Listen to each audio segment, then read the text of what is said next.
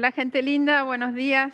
Viernes 8 de octubre, parece increíble que hemos llegado. Hello, Friday, October 8th. After so long and so much preparation, so much work made by Mentec and with the students. Thank you for being here during the last day. It's going to be an intensive day, and we are going to start with Miguel Felipe Anzola, the director of the Spectrum National Agency of Colombia. He participated in 2012 when we held the edition in Colombia. It's a pleasure to have you here. We remember very, very gladly when you participated in November in 2012 and you helped us co-host the event. So it's a great pleasure and honor to have you here.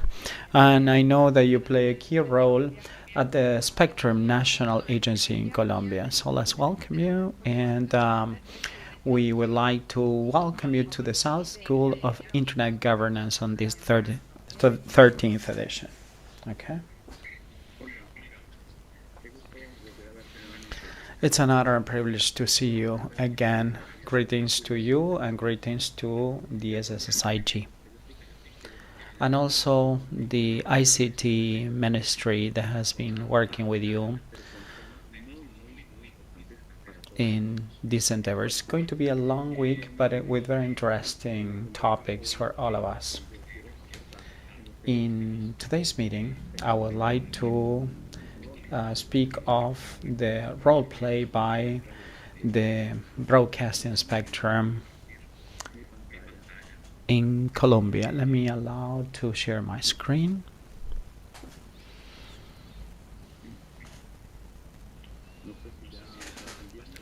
Can you see my screen?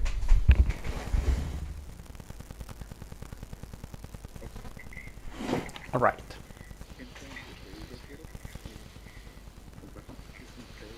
I would like to share with you what we've been doing in our agency in Colombia. In everything that has to do with broadcasting and with policies. Why is it important to have this spectrum policy for our country? Because this spectrum is the fundamental element to provide telecommunication wireless services. We all know that internet access is disseminated through wireless rather than with cable. So this is the connectivity of choice nowadays. And that's why we have coined that we manage this spectrum with an innovative approach and with a special approach to contribute to the development of communications and the quality of life of Colombians. So how do we go about spectrum at the national agency in Colombia? We propose a policy that was passed by the ministry by the end of last year. We're going to analyze the direct impact on the ICT environment later on. We have the current situation to start with.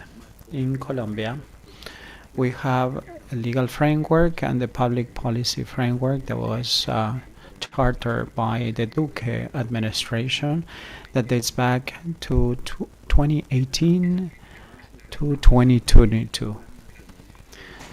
This is within the development plan policy, and if we put it together with the ICT plan for the same period that was proposed by the ICT ministry. We also take into account the new telecommunications law in the ICT, that is law number 1978 that dates back to 2019.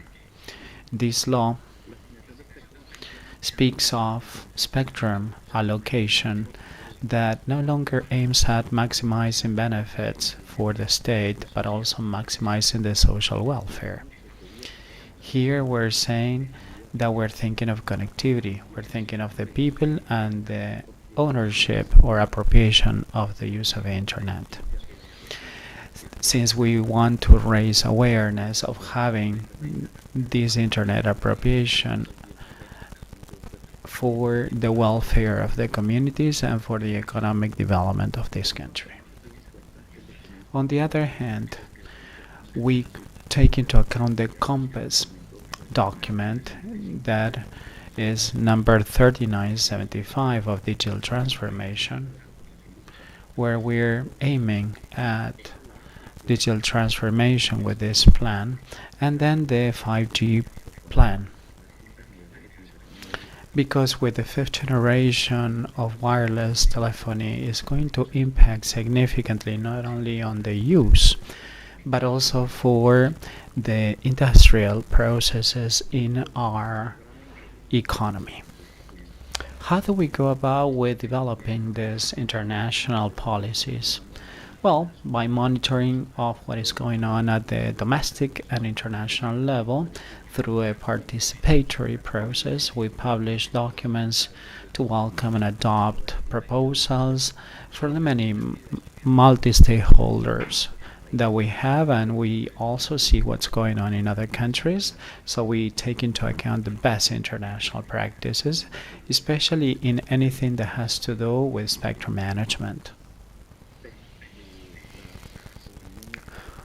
where we take into account the UIT, the ITB, and the OECD, and also advanced countries in these endeavors like the United States, UK, Mexico, and New Zealand.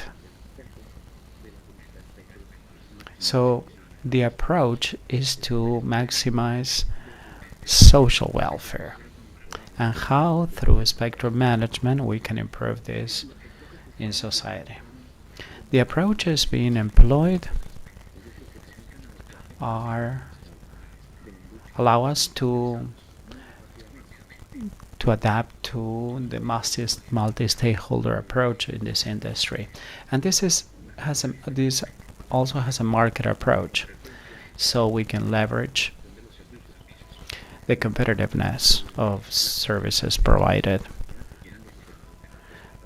because it's the only way for carriers to provide a service, so they need to be highly competitive so targets and citizens could benefit from these services. So this spectrum management aims at the digital transformation of the economy, and many countries would like to implement 5G to leverage digital transformation of the economy. We're always thinking with a long-term approach. We're working with a spectrum of at least a 5-year term or 10 years. Yesterday, we said that we published a document that is important for the international, for the domestic policies. And through spectrum planning, that we have included the items, we urge everybody to make recommendations, guidelines, or whatever in this respect. This is posted in the website. So this spectrum management is very important for us. We've been working along these years, so the stakeholders count on this spectrum management, and we want to do it swiftly because wireless communications are used for deploying these resources so people can have internet access in the industry. And also to simplify policies or regulatory framework. So the easier the better. We would like to prevent some sort of situations from delaying processes. So we would like to streamline these management processes in terms of spectrum regulation. This is a multi-stakeholder approach, a transparent methodology that is done through open communication, adopting all the opinions from many stakeholders. We work on roundtables and open forums. Now, the spectrum policy for 2020 and 2024 is to modernize the spectrum management to support the digital transformation of the economy. We want the country to be highly competitive. So, in the many producing sectors, they could modernize. Suppliers could modernize their infrastructure to have with the technical capabilities available. So we would like to cooperate with the industry and with the civil society and with the society at large so they can use a spectrum when it is needed. We want to maximize social welfare, simplification with an effective approach to have more flexibilization, transparency, aiming at digital transformation always. The lines of actions, we would like to adopt this in the legal framework. As we adjust this will allow us to operate more effectively. So that's why we're introducing data analytics. So we're thinking of long-term planning, 3 or 10 years, minimum, well, I would say minimum 5 years. And the planning of 5 years is being updated every single year. So we're launching a 5-year plan every single year for society to know where we're heading towards, and so they can understand what role we play. And also spectrum access as much as possible. And also we are working on knowledge management and innovation. We see that the broadcasting spectrum is in the hands of the state, and the administration depends on the public sector.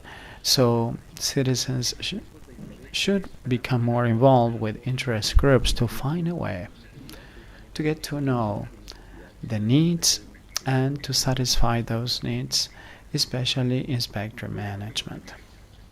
How do we make this true? Well, first, we're working with a new spectrum management model.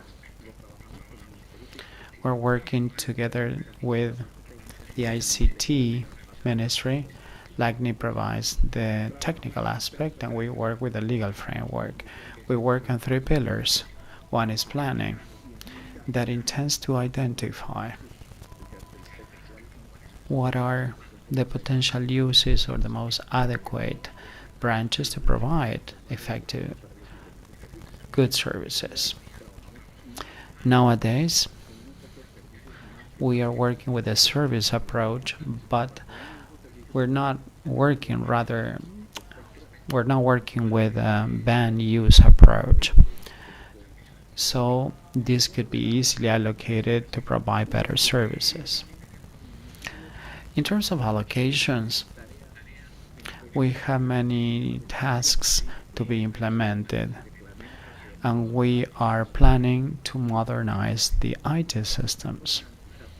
And lastly, to guarantee that the wireless communication systems could be provided with the best quality, preventing interferences as a result of ISPs that are legally authorized, or they may be created by people with an unduly authorized or unauthorized use.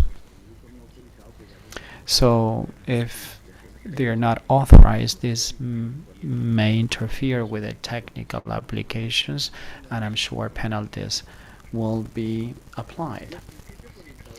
Now, the guiding principles for managing spectrum are listed here in this slide. First, we have national sovereignty to safeguard its public security and what we use to protect the lives of people. It should be an adequate, efficient, and flexible use of spectrum that could bring more value to society, more value added. As long as we identify uses that would be benefit for the society, they will be perfect candidates for spectrum allocation. And first and foremost, we intend to maximize the spectrum allocation. That's why one of the guiding principles says that as long as we have free competition, there's going to be an effective use of the spectrum. However, when this is allocated for a specific service or for a provider or supplier, we do need to protect that investment, because investors deploy this sort of infrastructure and they can rest assured that their investment is protected to provide their services in the regulated free competition environment. As I said, we are working strongly based on a principle that addresses transparency, non-discrimination, and proportionality. We aim at maximizing the social welfare. We need to determine what technology is adopted for the services, for the carrier. In Colombia, we do not decide what technology should be used, but it's the carrier that determines what is the most adequate technology. That's why this is called technology neutrality. And we are very interested in having the maximum flexibilization in spectrum management and control, so we could have the most optimum frequency. And a spectrum depends on domestic and international jurisdiction. The issues in connected with use spectrum management should be connected at the domestic and the international spheres. That's why we take parts in the roundtables and in the working tables with the UIT and with CITEL when discussing topics regarding the ICT spectrum uses by promoting interest and national advocacy.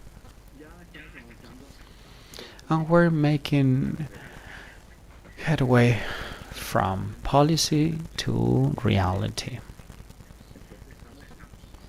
So we're working in structuring a new proposed model that depends on 3 pillars: planning, allocation, surveillance, and control.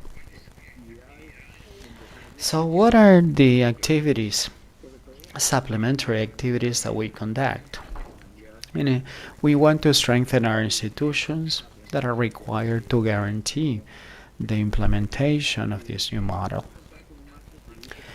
Also, we would like to have a new legal framework for innovating with this model, to have a multi-stakeholder approach targeting to citizens, and lastly, to have an update of the IT systems, since we have more than 30 to manage spectrum, and they should be upgraded and modernized because they date back to 10 years ago, so it requires a lot of upgrade. These topics that I have proposed are here listed on the screen. So we're making progress by implementing this kind of efforts that we have included in the policy making proposal.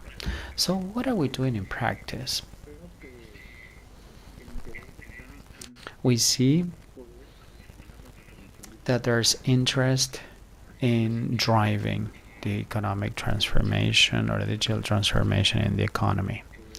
If we have focused in order to guarantee and to target to telecommunication services, especially for the welfare of people, we can see that we have raised a lot of awareness with the organization, or together with the organization of economic production efforts. This was allowed to implement the necessary telecommunication efforts, and that's why we have been working on producing sectors that will improve and enhance the GDP, and that is what most contributes to job creation and for reactivating the economy post-COVID-19. So we have identified these sectors, and in 2020 we worked along lines in organizing conferences, forum with smart cities, transportation, energy, oil and gas, water treatment, and infrastructure. And in these roundtables that we have organized, we invited companies that are highly representative of these business sectors, together with the ministries, to participate in these forums, and they also participated with the ISPs, by also those that are solution integrators to this sector. Now, with this multi-stakeholder approach, we wanted to create synergies among these producing sectors with the carriers, with the integrators, with the state, in order to contribute to the growth and to development of these sectors, where we have identified weaknesses or needs that later I am going to address. And then we also work with the fashion industry, with beverages, with the food industry, with the leather industry, with the automotive industry, with the steel industry, and with logistics, which is very, very important for us at the national level because it extends across the country.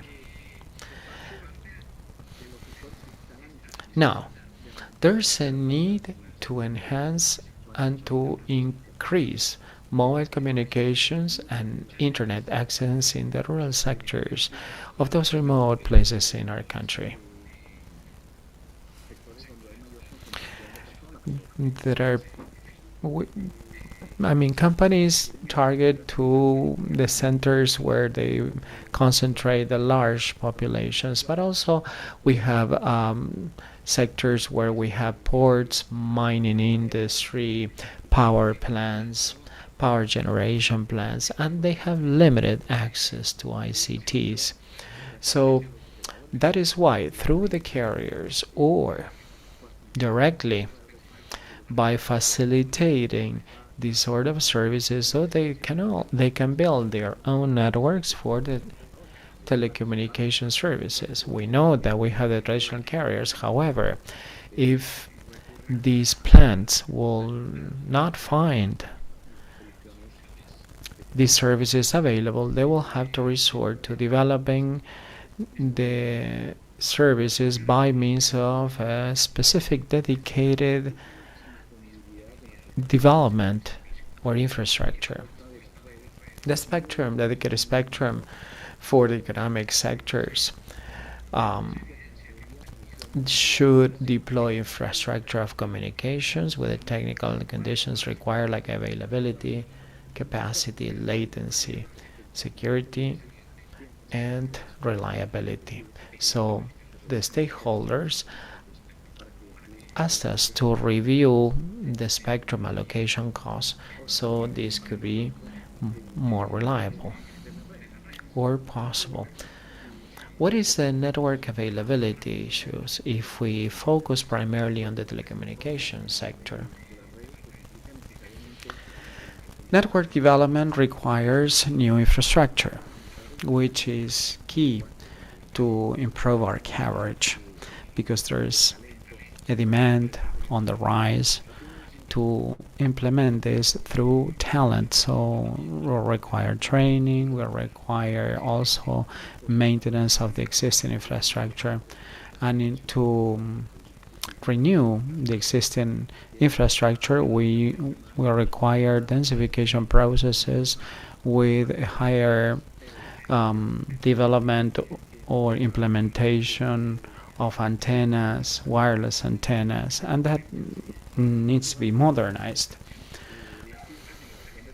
We have also 5G technology in mobile technologies. Every 3 years, we make advances in these mobile networks. From 2010 to 2020, we had 4G in mobile communications, which allow us voice and data communications. We did have access to the internet and applications. However, this fifth generation aims at improving this market, even though it is market oriented. It is mainly targeted to connect the whole industry to improve the producing sectors. 5G implies a convergence or a concentration of broadcasting developments that we have had across the world. The implementation of mobile networks largely depend on economic solutions, and that is why we implement IT products that are virtualized in nature. Solutions may work on or run on any processor, on any machine, computer, or operating system. It's not specific or proprietary nowadays. Basically, depends on the cost that we have available of these technologies, and also the processing capacity of these mobile networks. So by that, we are going to have response times that are going to be faster. Also, energy saving technologies, because 5G allows for identify geographically where the users are and take advantage of the radioelectric beams directly targeting to the location of those users and not waste them isotropically to other places where it's not needed and you end up wasting energy.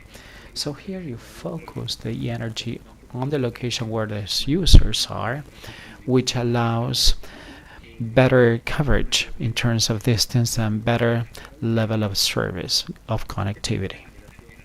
This fifth generation allows to integrate access networks and the trunking backhaul networks that make this network more efficient. And 5G will allow multiple antennas, so we will have better coverage and will be improving coverage in users' locations. 5G optimizes cooperation between transmission, mobile transmission, and also Wi-Fi. So it allows internet mobile networks towards Wi-Fi so they can supplement each other and then we can improve the quality of service of those networks. These networks allow also carrier aggregations. So you will have higher broadband for the benefit of those users. And lastly, the possibility of configuring virtual networks on the actual network to optimize the user service. So if we have a user that requires specific features like broadband, special capacity, response time, we can adjust those parameters in the network, what is called network slicing for specific user. So we have technology convergence that allow us to have 5G aspiring to have great development in this industry, like to double the mobile technology market that we have nowadays. Emerging technologies for the user, not for the network, but for the user. There are multiple options and possibilities by deploying 5G. So many countries have made efforts on 5G as a specific public of telecommunications to improve connectivity. So we have Internet of Things, artificial intelligence, robotics, cloud computer, blockchain, 3D printing, analytics. There are so many things that this technology allows. That's why this will be very, very impactful on society. Precisely, the impact would be extended to uses that it could be multiple. For example, industrial automation would be one of them. Smart plants, telemedicine, education that we have been bear witnesses along the pandemic, that we basically had to implement e-learning. Right now we are considering even artificial intelligence or the use of drones. This is what we've dreamed as human beings with technology implementation. And this is becoming a reality little by little. This all will contribute to the quality of life of citizens. And many of these activities, we have seen that they make use of wireless connectivity that impacts on many sectors that coexist in the city, like industry, the energy, transportation, construction, etc. So they make use an efficient implementation of technology for the benefit of citizens. And this is what is referred to, or what is commonly referred to as smart cities. So the telecommunications industry has a larger scope in terms of development. That's why we would like to facilitate spectrum allocation on the part of Spectrum National Agency, and to have the necessary planning so we could have them available when they are needed in the country. These topics will have the desired impact on 5G because we want to transform their experience so citizens could have larger benefits, that the world has become digital, so that the paperwork could be done online, automated, and that the industries could be driven with smart technology or smart networks, and this will allow to transform societies. Indeed, what we intend is to have technology facilitation for all users, allowing to do things easier and to do many things that were or that could have never done before. In our agency, when managing and planning the spectrum and in knowledge management, we intend to have all stakeholders as at the front center in terms of benefits. So we want to facilitate the transformation of the economy of my country. Without further ado, I would like to acknowledge the South School of Internet Governance for having invited me. Thank you very much. Thank you very much, Felipe. Probably you can share the presentation in PDF for the students. Thank you very much.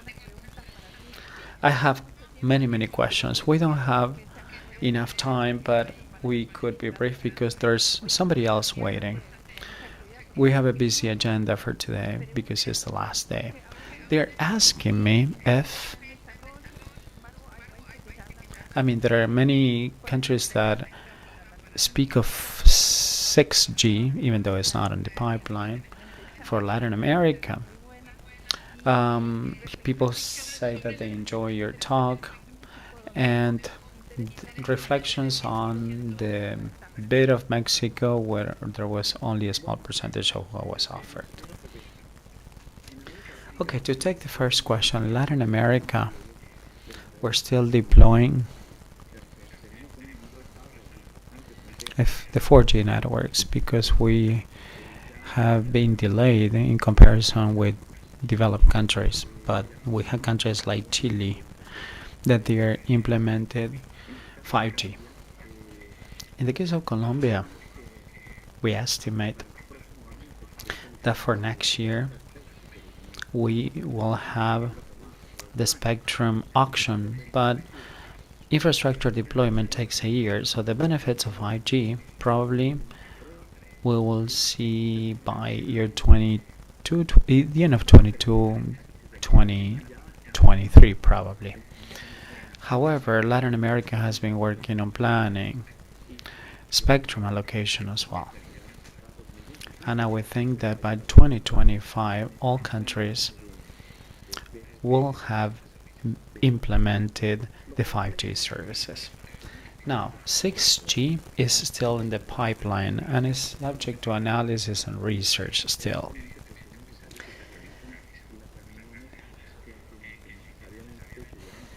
Evidently, there are many working groups with meetings with the centralization organizations, and they are trying to define the features and the characteristics that they intend to have for 6G. But I would say until 2025, 2030, Latin America will be working with 5G. Thanks a lot, but we have the next panel, and the next panelist is running late and he has to leave, so we need to start on time with him. Probably you can send us the other question on the 10% interest of Mexico. I can share that with the audience. Thank you very much. And we have a busy agenda during today. Thanks from the ICT Ministry and the National Spectrum Agency for your participation in this call and all of that. Thanks. Regards from Adrian and Oscar and the rest of the team. Thank you very much.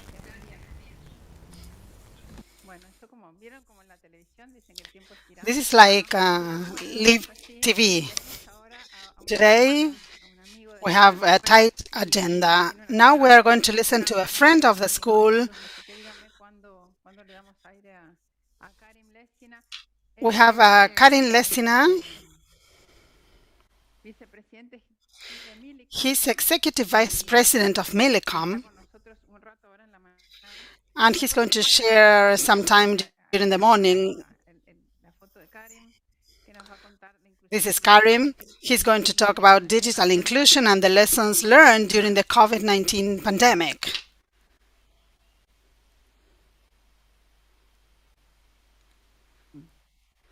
Ciao Karin, buongiorno. Come vai? Tutto bene? Tutto bene. Good morning, Karim. I'm sorry for the delay, but this is the last day of the school and there are a lot of activities. We have a tight agenda. I know that you have a tight agenda as well. So thank you so much for your time. And now I'm going to give you the floor, and I introduce you to all the fellows. We have 500 fellows. We have simultaneous translation, so we're going to listen to your presentation now.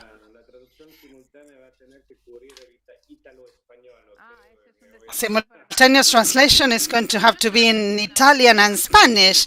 You know, translators are Argentinian, and Argentinians understand a little bit of Italian, so don't worry. I'm going to apologize for my capacity of destroying the Spanish language. We always say that we have to keep going, so Olga asked me to talk about a very important topic. For the telecommunication system, and when we talk about internet, we think about an ecosystem, and we have a trend to forget about the basics. And I think That is not a secret, but one of the secondary effects of the COVID-19 and the pandemic for our society and our way of living was the need for connectivity. In the last 2 years, we have seen businesses go into bankruptcy, business changing and shifting, and the paramount role of telecommunication was clear. Now we are having a conversation. I'm in Miami, you are in Buenos Aires, and we have people from all over the region. And nevertheless, in our everyday life, it's like our everyday life was exposed. Everybody uses the mobile phone for internet, and they want to have access everywhere in the world, no matter if they are in the middle of the desert. So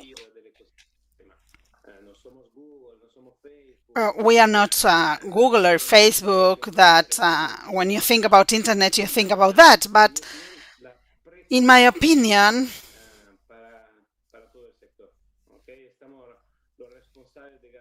we are responsible for assuring connectivity, and I think that that is the most important point that I want to talk about this morning.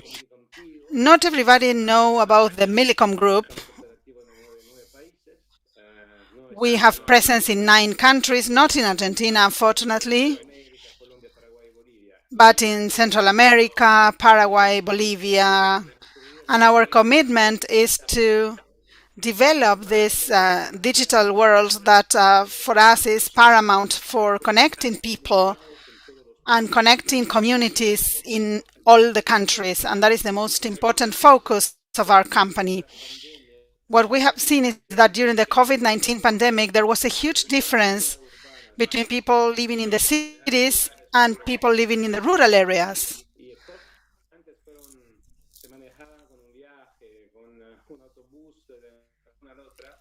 Not only the way of traveling, but in the last 2 years, everything was a little bit more complicated, more complex. We have seen that there was a huge demand for connectivity.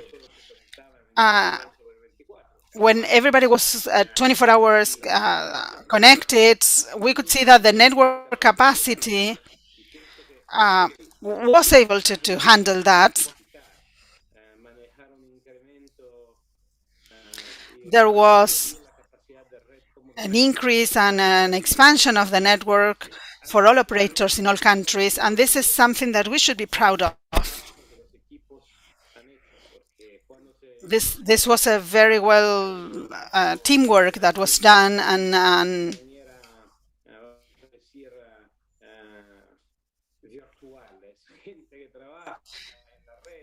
people needed that to work, so they needed connectivity, and we needed to comply with that commitment during the pandemic. We had teams on the streets making sure that the networks were working and even supporting this kind of increase in connectivity.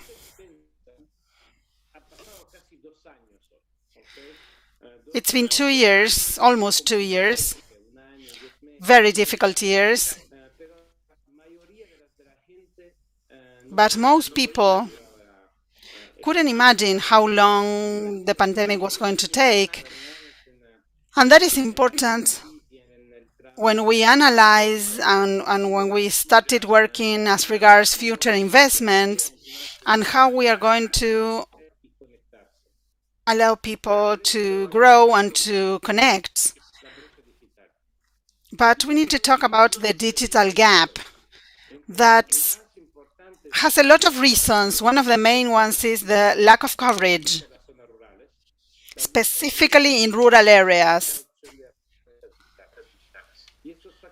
There's a low adoption of digital networks in the rural areas, and that is a problem in Latin America as regards connectivity, digitalization. But I am optimistic. I have a positive view about this because I think that Latin America has a lot to do, or a lot can be done, because we have a young and motivated labor force, and we see that everywhere. And there's also a growing use of English in Central America, and that can enhance our possibilities in this interconnected and globalized world, because internet allow us to get more content, but by being interconnected globally, we can do a lot, and that is very important. Something that we need to remember when we analyze this is the difference between the telecommunication sector and sectors such as transportation, utilities, energy. The difference is that 75% of our sector is financed with private investment. That is all over the region, not only in a single market. And that is paramount, because private investment means looking for money in the international market and being able to offer those investors that decide to invest in our region and show them the region, and they need to have a positive attitude towards the region. If I analyze the IDB numbers, they say that we are going to need like $18.7 million in order to bridge the digital gap as regards mobile phones. We are talking about a lot of money here, and 75% of maybe a little bit more is going to be paid by the private sector. So there should be some business basis in order to convince those investors. And we need to take into account that when we talk about the future of the sector, because one thing is to foster digitalization and connectivity, and also working with governments in order to foster investment in the sector, with the idea of taking advantage of the benefits to recover our economies in the future. I am Italian, but I say our economies because I have been working in the region for many years. And we need to think that our region should be integrated, and we need to work together with the public and private sector to continue moving forward in this development. We cannot underestimate the importance of public policies in this sense, specifically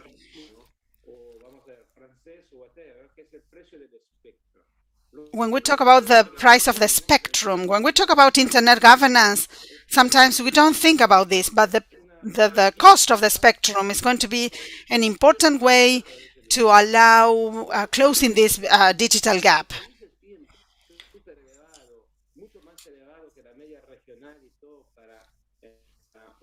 When countries ask a high cost to give a spectrum to the operators, we can see that a lot of money that could be used to developing networks in the rural areas is lost in this cost that they are required to pay. And many countries are asking operators to cover more rural areas and to invest in these kind of areas, and this is something that we need to pay attention to, close attention to. And we need to think about the spectrum not only as a way of connecting mobile phones, but actually the spectrum is a precondition to allow people to have internet in cities and especially in rural areas where it's more difficult sometimes to do all the deployment of the networks. So that is an important point. This is one of the things that we have been seeing during the pandemic, that governments and public operators work together as a team. That was great during the pandemic. That was a positive thing, working together to identify opportunities, such as in Panama, where the Panamanian government offered the spectrum in order to have more capacity. And that is a vital way of looking into our region.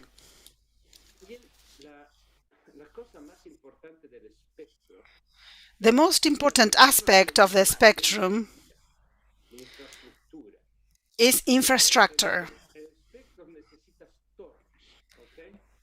in the spectrum, we need towers, infrastructures to cover the countries and to get authorization to build new infrastructure. Sometimes it's difficult in some countries, and we need to remember that if we don't have the infrastructure, we are not going to have a network. The network needs those towers everywhere, and they are always going to need more and more, because without the antennas, we have no coverage. And this is vital. The cost of the spectrum is vital as well. To have the infrastructure is important. And another important aspect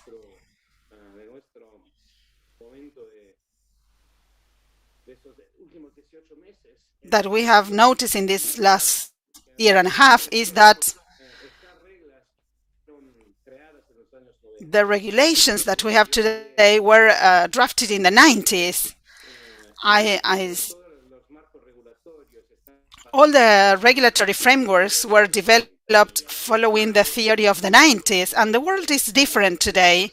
The players are different, so we need to start paying attention in changing these regulations. We need to look for an updated model that is going to adapt to this incredible evolution of internet. We can have sandbox regulatory models, such as in Colombia, that is very interesting. We can also have like the American models, where they have opened an opportunity to develop new companies. And this is something that we need to pay close attention to. Sometimes regulations are essential for development, but sometimes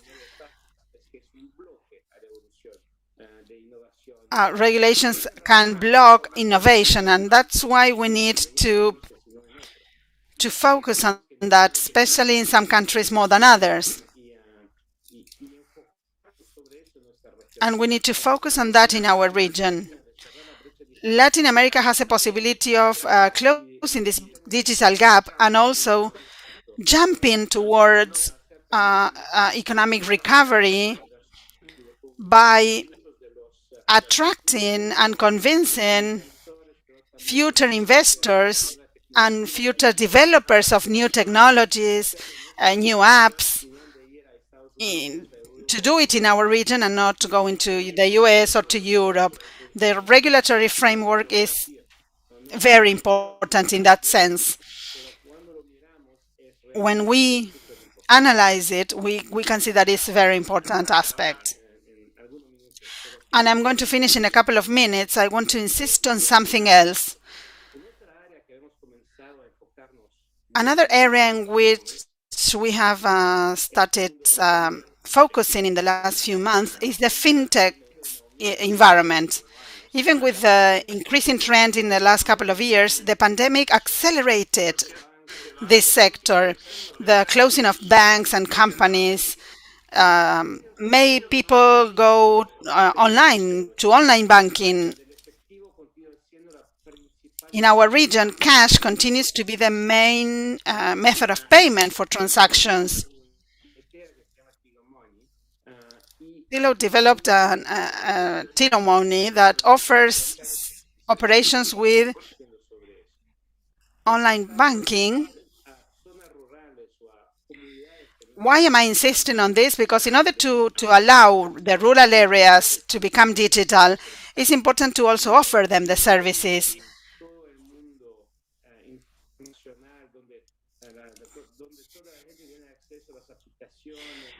In the cities, everybody has access to apps and everything, but it's also very important to develop products or services at the local level so that people have an incentive to use them, because it's not only about having access to internet. They need to also understand why they want to use those methods of payment, for example. We need to think about that.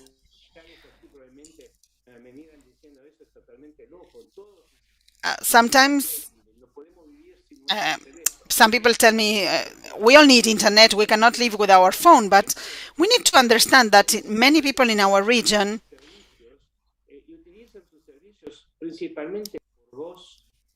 use SMS, voice services, and not so much internet.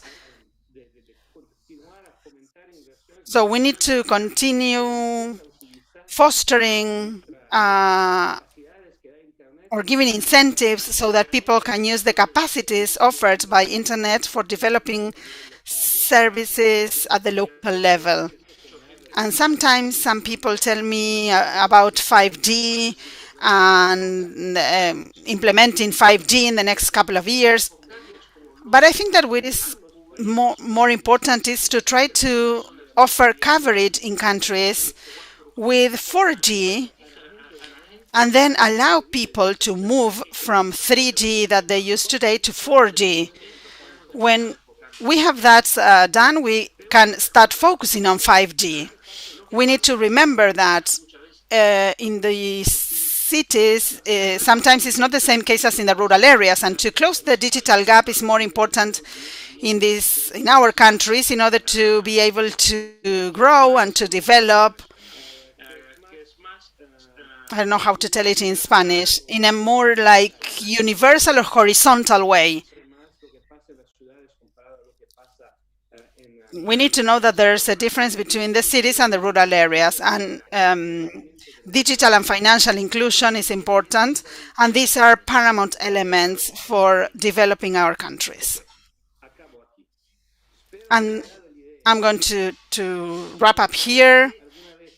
I hope that I gave you an idea of why, when we talk about internet and we think about the most attractive issues in internet, such as Instagram, Google, etc., we need to remember that without networks, we don't have access to those services, and that the networks are not something that you are going to do once and that's it. It's a constant investment that operators and the socio-economic system needs to make. And in order to allow our countries to continue growing, we need to think about this and think about why there are no enough investment and why we need to work together with the public and private sector in order to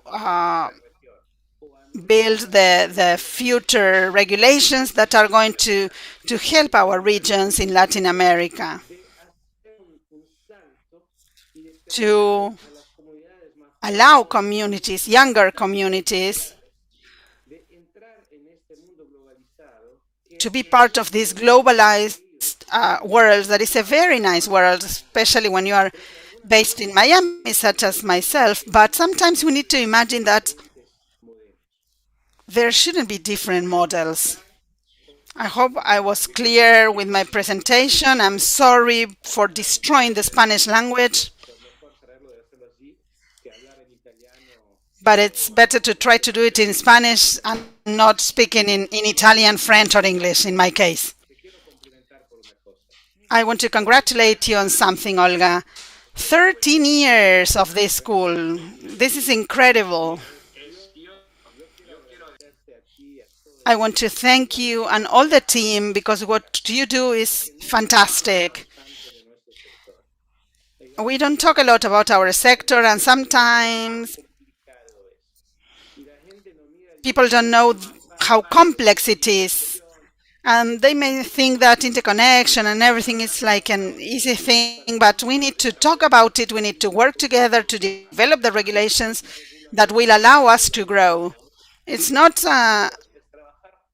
something random. We need to work together as an ecosystem.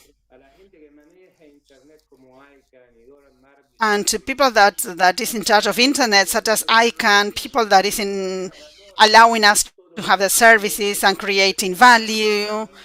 The best thing is working together for the benefit of the ecosystem and our society. Thank you so much for your words. That is the spirit of the school, to work in a multitasking form of way, and all these topics that you talked about can be solved if we work together with engineers, economists, sociologists, politicians. We need to work together. That is the spirit and the idea of the school and what we have been trying to do all over these years. that fellows have more questions at the end than at the beginning, but this is the good thing. You remind me of my time working with mobile networks implementation in Argentina a lot of years ago, and the importance of being connected nowadays. There's a lot of people with no access to internet, or that is very expensive, and this idea of fintech and connectivity and including in the financial system, the informal sector of Latin America is really important. Half the economic sector in Latin America is informal, and I think that would improve regional economics. There are several unicorns in Latin America, some from Argentina, that are trying to include through these new fintech models, people that is outside the economic system. Thank you so much for your time. I know that you have a tight agenda today. I'm sorry for the delay. Greetings from Oscar and Adrian. The good thing is that I can go from talking to you, now I'm going to talk to a bank. That is the nice thing of the virtual context. This wasn't allowed before. So now I'm going to move from Buenos Aires to New York in a couple of seconds. Bye. Have a nice weekend. Thank you so much for being part of this school. Okay, now from Miami to the Caribbean, we have Rodney Taylor. Rodney is today is like a revival of old schools. Rodney was paramount in organizing the school when we did it in the Caribbean, in Trinidad and Tobago. Thank you so much, Rodney. Rodney is the Secretary General of CTU, which is a very important organization for telecommunication in the Caribbean. The Caribbean is a very complex area because there are many islands. You know that the geography is complex in Argentina, Brazil, with many mountains and rivers, but in the Caribbean there are different islands, so connectivity is a different kind of challenge. And there are also different languages. There's Spanish, English in different countries, also French and other local or regional languages that have been developing. And okay, Rodney, are you there? Now I'm going to speak in English. I'm going to switch to English. Hello, good morning. Can you hear me? Yes, I can hear you. I can see you. Good morning. Nice to meet you virtually. It's a long time I have not seen you in person. And I was telling our audience, our 500 fellows from mainly Latin American, Caribbean, but from all over the world, that you were instrumental in organizing the school in 2014 in Trinidad and Tobago and in Port of Spain, your hometown. And at that time, you were working with the CTU, but now you're Secretary General. So congratulations for that, and welcome to the school. I know you have a message for the fellows, and thank you very much for joining here. Adrian sends his regards, and Oscar Mesa also sends his regards, and all the team sends regards to you from Buenos Aires to you in the Caribbean, in Port of Spain. Thank you very much. Muchas gracias. Buenos días. Oh, that's good to be here, and I thank you for the invitation to present a perspective from the Caribbean, and I promise to stay within my time frame. I just have a few slides to share with you. Okay. I will do that now. Just to give you an update on what we have been doing in the region. We can see that very well. Okay, great. Let me start it. And okay, can you see it now clearly?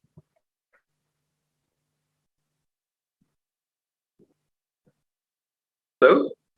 Okay, just confirming that you can see. If not, let me know. Okay, so I'm just updating in terms of what we have been doing at the CTU in respect to internet governance.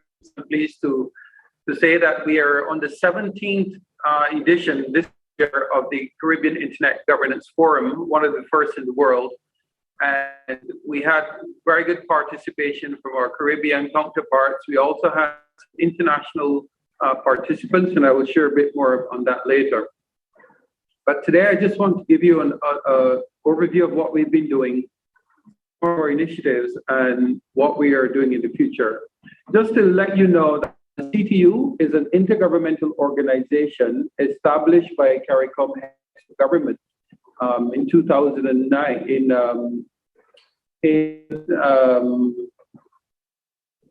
1989, sorry. And its focus is on ICT harmonized policy formulation. So the harmonization of ICT policy within the region, and we have 20 member states. And of course, that ICT policy includes internet governance. We're also tasked with capacity building within the region, so the development of skills and awareness building and so on. We're also coordinators of regional ICT projects, such as a single ICT space. I'm sorry, let me just.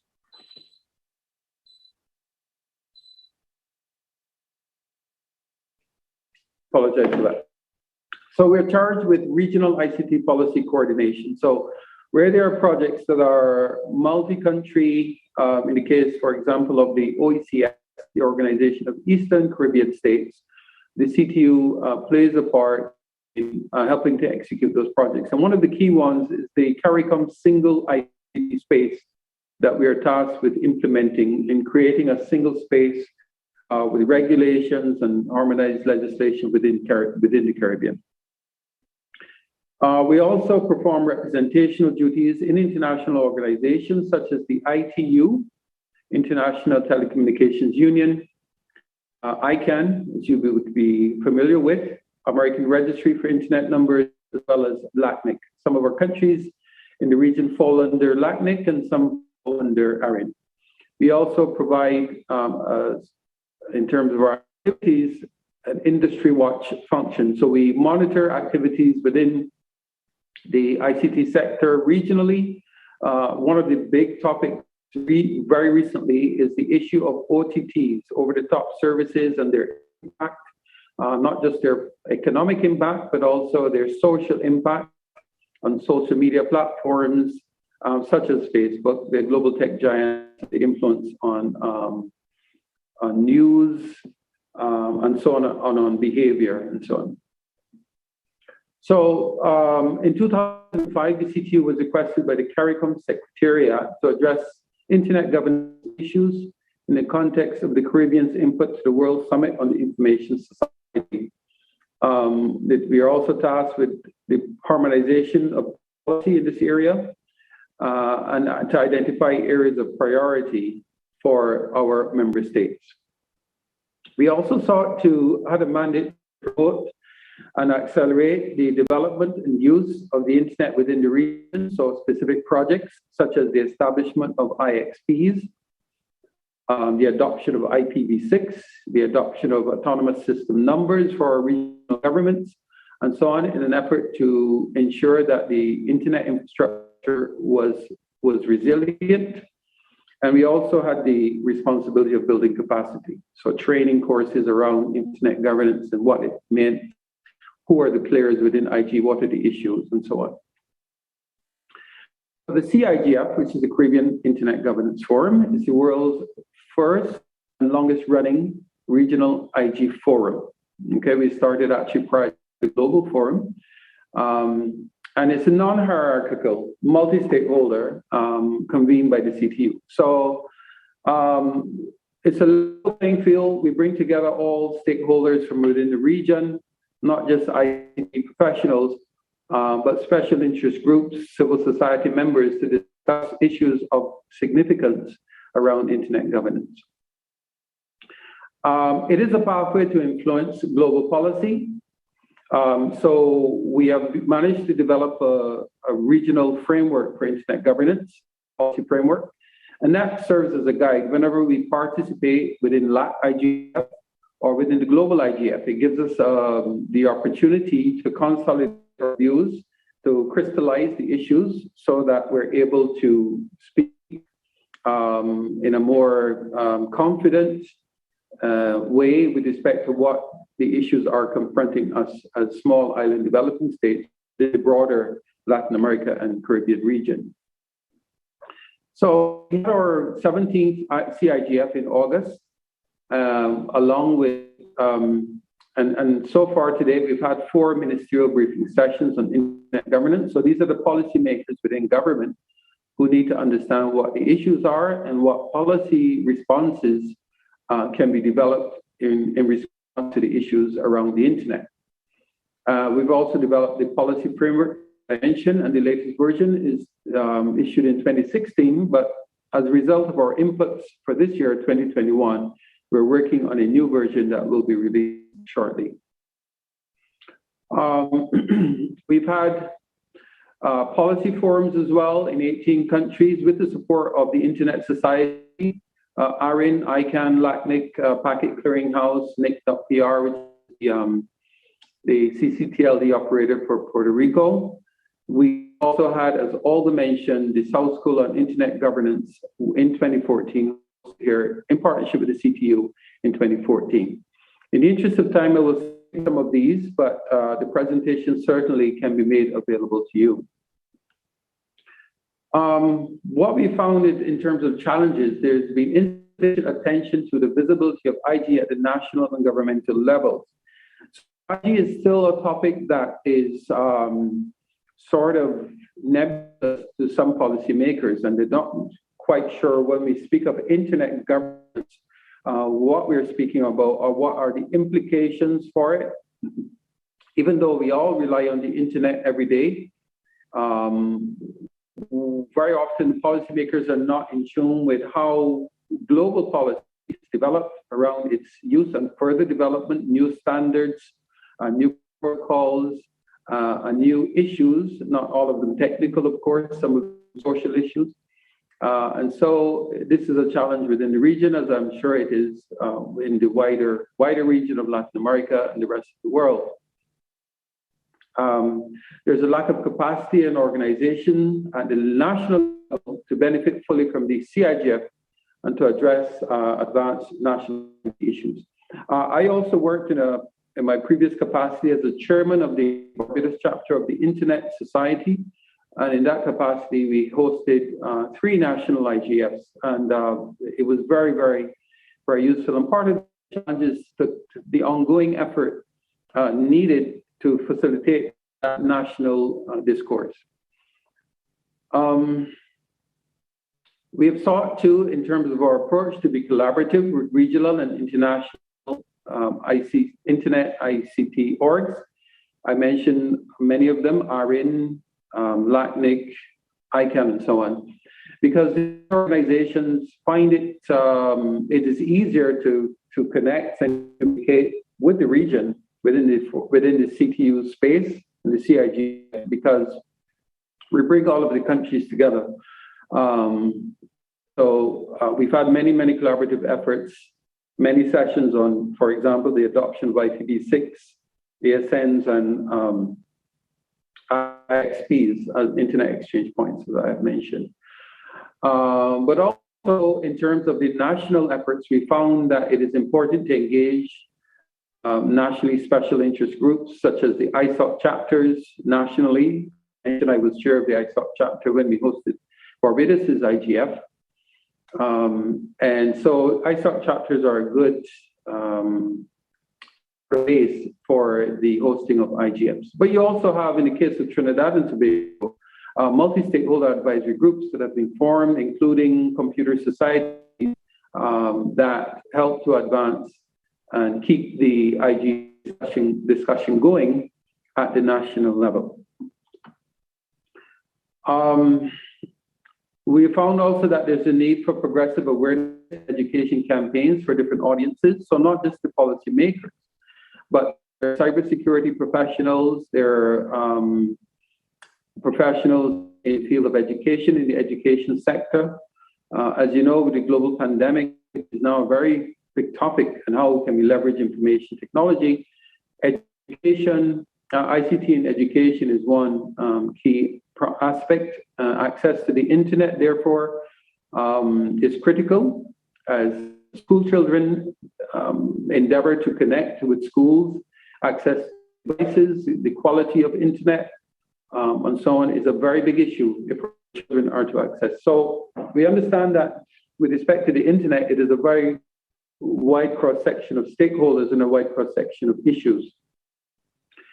We also advocate for regional consensus on policy. So yes, there may be issues of interest within our small space, issues relevant to Barbados or Jamaica, Trinidad and Tobago, but we want wherever there's a consensus on issues where we can harmonize our approaches. Even, for example, on the issue of certs and so on, and how to respond to cyber threats. And of course, cybersecurity is not just a national issue, it never is. It is always a regional and global issue because threats oftentimes come from outside of our national borders. We also have had discussions with CCTLD operators in a view to strengthening the capacity and development of their within the LAC space and certainly within the Caribbean context of the capacity to manage this very critical resource and so on, to ensure that they have the technical skills, but also that the CCTLDs are marketable and our stakeholders understand the value of this national resource. Okay, I'll move on. So we continue to thrust towards national IGFs and developing the communities of practice. We also work with our Caribbean stakeholders to promote implementation of IGF recommendations at the national and regional level. So it is fine to develop policies, but it's important for those policies to be implemented. We also want to pursue sustainable multi-stakeholder arrangements for CIGF. We've spoken, for example, about the need to develop an Internet Development Foundation so that the CTU is not necessarily always the lead in the CIGF, but that we are a critical partner so that it is truly multi-stakeholder in approach. We can leverage national stakeholders, multi-stakeholder advisory groups, and the CTU is not the sole convener of the CIGF, but that we collaborate in terms of the discussion, issues, and so on. There is a level of collaboration, but we want to take that further in terms of how the CIGF develop going forward. So this year we had the 17th CIGF, and the idea was to discuss the current issues, particularly in the context of COVID-19, and how we can leverage the internet and what are the challenges related to remote working, ICT in education, and how do we further advance the policy framework that we have developed. And I won't go into that in depth, but the framework is available, in fact, on the CTU website, ctu.int. We also received reports from those countries that did hold their national IGFs, including Jamaica and St. Vincent and the Grenadines. Barbados did not have IGF this year.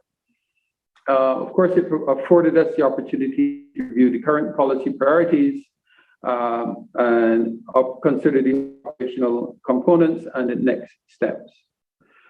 In terms of your own involvement, we certainly welcome wider participation within the CIGF, and it is open, of course. I don't recall the exact numbers, but we had in excess of 100 participants, and we would certainly welcome participation from a wider region within Latin America. In particular, how can we consolidate our views and our positions as we represent the region within ICANN, ITU, ARIN, and LACNIC spaces. So I've provided the links there to the CTU, and you'll find the policy framework there. And we invite you to actively participate in that and any of the follow-up meetings within the, in terms of the CIGF. We also have a discussion forum on our website where issues are posted and you can respond, and it's listed, and you can submit your comments for feedback. So with that, I want to thank you for the opportunity to update you on what we have been doing at the CTU in the CIGF space. And I certainly, if you have any questions, I'd be happy to entertain them. Thank you. Thank you. Thank you very much, Rodney. I would like to commend you because I remember, can you hear me? Yes, I can. I remember being in Tunis for the World Summit of Information Society. The IGF, the global IGF, was still not defined. And I was already knowing that you had an IGF defined and run in the Caribbean. And that's a merit of the CTU. And I've been following that for many years. And you have a substantial role in your region, which has challenges as other regions, sub-regions in Latin America, different geographies, but the challenge of different islands, it's a different mountains or big countries like Argentina or Brazil. So I want to commend your organization. I would like to ask you a question. Which were the main challenges that you faced during this COVID-19 pandemic that many people had to work from home? How did the internet in the Caribbean function, and was it resilient enough for all the demand that you faced? So from all reports, yes, there was a level of resiliency in many of our territories. We have fiber to the home, very robust connectivity up to gigabit speed. The issue wasn't so much the capacity of the internet to bear this additional demand from work from home and even from remote education. The issue was access to all, so affordability, and it drew a sharp focus on those communities, those children from underserved communities. Even though there was internet availability within the area, affordability to that internet was a challenge within the region, and also access to devices to connect. And of course, in businesses, this was a new mode of operation. And so from a security perspective, and data protection perspective, to allow your workers to work from home remotely, in particular to access sensitive data without controls, also presented a challenge. So not so much the capacity of the internet. There's very good internet capacity. One of our issues we face is affordability to and access to the internet and also to devices. And of course, from a security perspective, we saw a significant spike in cybersecurity threats. So it's somehow the same challenges that the rest of the sub-regions in our region have been facing. Thank you very much for being with us this morning. Morning for us, morning for you also. Rodney, I send you our regards from Buenos Aires, our regards from Adrian and Oscar from our organization and all the team.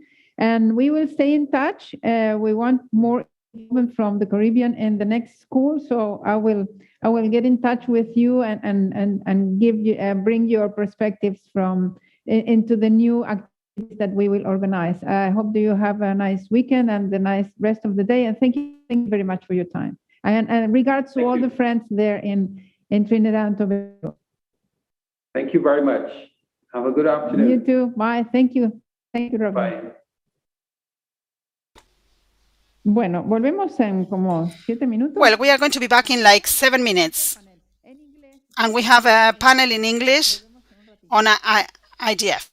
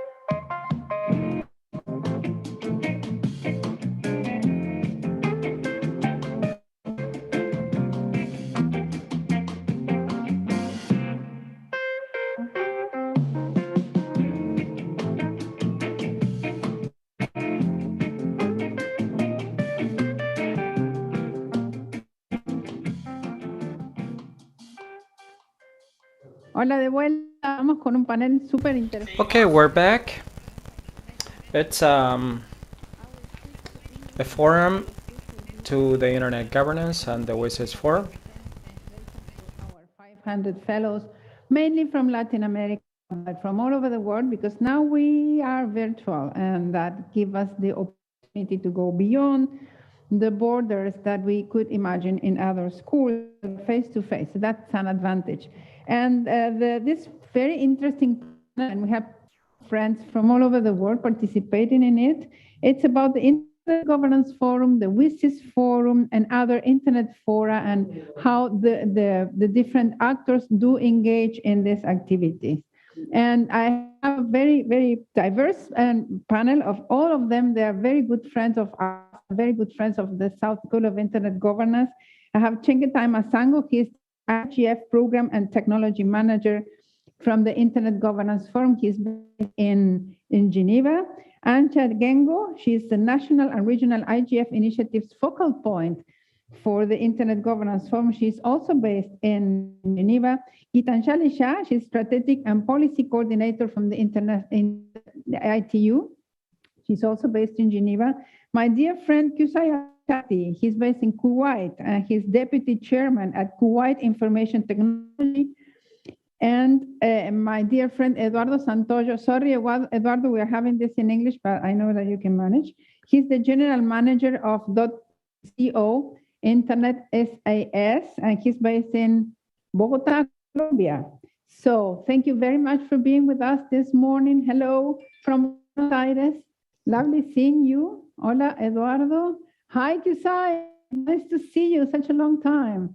Hi, Anja. Gitanjali, how are you? I don't see Chengetai, but he may be joining later. Okay. If we don't have Chengetai on, maybe Anja, I can start with you.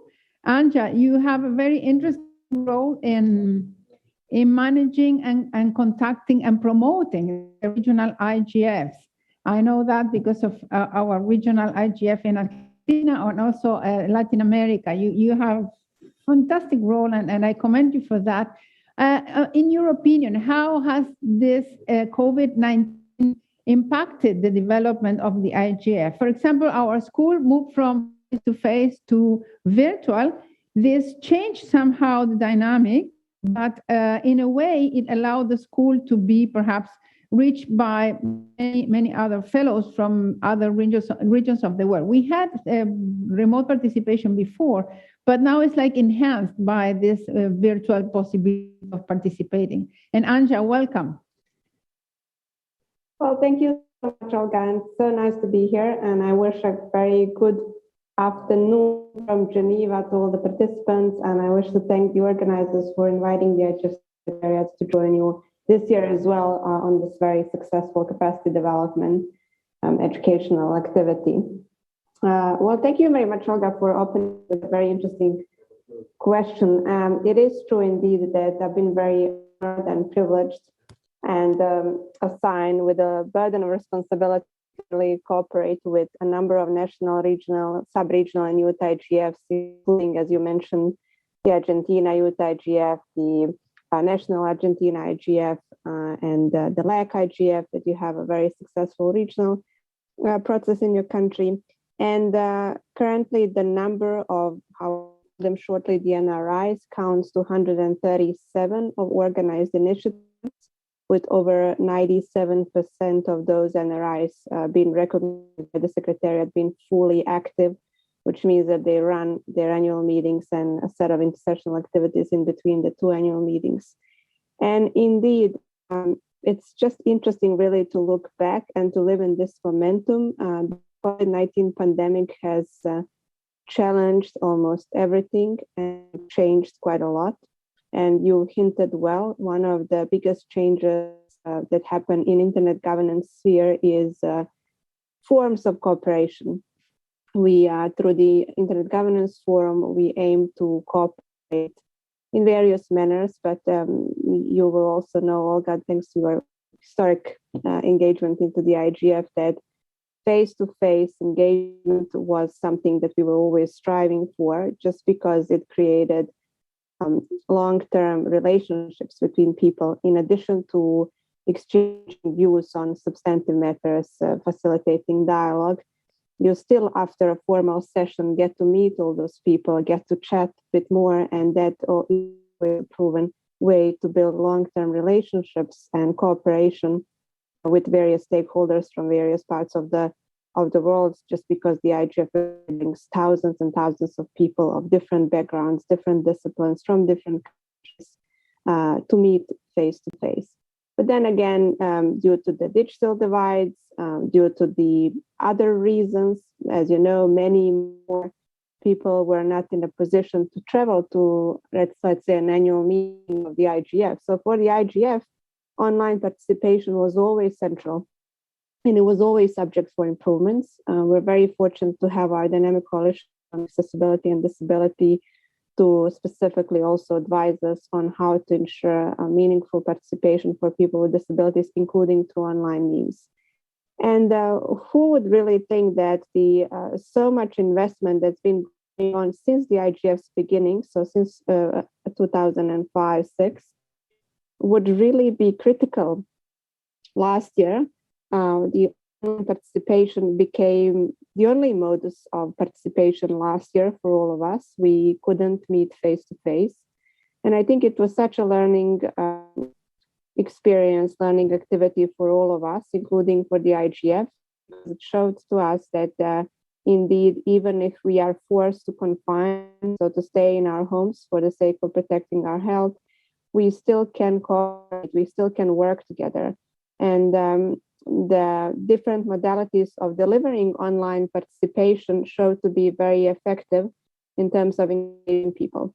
It again illustrated even more the digital divides that exist across the world, and it's something that if there's at least one good thing out of the pandemic, it's the fact that it allowed to the internet to prove itself that people are very much dependent on it, and that it's not really a matter of choice anymore for us whether we're going to be connected online with meaningful access or not, but it's really a requirement and essence for our lives to continue.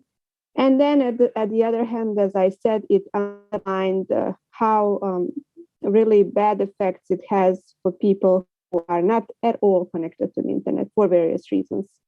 And that also means people are not able to work, means that people are not able to go to schools. It also means that people are just not able to communicate with their loved ones and so on. So it has also connotations for the mental health. So it's a very broad spectrum of consequences that happen on people individually, and with that on the world globally. For the IGF, those are the lessons learned. And yes, you are right, Olga, say that last year, so despite all the really efforts and investment that has been happening for years in ensuring that the online participation is meaningful as much as that's possible, last year have changed in terms of that we are now, as you said, speaking about much more enhanced opportunities for online participation. This year, the IGF, unlike last year, when it was for the very first time hosted completely online and marked the highest participation ever. This year, it's going to be hosted in a hybrid format. So we're not speaking anymore about on-site and online, or in past we use the terminology remote participation, but we really speak about hybrid participation, which means that we have a blended participation of participants as equals, regardless if they're participating from the venue in Katowice, Poland, or they're participating from any part of the world.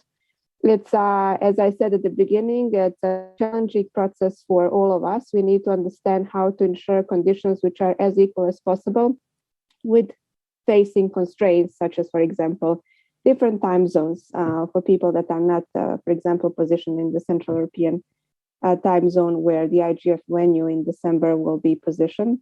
In addition to that, obviously, as I said, digital divide is a huge problem, and we don't have any direct influence or impact on it, or ability to change. If people are offline, they're offline. If people are having bad connections, then it relates to conditions in a particular community or a country, and it's something that we can't do a lot. But what we can do, and what we realized, is that we can ensure that the tools and services that are being with the IGF are not consuming as much bandwidth as it is beyond the just mere necessity, just because of people who may not have speed of the connection as people in some countries where there is already a standard of access to the internet. And then another point is to build capacity, to ensure that we really help to build skills and experience of people in advance, so well before the annual meeting takes place. If we're using new tools, for example, new services, new digital platforms, we will ensure that they're not completely new for our participants in December, but that they actually have the opportunity to test that way beforehand.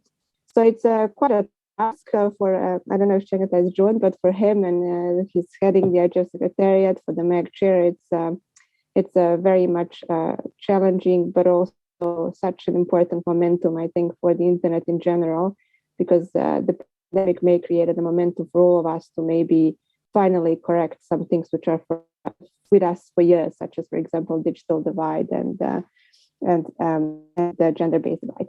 And finally, just to come back quickly to your initial question and respond to how different IGFs organized around the world are coping with the pandemic. It's really different. What I can say is that this is, as I said, challenging year for everyone, but it's also a very creative momentum when everyone is trying to find the best mechanism for delivering their programs completely online or in a hybrid format. Among the 137 NRIs, maybe around 20 were hosted in the first half of the year. And the majority of those were really hosted online just because of the pandemic and the challenges it posed continue to pose on people in the countries and putting the health constraints on communities. But then what we are seeing now is really a proliferation of various creative designs of delivering hybrid formats of the IGF meetings at the national or regional levels. So currently we have 72 meetings which are reported to the IGF that they will be hosted somewhere in the world. And those meetings are in a hybrid format. That means that they have a strong on-site component, but I'm going to dare to say even stronger online component, just because of the pandemic still being present in so many countries. Last year, we had countries which were completely COVID-free.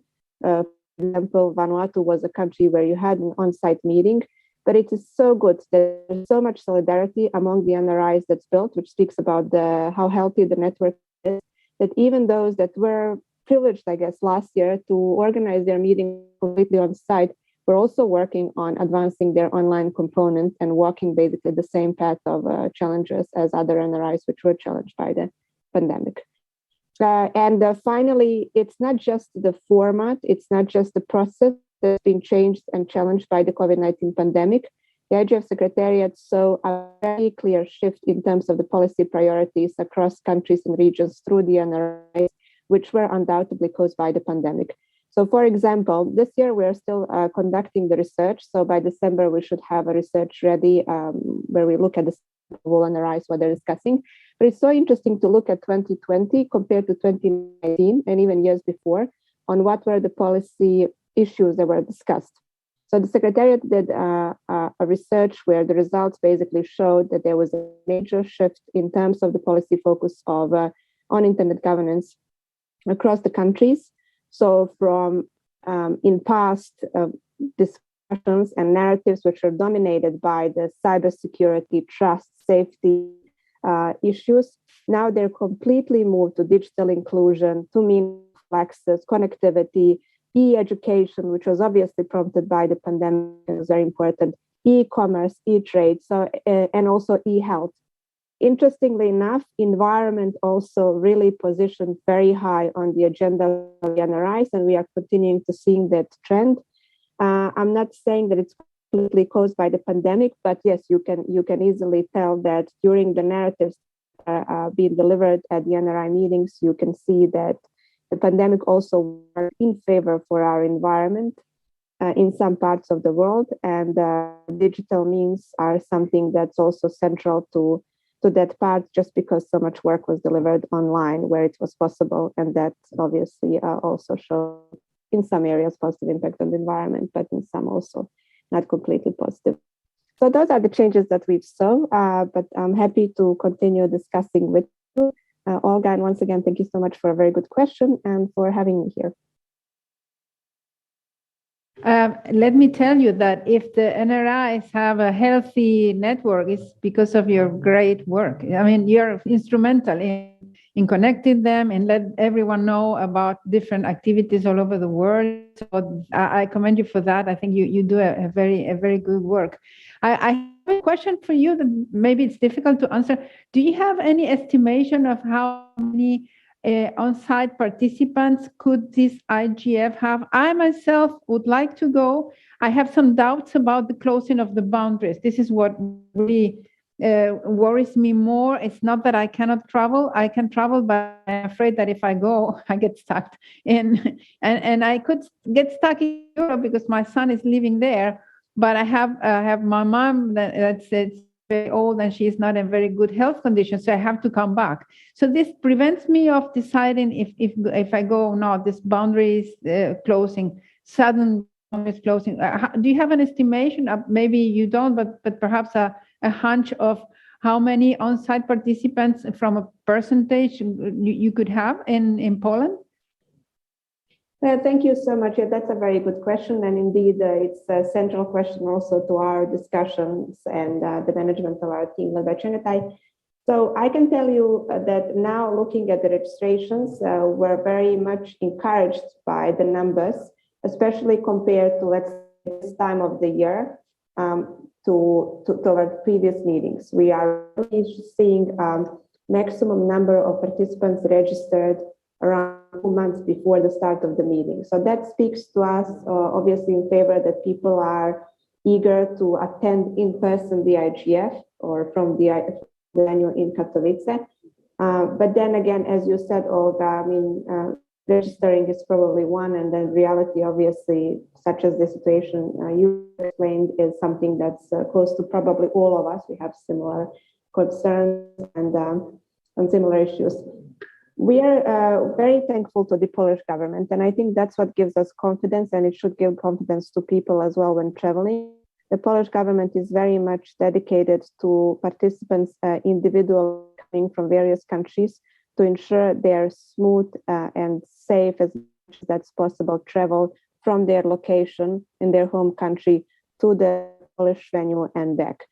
That means, of course, that if you look at the host country website, that, for example, you would need to show the proof of certification, and that should clear your path toward traveling to Poland.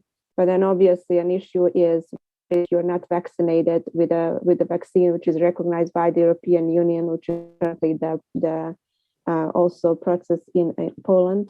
And so the Polish government, our host country, is now doing is trying to ensure that all WHO recognized vaccines are eligible to actually come to Poland. So that means also that eligible to board the plane, come to Poland, and then go back from Poland to their home countries. The venue is really a large venue. receive thousands and thousands of participants, and even with implementing, let's say, measures for physical distancing, it still can accommodate quite a large number of participants, more than what's an average number of participants at the IGF, which is around 3,000 people. So we are not concerned in the sense that we will not have, let's say, space where we will not be able to implement all the health-related measures. But we are very much aware of the individual concerns people have. What we advise is that people do liaise directly with the host country. There is a visa liaison officer. So even if it's not visa related, I think it's good to check individually your situation to be just safe. As you said, Olga, stakes in some cases are very high, and you want to be sure that you will go smoothly to Poland and smoothly come back from Poland, at least when it comes about COVID-19 related measures. We do expect a traditional number of the participants to join us in Katowice. But obviously, I'm not going to still speak about concrete numbers and in terms of and the balance between those participating online and those participating from the venue in Katowice. As I said, the interest now is really high, and just allow me to add a little detail. We did a small, let's say, exercise of running a face-to-face, well, a hybrid meeting actually, almost 2 years after. And that's just recent meeting of our third open consultations and MAG meeting, which happened in Geneva at the UN office. We had quite a number of people present in Geneva at the Palais de la Nation, and also a larger number present online, and it worked well. It worked well. I know people had more concerns in terms of traveling, but the meeting happened. We had participants coming all the way from Brazil or India to Geneva, from various African countries and Indonesia and so on. And their travel to Geneva was smooth, and their travel back from Geneva was smooth. And they really enjoyed the meetings, like all of us, because we're just very much eager to start again connecting face to face as in good old times. Thank you, Anja. Yes, I have seen the pictures from my MAG friends in Geneva, and with some envy from the situation that not traveling and being afraid. I'm not sure if my vaccine is accepted in Europe. I have to check that also. We will see. Thank you very much, Anja, and maybe Chengetai joins us. If not, send him our regards from the school. Gitanjali, are you there? Dear Gitanjali, yes, how are you?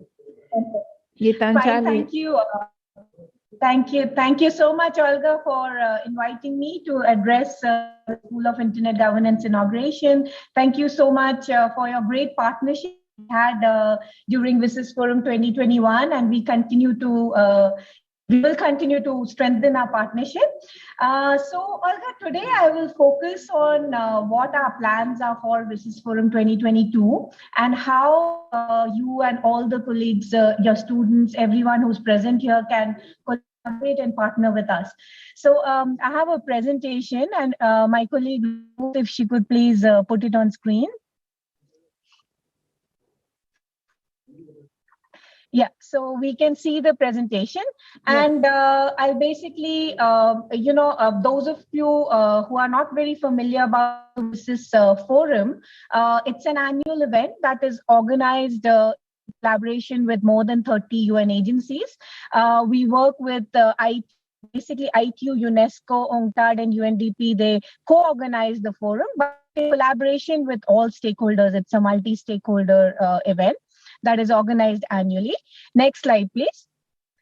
So the framework within which the WSIS Forum and the whole WSIS process is organized under the Geneva Plan of Action is the WSIS action lines. So the beauty of the process is that different action lines are implemented by different UN agencies. So for example, ITU implements, C2, which is ICT infrastructure, C5, which is cybersecurity. We work with UNESCO on e-science, on cultural diversity, with WHO on e-health. It is really a great example of how different UN agencies are coming together for implementing the WSIS action lines in a multi-stakeholder setup. And since 2015, we have been aligning the WSIS action lines with the Sustainable Development Goal to highlight the crucial role of technology, ICTs, in achieving the SDGs. Next slide, please. As the colleague who spoke before me also said that, we are kind of exploring the hybrid models now. WSIS Forum is also held every year annually in Geneva. However, last 2 years, because of COVID-19, we had fully virtual WSIS forums, and the outreach of the forum was amazing. We had more than 50,000 people participating. So next year, we plan to start on the 15th of March in a virtual format. And we have booked rooms in Geneva for the 30th of May to the 3rd of June. So we do hope we can have a hybrid event, in the sense that in the final week, we could have a physical participation as well as a remote participation. Next slide, please. So many of you are familiar that the agenda and the program of the WSIS Forum is built through an open consultative process. It is multi-stakeholder, civil society, private sector, government, international organizations, technical communities, academia. They're all invited to contribute to the format and the the designing and the thematic aspects of the WSIS Forum. So we have a great collaboration with the IGF. We have one meeting of the open consultation process every year during the IGF, and you can see that our meeting will take place on the 8th of December. So please join us, and so on and so forth. Even IGF has its consultative processes at the WSIS Forum. So we have good collaboration with the Secretariat. And though the WSIS Forum looks at only the development issues, so WSIS action lines for sustainable development, focus is that. And the deadline for submissions is the 7th of March. So those of you who want to participate in the WSIS Forum, next slide, please. It's just a simple form online. Please fill up the form, and there is just two steps. Just log in, create your account, and fill in to request for workshops, to have exhibition spaces, to have knowledge cafes, to tell us what all different formats.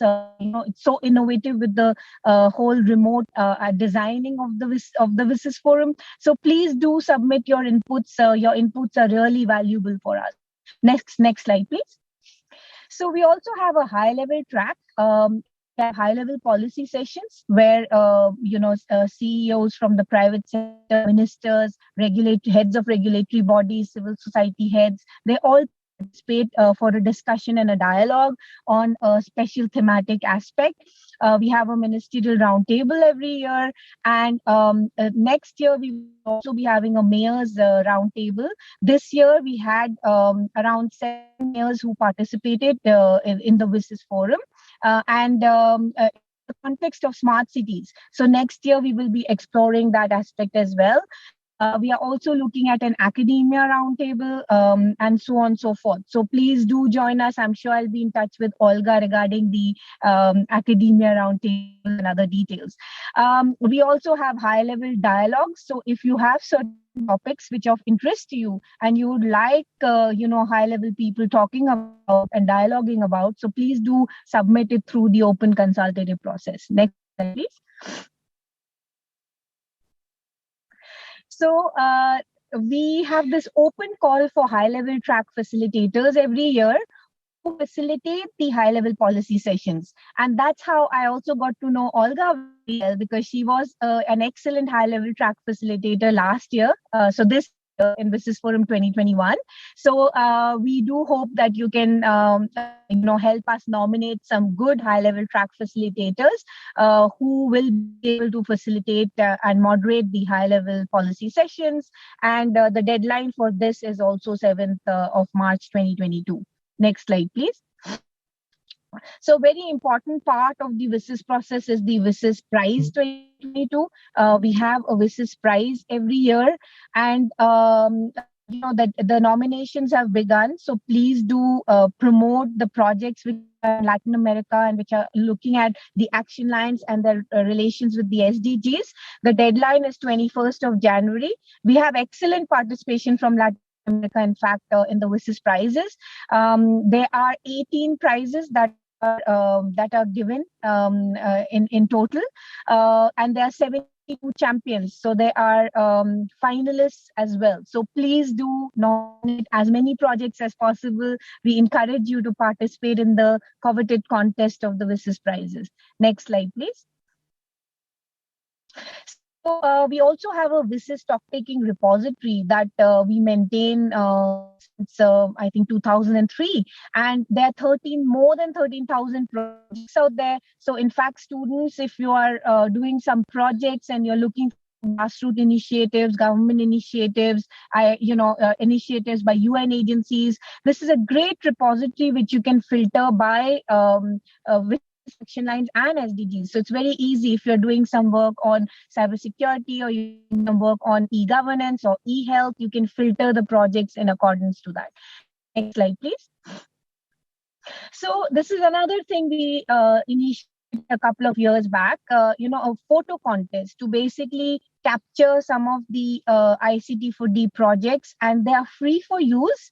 We have a repository of these photos. So if you would like to use them, please do let us know, and we will enable you and guide you on how you can use these photos. Next slide, please. So those open consultative process is still on. Some of the tracks which were recommended by stakeholders as important and that we should continue working on them is ICTs in youth, ICTs in gender mainstreaming, ICTs in emerging sustainable development. During COVID, we started also participation of the Bhutanese government, ICTs for well-being and happiness, ICTs for accessibilities and persons with special needs, ICTs and older persons. We started promoting this a lot and creating awareness on how technology can empower older persons to contribute to society and actually age in a healthy manner, cybersecurity.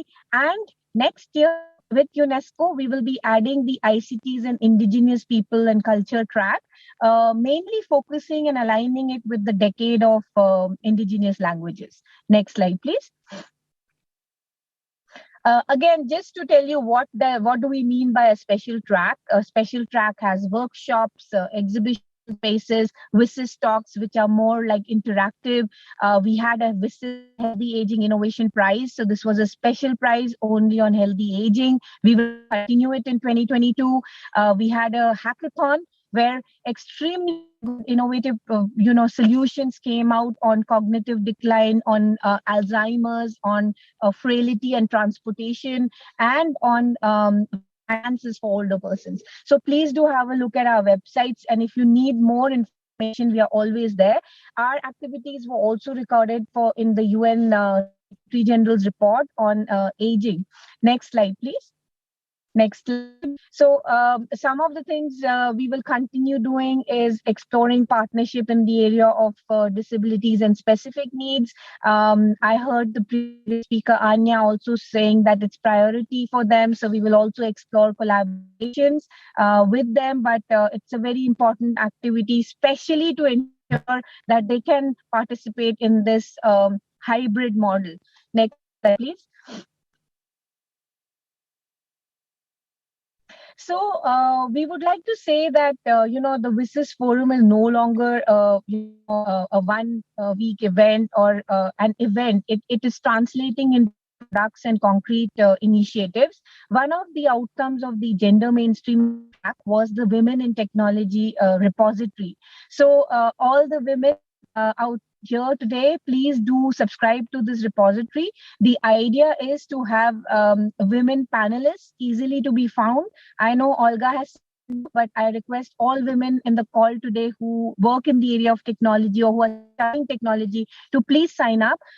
Girls also, because we are planning to use this technology for this repository for capacity building, for training, for mentoring, for interview series, panelist recommendations, and so on and so forth. So please join us in this effort so that we can ensure that we can have 50 participation of men and women in our events. Next slide, please. So again, some information about the hackathon on indigenous languages that we will do with UNESCO next year. We will also have a special prize, and the cash reward is 1,000 francs or euros per person. The registration form is ready soon. So those of you who are interested in this area, please join us for the hackathon, and I'm sure some great innovative solutions will come out. Next slide, please. Next slide. We will leave this information with Olga. Now, I know that there are many young people in this call today, so we would like to highlight the role of our VISIS youth campaigners. They are campaigning about the role of VISIS action lines in achieving the sustainable development goals. They're very active in their communities, in the universities, and we'll see that we have youth campaigners covering every region, but we are every year looking for more young people. So if you are really interested in joining us in this momentum, please do let us know, and we will be very happy to work with all of you. Next slide, please. Of course, with all this that I mentioned, the VISIS forum is an extra budgetary activity. So we do have partnership packages online. If any of you are interested in partnering with us, please do let us know. Next slide, please. So some of the deadlines, which we will leave in the presentation and Olga will upload somewhere, you can note 7th of March, and for the prizes is the 21st of January. Next slide, please. And social media, please follow us on Facebook, Twitter, Instagram, and we have a monthly newsletter called Flash, where we provide all updates about our activities. So if you would like to know more, please do follow us here. Next slide, please. So thank you very much, Olga. So these are some of the activities that we have planned. And if there are any questions or if there are any follow-up tasks, please do let us know, and I'll be very happy to work with you. Thank you very much. Thank you, Gitanjali. I would like to commend you and your team because it's such a broad variety of activities, so different focus, and you really cover so many very interesting things: indigenous interest, old people, young people, and this call for young leaders in the region of the world. But it could be good if our fellows from the school, we have 500 fellows this year, could join this effort, and I commend you for that. Let me ask you: I think it is. So the information in the website is in different languages. So maybe we can find also information in Spanish. Yes, Olga, our website, including all our letters for calls for action, are in 6 US languages. Of course. So I will send you everything, and you can then share it with your students. Okay, and we will share the presentation with all the information inside. And thank you very much for joining us. And again, congratulations. You have a great team. And one thing that I like from both the IGF and the Business Forum is this format that they organize along 7 weeks. We thought about that for the school, but the school is a training program, and those who are fellows are agreed to have this training in 1 week. And this year we added 7 weeks before in an online self-assisted asynchronous training for preparing this week. But we thought about that. We may have some ideas for the future, but I think that both the IGF and Business Forum profit from this distribution in time in this virtual format, different from the face-to-face stage. And now I will go to my two dear friends, Kusai from Kuwait and Eduardo from Colombia. So glad to have you here. I miss you guys. I miss meeting you somewhere here and there. And I would like to ask you, I was a MAG member at the time that Kusai was a MAG member. MAG is the group that defines the agenda for the Internet Governance Forum every year. And I remember our meetings in Geneva and trying to define good issues for each of the years that we were in the IGF.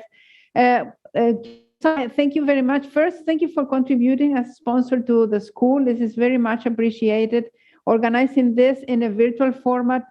It's extremely costly and expensive. We have a big team here supporting us in the studio, and thank you very much for your support. And also, as a long-time participant of all these different fora related with internet governance, what's your experience? How can you share with our fellows why they should engage? What's your take on this learning experience from the IGF and your participation? Also, I know, and you invited me, and thank you for that, to the IGF. I think it was 2 years ago. Thank you very much for that.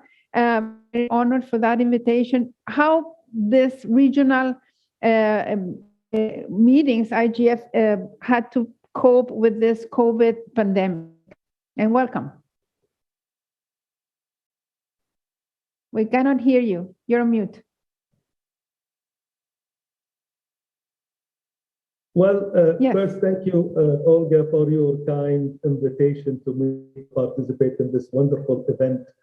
And hopefully we will see the SSIG continue with its success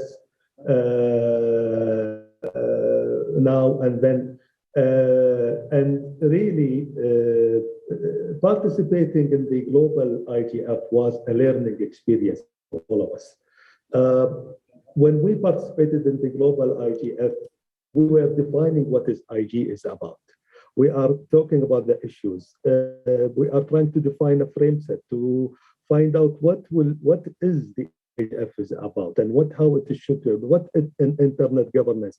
And we are talking in a global level, and yet we are trying to spread the concept regionally and nationally. And someone, if you talk that what is internet governance, they will look at you like that, with a wide smile and not knowing what we are talking about. So it was a wonderful experience to participate, and it was a learning experience. And it was fully and at that time it was attached well with the WSIS and the outcome of the WSIS and how it affected our understanding, view, and vision of what open, inclusive internet is about, and how differentiated from ICT, from other parts of the ICT. And the indicator of the success of the internet governance and what we did at that time is how we see it now evolving into digital cooperation. So in a nutshell, really, it was a learning experience. We are trying to set the framework, to set what internet should be about. And we were talking basically, at the time we were talking, and what internet governance, we are ourselves trying to understand these issues and put them all together. Thank you, Olga. Thank you very much. Let me ask you, have you organized the Arab IGF in this pandemic situation? Were you also moving to online meeting? Yes, we did organize the Arab IGF in online format. It was a one-day session, and it was successful. We have participants from all over. It seems that online sometimes help more participation and boost participation and brings and kind of bring a new player to us at the or a new audience or a new contributors. So it really helped us at that time to organize it online and take it from there. So we did organize, and we look forward to do it this year online, especially in December, to have the Arab IGF, hopefully, and we will take it from there. Thank you. Thank you very much, Kusai, and thank you for being with us today. Thank you. I see Chenget joining with this beautiful picture of the United Nations meeting office in Geneva. Hi, Chengetai, how are you? Such a long time without seeing you in person. Nice to meet you. Chengetai, can you share with us some thoughts about how do you see the future of the IGF? I know that after the United Nations Secretary General panel, there were some discussions about future formats or changes to the IGF. I think it's a great meeting that has enabled the global community to understand different aspects of the internet and regulations and governance. But how do you see this evolving? And welcome to the South School of Internet Governance virtual edition this year.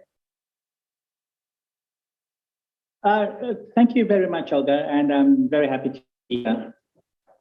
How do I see the future of the internet governance? Well, as you have said, we've had, first of all, I think it was the IF retreat, and then we had the recommendations of improvement from the working group, and then we had the roadmap, and now, just 3 weeks ago, we've had the common agenda, and the IGF was mentioned there, and the Secretary General also asked us to try and enhance and improve the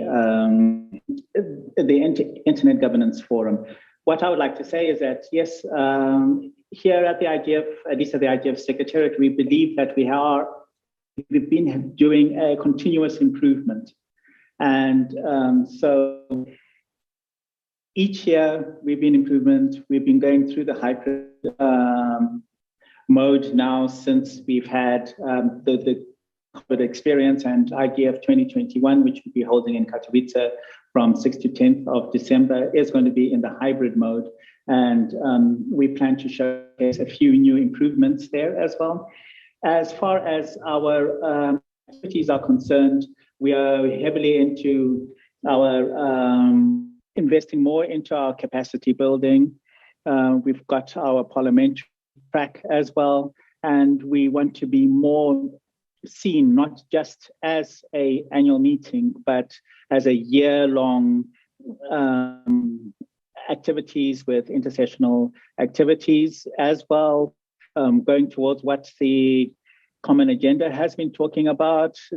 We're talking about putting women and children at the center. This year and last year, we've had a youth summit as well that we're going to be having this year at the IGF, and year-long activities in this youth program, which I'm sure Anya can also touch upon.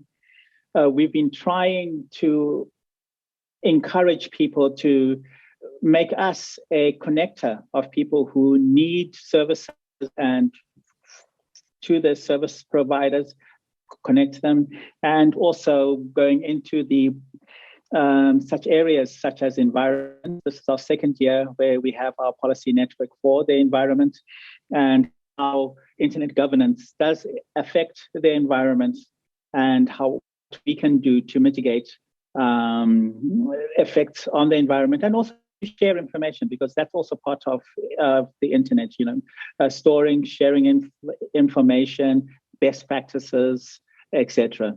So going forward, I do see that as from 2006, I think every single year we've had more and more people being very interested in it, and it's not just the normal stakeholder groups, the government, civil society, the private sector, and IGOs.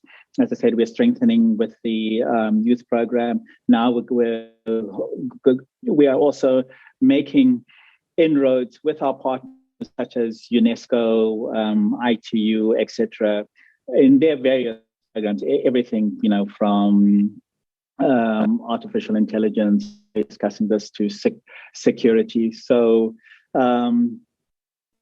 I do see a lot of things, and a lot of significant things for the IGF for the future, and starting now. Mm-hmm.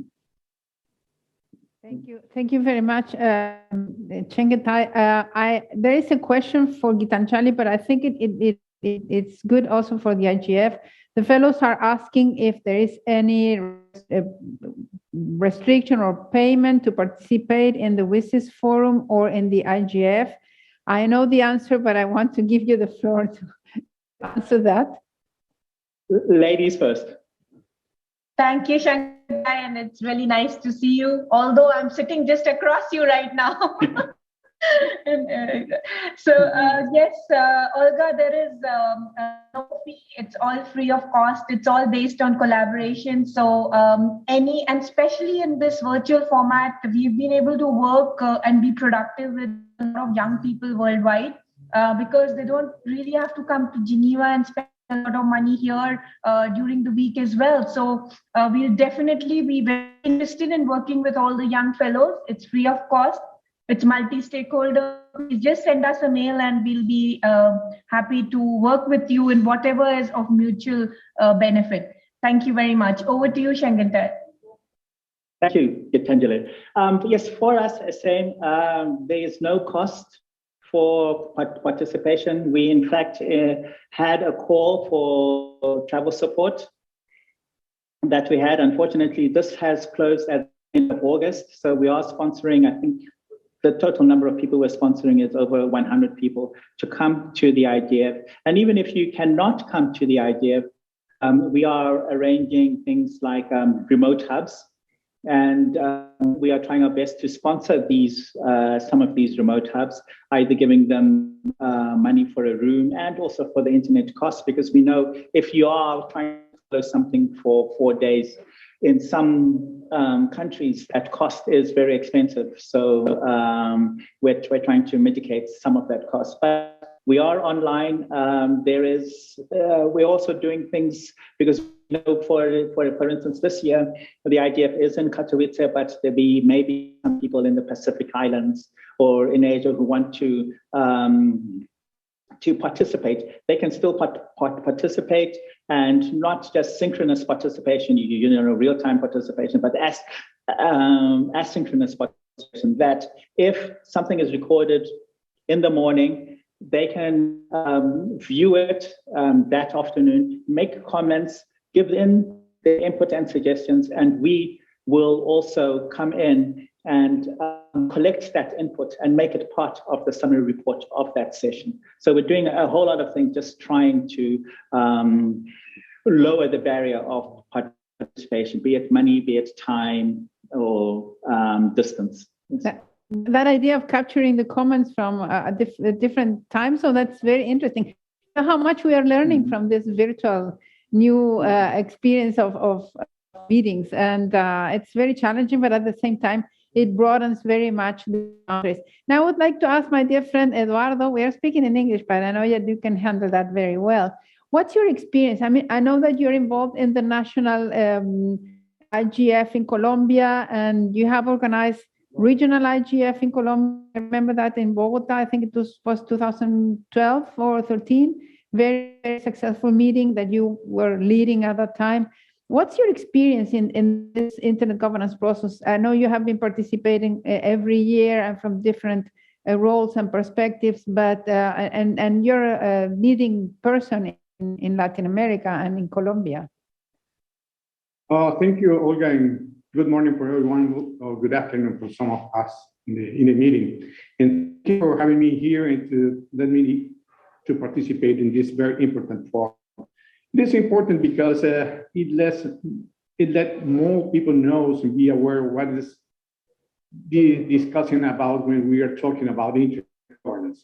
Since the very beginning, I'm being supportive of the idea to have a tool like this one to help to spread the interest, to spread the speech of what internet governance is, why it's important for everyone. In particular, I would like to answer your question, saying that, for instance, several things. The number of participants. In the best cases, I've been in the IGF in a global space, no more than a dozen, probably 15 Colombians are in the meetings, never more than 20. In the regional space, we can find probably 40 or 50 Colombians attending the meeting. At the national level, we could have 300 people attending the meeting. So there are much more impact individuals having as local as possible the meetings. There are much more people directly impacted, directly involved in the participation, and directly involved in also in the organization and the sponsoring process of these meetings, into knowing what is the discussions about, because there are other differences. For instance, here the difference that we have in Latin America than other countries, than other continents. We have almost shared the same language. Here in Latin America, from Mexico to Patagonia to Argentina, we share the Spanish language. So it's easier for everyone to participate in the meetings when do it regionally or locally. Our colleagues and friends from Brazil knows to understand very well the Spanish, and we learn to understand the Portuguese that they speak. So we are almost an integrated continent to have discussions, and that being something favorable, thinking about the regional meetings too. So in my view, and the third, probably it is, the third element is that nowadays that we all are seeing that how internet is important to our normal life, how important it is for education, how important it is to work, how important it is to have access to the health, to have access to the government, etc. Nowadays, more important is to be aware of how have to be ruled, have to be governed, has to be managed, the main internet topics. So, in my view, yes, there are many things that have been now increase the favorability to have local, regional, and the global meetings on internet governance issues. Thank you, Eduardo. Do you organize a national IGF, right, in Colombia? I participate in a group. We have in Colombia one organization, I'm going to say that as an organization called Mesa Colombiana de Gobernanza de Internet, which is, we have these since almost 8 years ago, probably. And we have been local forums. So the organization of the meetings in Colombia is La Mesa Colombiana de Gobernanza de Internet, and I'm a participant of the organization, but as many others. There are many others now that they are. That's another very important thing that we gain with the time, that we have much more leaders coming to the process, because these local activity to organize meetings brings more people to the table. And now we have new leaders, we have more people participating, which is also important. And we're going to have our meeting in next November. It's going to be virtual one. Thank you. When I, sorry, apologies. When I said you, I meant Colombia. not you, not yourself. I know you're a leader in Colombia and in Latin America. We all know you very well, and we commend you for your great work in the region. But I meant you in Colombia.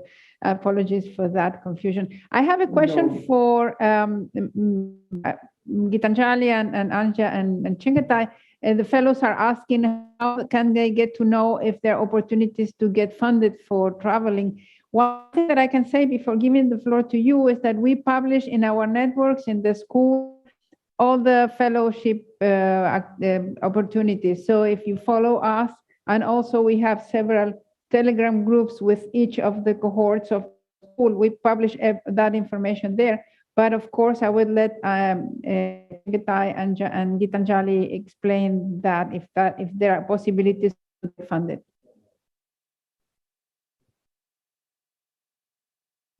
Anya? Thank you. Oh, thank you, Chingatai. As Chingatai said, there were several possibilities for funding for the IGF. One included the IGF 2021 travel support. Unfortunately, it closed end of August, and we received quite a high number of applications, which are under clear consideration, and we're hoping to support as many people as possible coming from different regions, different countries of different backgrounds. And what's also important to be, with different experience so far with the IGF, hoping to also get newcomers, and with that start building trust in countries which are not maybe collectively represented as some other countries at the IGF. In addition to that, I think Cengeta at the beginning mentioned the remote hub, and that's a very important concept for us, especially after the experience and lessons learned after the pandemic. So if some applicants which are interested to attend the IGF actively participate, did apply for the travel support, that means that they probably will not be able to travel to Katowice, but it doesn't mean that they will not be able to participate in a collective manner, in a team spirit at the IGF, because those remote hubs could be a very good opportunity. We have already quite a large number of remote hubs registered. And the Secretariat plans to support substantively, if possible, we're exploring possibilities also financially, some remote hubs to ensure that there is that hub in the country where you can go with your peers and participate in the IGF in an organized manner. I know that there are some other organizations which are very supportive of the IGF, and we're always, the IGF is always welcomes friends. So if there are questions of that kind, you can send it to me. If I know of any existing sources of information, I'll be happy to inform colleagues of those. Thank you, Anja. And as I said, we try to publish all these opportunities for fellowships and funding for different meetings in the region, in the country, and globally. And thank you very much for that. We are coming to the end of our panel. I want to thank you very much. Send my regards from Buenos Aires, Argentina. I hope to meet you. I'm not sure if I will be in Poland because, as I said, I have some family issues that prevent me from being away from my home a lot of days. But I don't know if my vaccine is accepted. But by the way, I should check that. That's another issue. It's not under my control. And thank you, Cengeta. Your vaccine would be accepted, by the way. Any? Your vaccine will be accepted if it's approved it's a by Russian the WHO. vaccine. It will be accepted.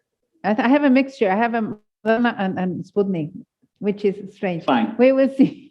Fine. Okay. Thank you, Cengeta. Thank you, Anja. Muchas gracias, Eduardo. Thank you very much, Ty. Regards from Adrian and from our president, Mesano, and from all our team here in Buenos Aires. We are in a TV studio, TV-like studio. And regards from Argentina. Stay safe. Hope to meet you in person. If not, it will be virtual. Thank you very much. Gracias. Thank you very much, Bye. Olga, for Thank you very much. organizing this and inviting Thank us. you. Thank you. Thank you, Olga. Bye. Thank you. And thank you, youth. Yeah. Bye. Bueno. ¿Qué gana? All right. I wish I could fly. And that picture of Geneva, great. And I remember next to Geneva, I usually have the cheese fondue that is great with chocolate. Okay, we will resume in half hour at 2 o'clock. 2 o'clock Argentine, 12 of Colombia for this last session of this morning. We have a speaker on augmented reality. He comes from, he works in Oculus. His name is Bruno Sendon Martin. He's based in the United States. And then we have a panel on education and the future of education, what happens with virtuality and internet. And we will hear from Hector Fansha from Facebook and Carol Mondragon Sierra, the Vocation and Training Director of CTI Colombia, and then the coffee break and lunch. Thank you.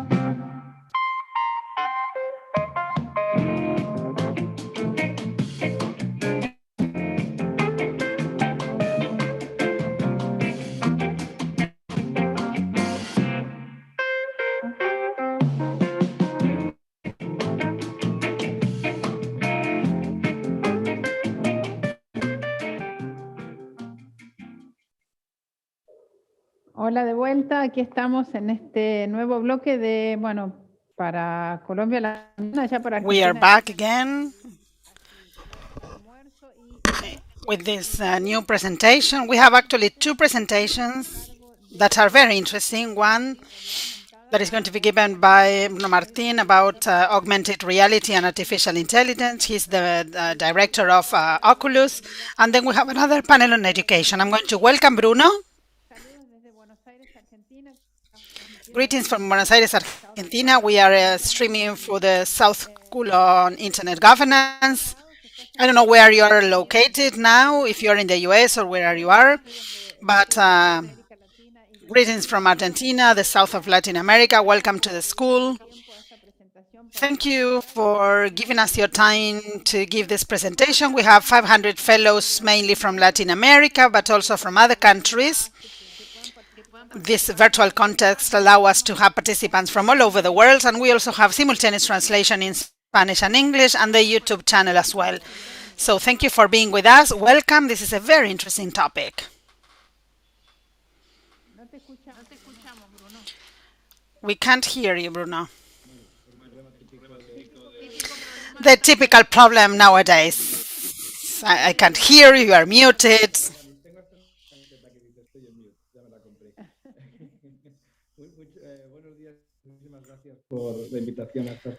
Good morning. Thank you for inviting me to participate in this South School on Internet Governance.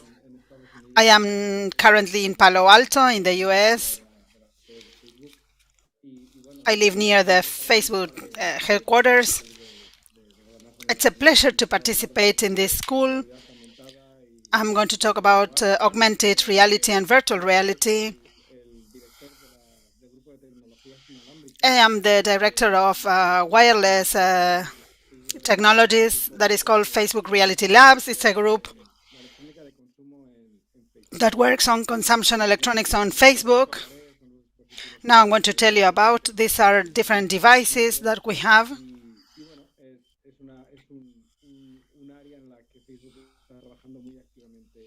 This is an area in which Facebook has been working a lot in these last couple of years. I'm going to share my presentation.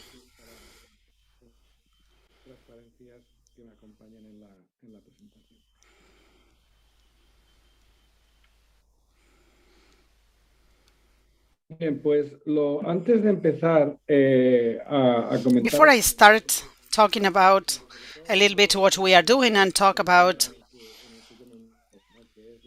the area in which I work, which is how we apply wireless technologies to augmented and virtual reality, I'm going to tell you a little bit about our vision. The most important thing from the point of view of our vision is to get people together to develop communities. In 1943, a psychologist created a pyramid for human necessities. One of those that is connected to love is connection. Connection is a fundamental human need. Connection is something that we look for, that we care about, that is very precious for our lives. And whenever we get it, it's something that we try to keep. And we have been witness during the pandemic of how connection has been paramount and how the tools enabling connection with our friends or family or our loved ones, our colleagues, co-workers, we try to improve the connection that we had. And now there are different ways of sharing that connection. Facebook Reality Labs, what we try to do is to develop devices in order to offer these future connection experiences. For us, our connection is connected to three different worlds. The first one is the physical world. For example, talking face-to-face or with a video call. But then there are two other contexts in which connection is going to grow in the future. Augmented reality, that is a world in which to our physical world we add layers of information that are going to improve our interaction with the world and with the people we connect to through virtual reality. Virtual reality is the capacity that we have to get into a new virtual world without limits, in which we may have unthinkable experiences within a real world or an augmented reality world, and in which we can have different experiences, unique experiences. The final goal of all this is that maybe being in Argentina or in Colombia or in the US, we can get together and feel that we are all together. Nowadays, we do have that kind of feeling, but in order to think that that feeling can be real, such as, for example, see somebody and you feel that it's near you. So that's why we believe that remote connection is very important, and that is something that we should work. And we believe that the new devices that are going to be developed in the new consumption electronics generations are going to be focusing on this remote presence. So far, we have all lived the different computing revolutions, the development of computers, when computers became something that we could have in our households, when it became something that we could have in our pockets with our mobile phone. And now we believe that there's a new computing revolution that is coming. And we are going to feel that we bring the computer with us. It's not that it's going to merge, but it's kind of, we're going to wear it. It's going to be wearables.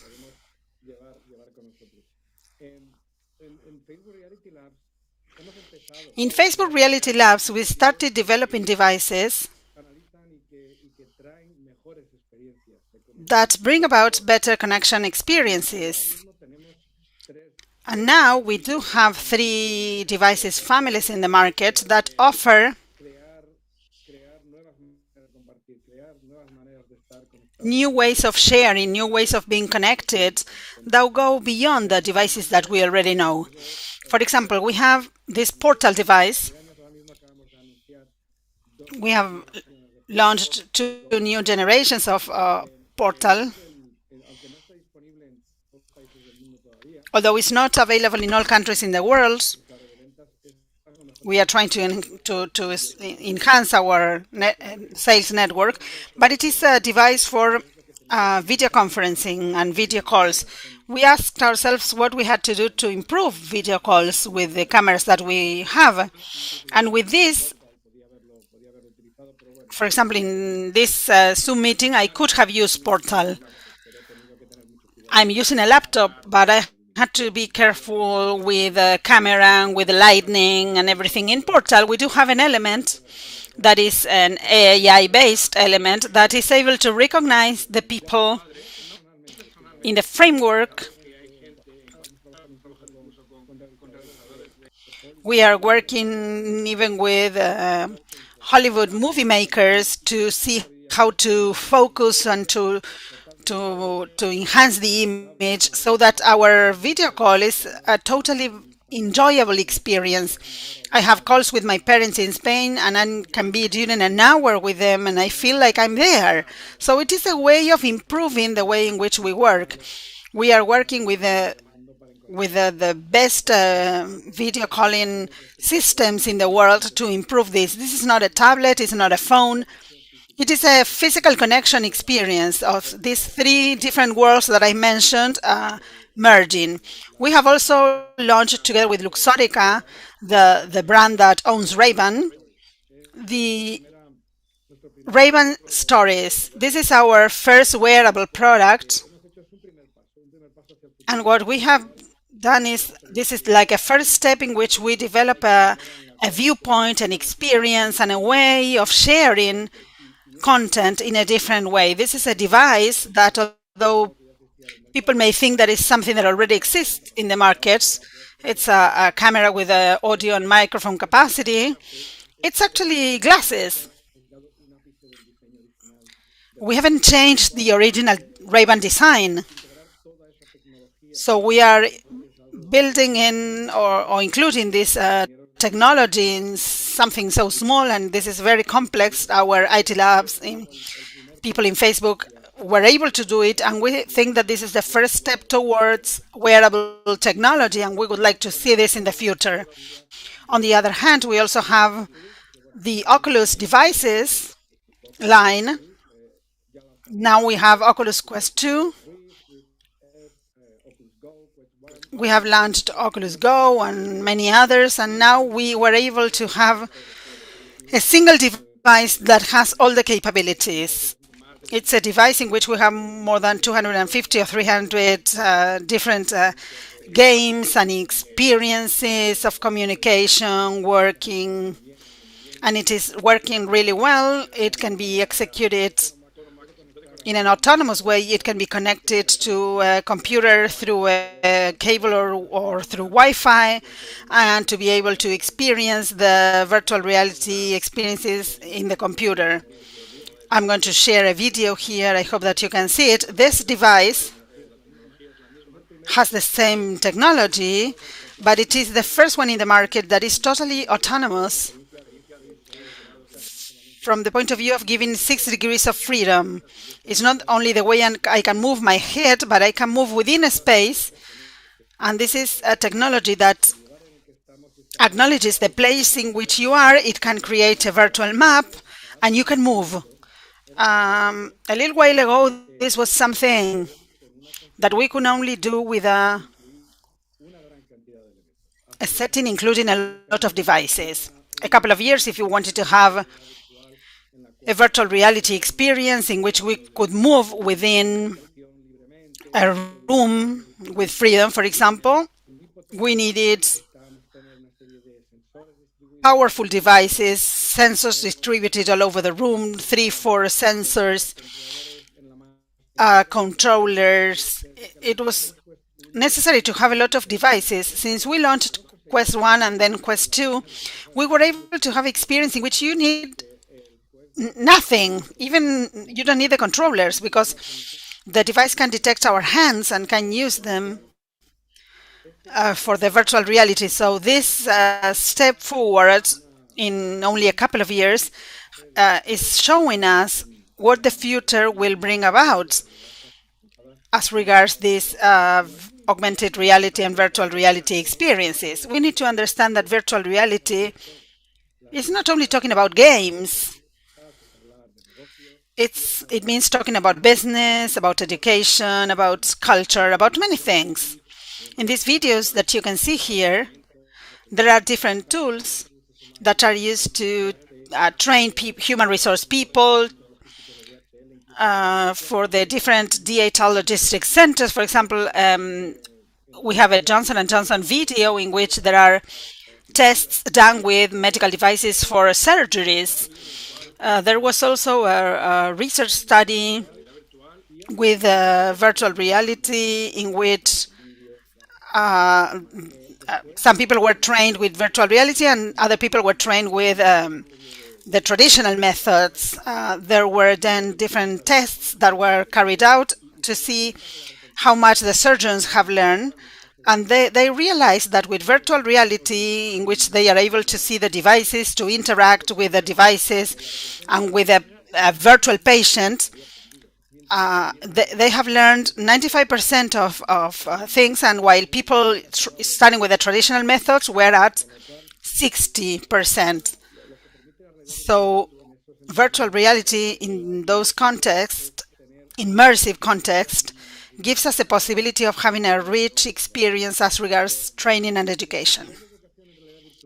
The evolution of education in virtual reality grew a lot together with because of the pandemic. We had 2 years in which it came from being an entertainment. You can see there in 2019, it was used as entertainment at schools. Students were using it as an entertainment experience. They could see maybe different landscapes. And now in 2021, we do have MBAs using virtual reality for their courses with professors and recording studios and processes and content and the virtual reality glasses or helmets, and you can have the complete education experience. And this is like the first step of what we wanted to go forward as regards the next generation of internet. This is a virtual world that is going to allow creators to have new immersive experiences. There already are instances of this kind of experiences, the 3D environments in our phones and tablets and computers, but the idea of this is to work towards interconnectivity, open standards, and developing like a new internet. And we want to develop those tools and those devices, and we believe that it should be open and connected. One of the areas in which we started launching applications is the labor area, the labor scenario. We have launched the workrooms app in virtual reality. This allows us with a Quest 2 device to be in a virtual meeting room in which we can work with people from all over the world. We can talk, we can sketch on a board with people that are not with us. Actually, it's a place in which we can share content that we have in our computer, that can recognize our hands in the keyboard, and that will allow us to include people that doesn't have this experience with video calls with more traditional methods. This is a first step. As regards this technology, there's a lot to be done and a lot to experience and to test, but we believe that these experiences are going to change the way in which we work. And this is virtual reality because, as we have said before, and our CEO, Mark Zuckerberg, has shared a lot of times, here we have the VP, who is going to hold a new position in the company. We are building AR glasses. As we said before, these glasses are going to give us the capacity to improve what we see in reality. We believe that it is something that we are going to be able to bring with us, and the industry is working towards that goal nowadays. By telling you about what we are working on, now I have a couple of slides that I would like to show you about what my team is specifically doing, the challenges that we are facing in order to make AR and VR to have more presence in the future. I believe that technologies, as they are nowadays, have serious restrictions as regards capacity. And with my team and the whole industry and standards ecosystem and the governments all over the world, we are working in order to show which are the possibilities that we have in the future. When we talk about RA and RV, there are different challenges from the point of view of technologies. These are devices that need to operate at adequate speeds for the human brain because they work with human perception. The speed, not really high speeds, but latency and jitter, that means to have content frames that are lost, is going to affect a lot the situation. One of the things that happened a lot with our virtual reality devices was this kind of dizziness that you would feel after using the device for half an hour or maybe an hour. And there is simply that kind of delay, microseconds delay, that within our brain we feel. At the beginning we may not feel it, but our body realizes that something is going on, and when it does, the natural way of answering to that is feeling dizzy or requiring us to sit down to relax, and this is something that we need to take into account and to work on. We are talking about milliseconds, so when we are talking about wireless connections, so we need, from the point of view of wireless technologies, we are working on innovation as regards Wi-Fi. And we are talking with the different innovation departments all over the world, because we believe that standards such as Wi-Fi 6E, that is going to bring about a new band of 6 gigahertz for this spectrum, it's going to be very important. Some already do have those 1.2 GHz of spectrum, and that is going to allow us to develop new experiences and to open doors towards experiences in which augmented and virtual reality with the current 2.4 and 3.8 spectrum is kind of limited. We are going to be able to do it with 6 because 2.5 and 2.4 and 5 nowadays are totally saturated like labs. Now we need to do something in order to solve that problem. Connectivity is going to be implemented with new technologies connected to virtual reality. The broadband and low latency is going to be brought about by 5G and 6E, and later on with the Wi-Fi 7 technology that we are working on. In our department, we are working with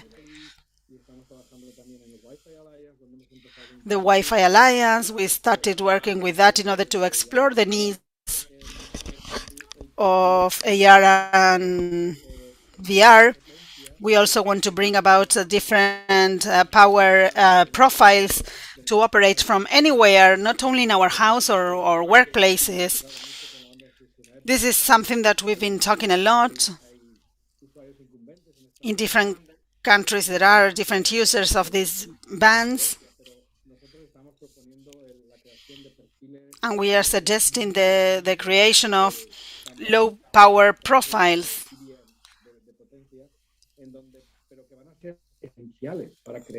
that are going to be paramount to develop a new category of devices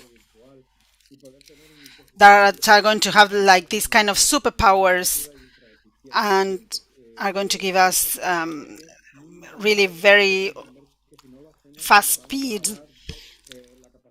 And if we don't have this, we are not going to be able to create these experiences and a way towards 5G. And a poor Wi-Fi with 5G is going to be a failure. So we need to develop those highways of Wi-Fi in which we have a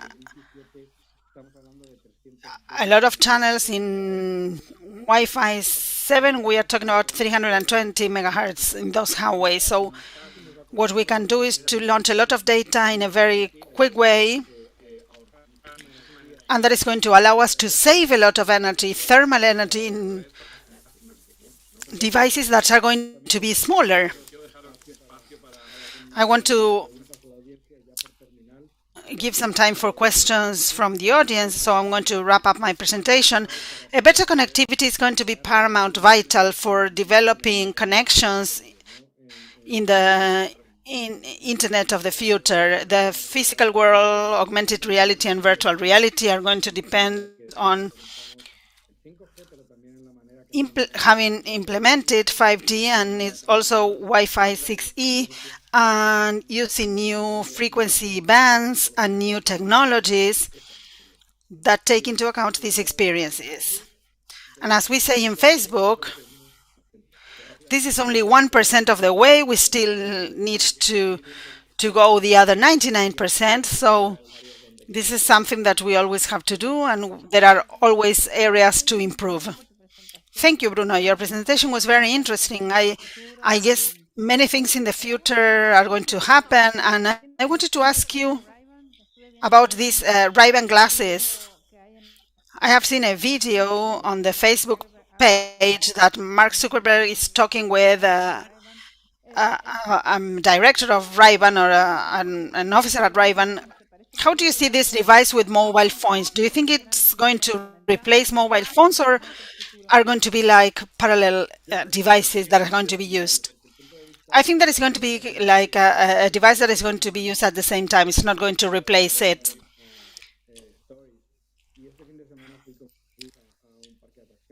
I went with my daughter to a park in Santa Cruz this weekend, and we were in one of the attractions. And the video that I could film with the glasses is impossible to do with a mobile phone. Or when I am riding a bike or when I'm running, those are experiences that I think that are totally different of maybe playing soccer with my son with the glasses on. These are experiences that are very different and that allow us to understand the different interactions. These glasses don't have a display to see information, but these are things that in the future probably are going to be included. So this is like a first step. I think that it's not going to replace the mobile phone, but it gives us new ways of having these new kind of devices. Are these glasses available in Latin America or only in the US? We conducted a product launch. I don't know all countries by heart, but I think it's the United States. And it's been launched to another whole bunch of countries in Europe and Asia or Australia.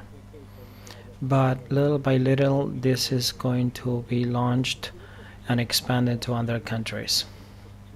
These devices are very new, that are experiential, that they have high risk in this launch because we still don't know how it's going to be adopted eventually by the consumer. I'm not in the sales team, but little by little we're launching this at a larger scale. I think that we have been launched in more than been launching in more than 30 countries, and eventually we will reach all. I worked with mobile networks and in technical aspects. I think that it should be allocated within the adequate spectrum within certain applications requiring great speed. And if the ecosystem is not in line with all the elements, the manufactured product is not going to work. At least, in order to satisfy those needs of the final user. We spoke about a spectrum. This is a 1-week conference. We started with a technical and then social aspect, cybersecurity, and right now augmented reality and artificial reality during today, and education as well. So we spoke about the spectrum and the importance of Wi-Fi having larger capacity. So it supplements very well what you're saying, or what you are saying in your presentation. Thank you very much for your time, for your involvement. I really admire everything that you do. I saw the goggles and the glasses, and basically I believe that they're great. Let's see if I can buy a pair of it. And probably we are going to do it through the Ray-Ban glasses or the telephone and both devices at once. They're independent. You can go walking, running, and pictures are stored in the glasses, and the same goes for videos. And when you say that, or when you click, they are shared in the telephone, so you can click with your you can share with the contacts. So it's an independent application, regardless of Facebook or social media. I mean, it doesn't have cellular connectivity or other sort of connectivity, and they do require the phone to download those images and videos. but perfectly well you can spend the whole day with the classes and at the end of the day download them all. And I was seeing all the virtual meetings, and I envision face-to-face virtual reality basically. So we missed a lot the in-person conferences, and I'm sure that we're gonna get back. Thank you, Bruno, for your participation. Thanks for all the work and for the support, Facebook support to this sort of training. For many years you've been supporting us. Thank you very much, and hopefully one day we can have you in person here. Our team, Adriano Oscar, says hi here in the audio and video. I'm from Buenos Aires. Best to you. Thank you.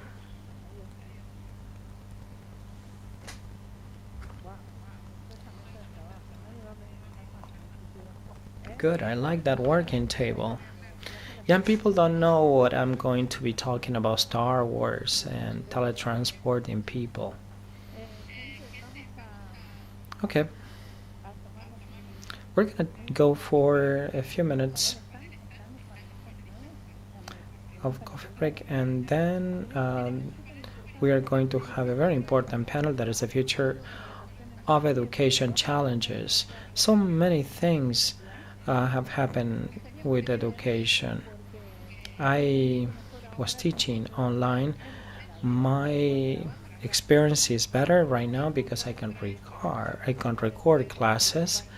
They are pre-recorded for those people who cannot attend synchronously, and then I can show them video and material directly from my e-learning class and from my online class, and I believe that this has been a more enriching experience. I don't know if universities are thinking alike when they get back to classes, the in-person classes or face-to-face, so they should consider these advantages and take them under consideration to address the challenges of future education. We have Matias Centeno moderating the panel that works in the Agribusiness National Institute of Argentina. That is a very important institution because the agribusiness sector is very important, but he's in Seattle because he has a Fulbright scholarship. And Matias, what time is it there in Seattle? Thank you, Olga. Thanks for having me in this panel. A place where I have shared and have been presenting for many years. It's 10:30 here. We're in the future here in Argentina. It was 2:30. So it's 2:30 p.m. So we're speaking about the future of education, so you're in the right place. Good. Matias, the floor is all yours to introduce the panelists.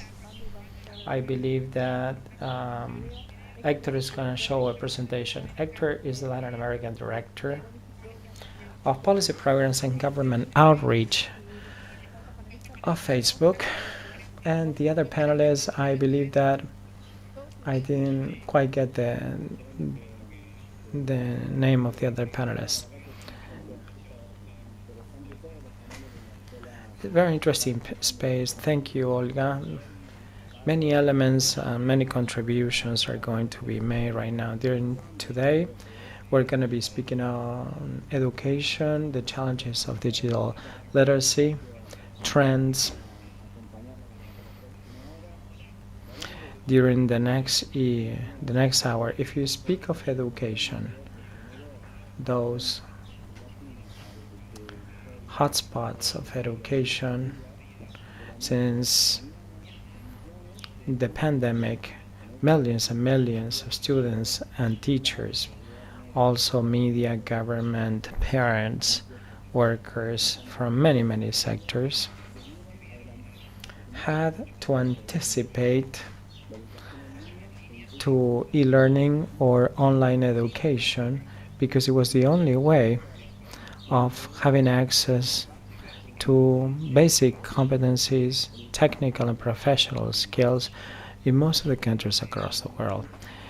According to the UN for Education, Science and Culture, UNESCO, by May last year, out of 1.2 billion students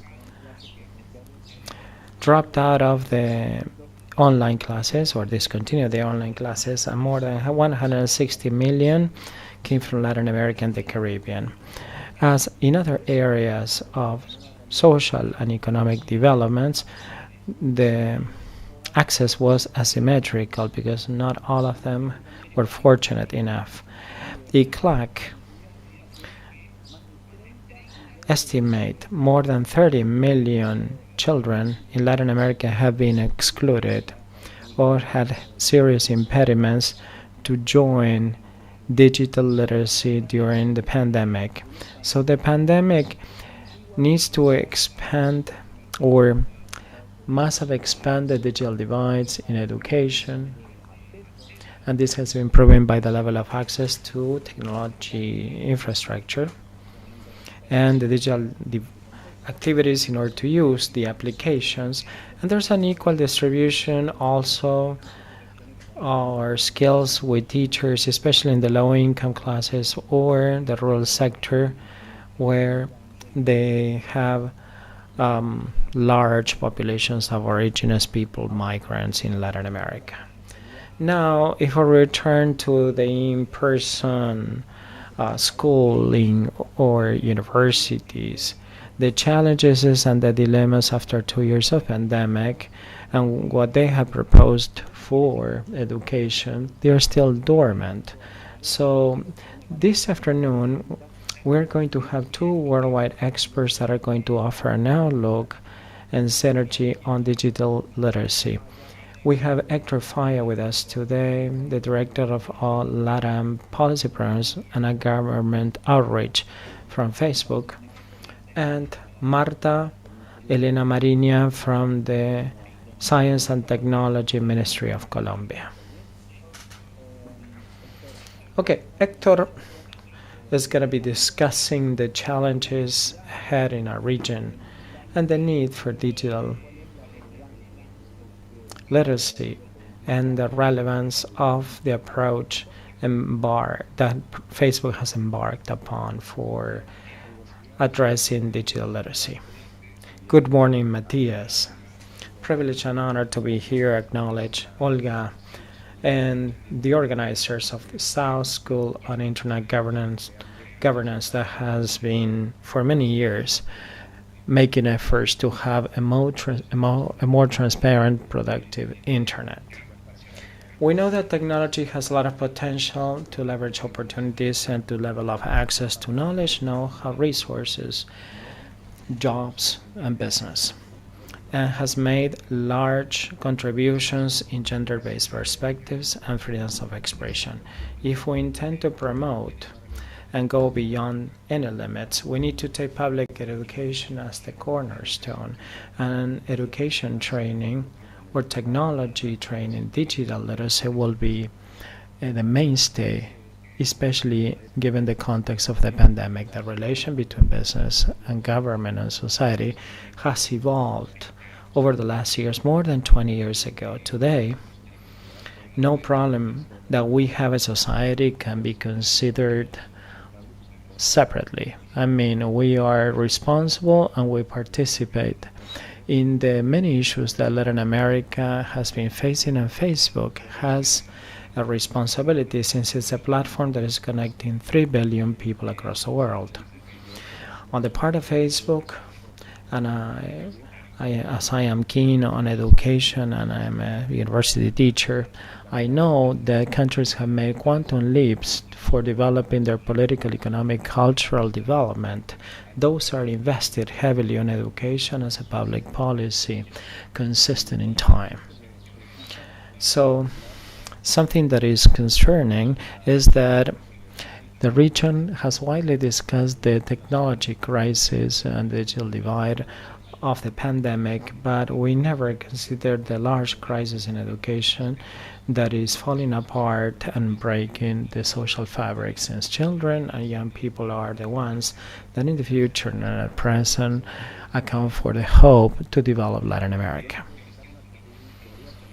Let me tell you a story when I had a chance to work in the Secretariat of Public Education we have a very good program for continuing education for adults. So I met somebody that learned how to write and read at 82 years old. Learning at that age has made her, even though she was old enough, she could live a new life. So the education provides us with these tools as a process of removing obstacles, allow us to develop our own potential that is inherent to our rights as human beings, and that is a fundamental right. From the point of view of technology, we can drive this substantially. So our mission is to reach these people and to build communities. And in line with that mission, we are in line with the SDGs of no living or leaving no child behind, helping children and young people. And even before the pandemic, we had a commitment. And that disturbed our lives, and our platforms started to have a relevant role. So WhatsApp was the platform that allowed communication of integration between parents, administrative people, teachers, to continue with this participatory program.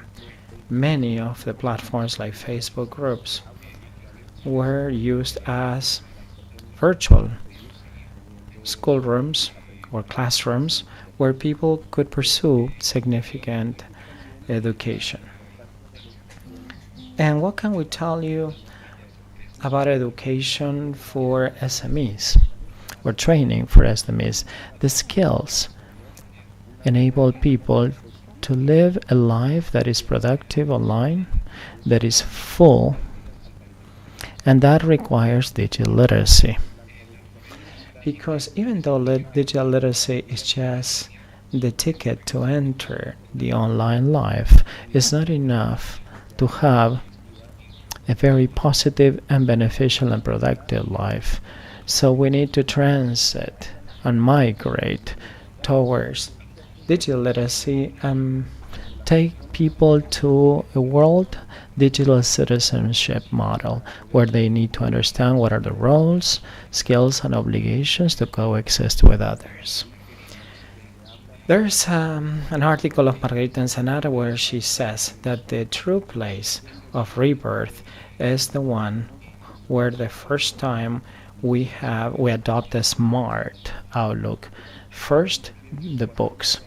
So when she was born, she said that she is when she came to understand the world that revolves around her. So the best place of founding a society is when we understand each other and we have peaceful coexistence, when disagreement is not a right to humiliate, harass, or extortion others. We are very interested that our platforms be connecting people to have a harmonious life in peace.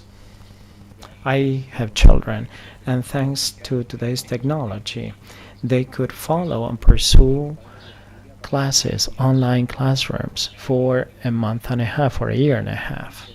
Education or online education is fundamental, but these digital tools provide us with opportunities and possibilities that we didn't have before. And nowadays, as future users of these technologies, my children will become accountable citizens and full citizens, cultivated, educated, and Facebook, WhatsApp, and Instagram, because of their market penetration, will provide them with the possibility of having that digital full life. Because the difference between the virtual and the real world probably is not that much. Latin America has impressive digital divides, very, very challenging ones, and I would like to share with you here. For example, is one of the most concerning digital divides that we have in Latin America, especially in the industry because of lack of resources or because we're not aware of or because of the lack of infrastructure. Sometimes we do have infrastructure and resources, but we don't have the know-how how to leverage this more effectively to benefit from the digital world. So, digital literacy, it is essential, and we as stakeholders we pursue opportunities to constantly improve and adapt to a new society that has been evolving very, very swiftly.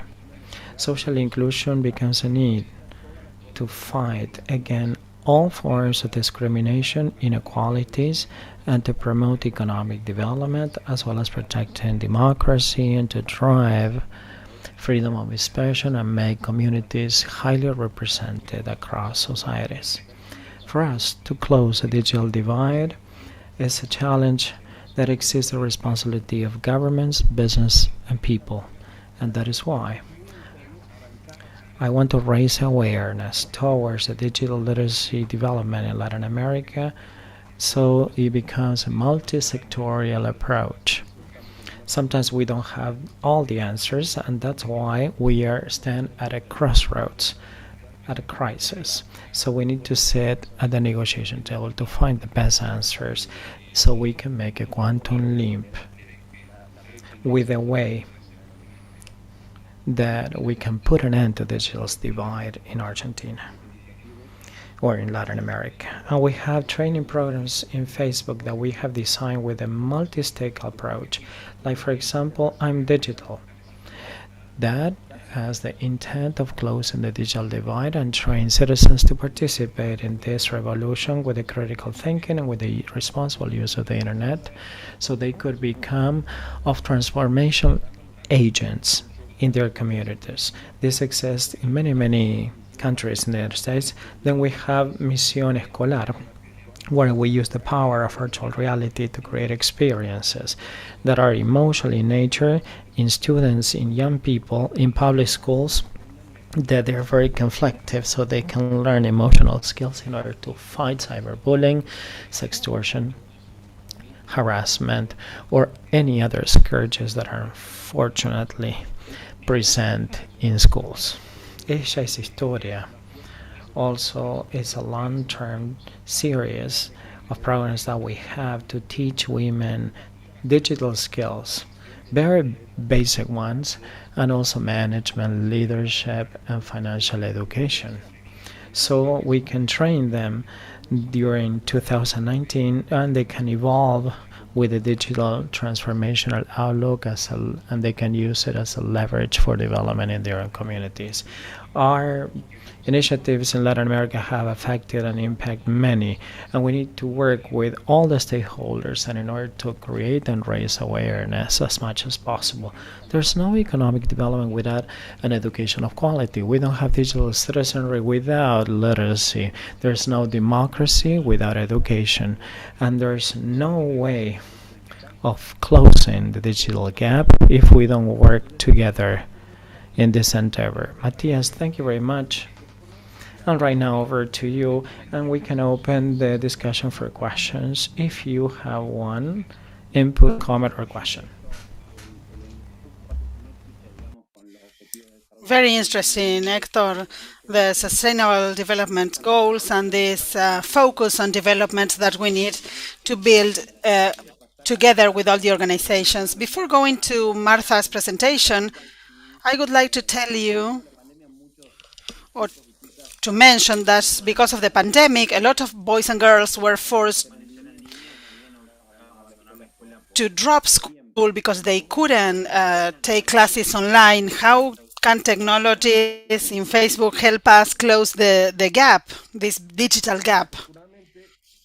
Fortunately, many of the tools that Facebook offers allow marginalized communities to keep connected. I think that the main value is to offer people the capacity of being connected and to build on those communities. During the pandemic, there was a I visited different marginalized communities, and I asked them how the students connected with some of their teachers and mentors, and they said that they used WhatsApp in many of the marginalized areas. These apps will not use data, so it's not difficult to keep connected. But knowing that a lot of kids drop out school, we increase or started supporting more and more our programs. All the apps and programs that we have for face-to-face, we wanted to put online. So we launched for all the OAS states a series of technological resources that people can access free of charge and benefit from all the courses and things that we offer with basic abilities in order to be part of the digital world and to continue doing business, learning, or participating in the decision making of democracy, because that's another thing that we have seen, that democracy and political participation also turned to the virtual world. And Facebook was then a tool that allowed people to participate in that arena, especially for young people. So I would say that connecting people and the programs that we offer with basic skills, offering more and more people connectivity to the digital world through digital skills that give people the possibility of taking advantage of the benefits of internet. And within this framework that you were mentioned about marginalized communities, how can we think about developing or offering training or other tools to foster capacities development in regions that have educational deficits?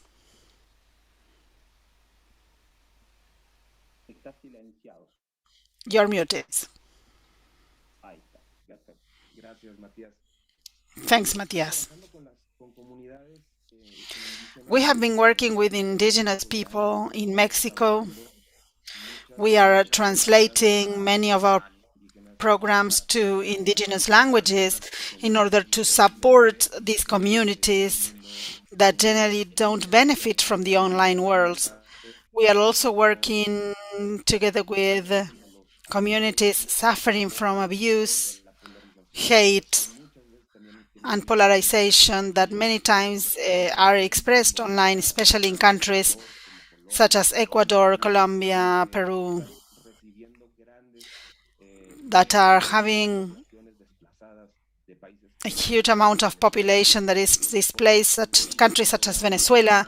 Today we launched a support program in Brazil also in order to work as advocates of human rights in protected areas in the Amazonia in Brazil. And from Tijuana to Patagonia, including the Caribbean, we are working with social organizations that are working in the streets and that understand perfectly well the problems that we are facing, because if we want to avoid being in Latin America offering a vision that is not connected to the reality that they have. So what we do is work together with the civil societies, civil organizations, the different governments at the national and local level in order to be able to change the life of people in the best way possible. I would say that Facebook is an enabler. We try to enable all the organizations and people and families and parents, and we want to offer diversity, inclusion, and we fight against inequality, and that is paramount for Facebook, especially in a region like Latin America that historically has had so many problems in that sense, not only as regards education, but also all human rights. Let me say, Matias, that we believe that internet is a basic right, as well as education, which is a basic right that is acknowledged by all the institutions in the world. We believe that internet is also a right that should be considered as basic, and it should be included in legislation because it's going to enable other rights. So we believe that it's an enabler of fundamental human rights. Thanks for your question. Thank you, Hector. Probably we're going to ask you a few more questions at the end of the panel. We want to invite the fellows and all that are sharing this streaming online to ask questions to the speakers. Now we are going to talk about a public sector point of view. That's why I'm going to introduce Marta Elena Marinho. She works for the Science, Technology and Innovation Ministry in Colombia. She's going to share with us this afternoon, this panel, and she's going to share their experience in this time of the pandemic and how they have developed the different areas in Colombia. Good afternoon. I appreciate your invitation to join you in this School of Internet that is so important for us as a science ministry. I'm going to try to share my screen.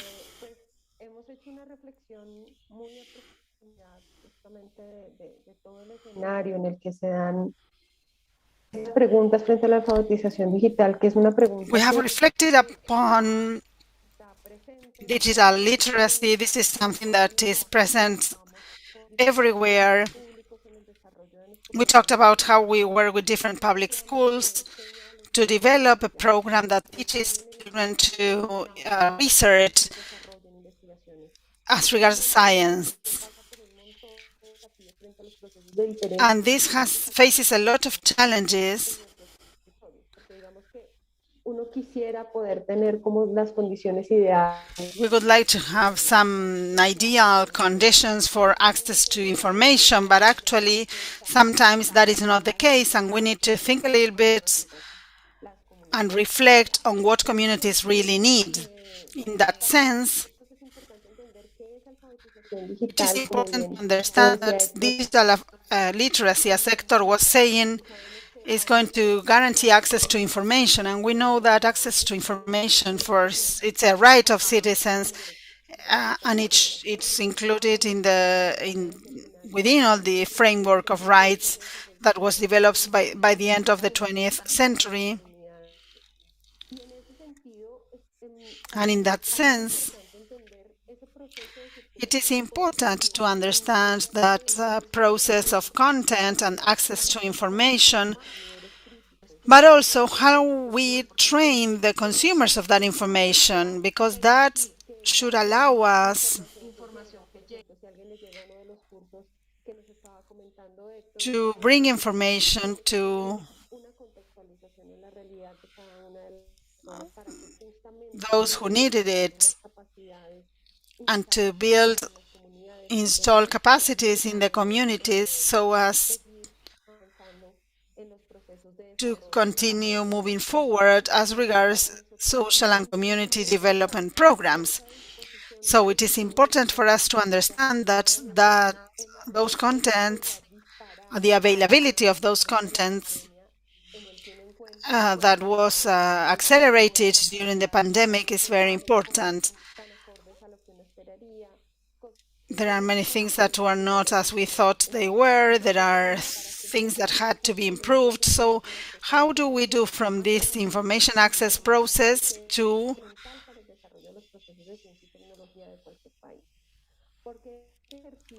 help them to develop this? Access to information is what is going to give sense to information itself.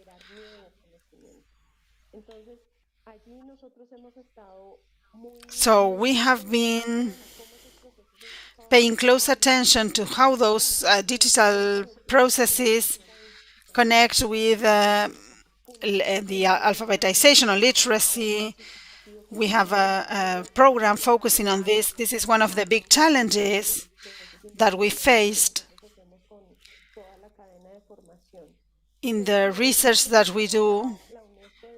And this is a concept that UNESCO has been working on since 2011, thinking about how information is access to information is kind of an exercise that will allow us to make decisions, to build on knowledge, to be able to express ourselves, and finally to be listened by others, to listen others, and to have this kind of different development dynamics from an informed position in these reading and writing exercises that are critical, and that there's kind of a gap in schools between the reading process, specifically since these are similar processes. So for us, it's been important to understand this together with research and developing new knowledge and processes.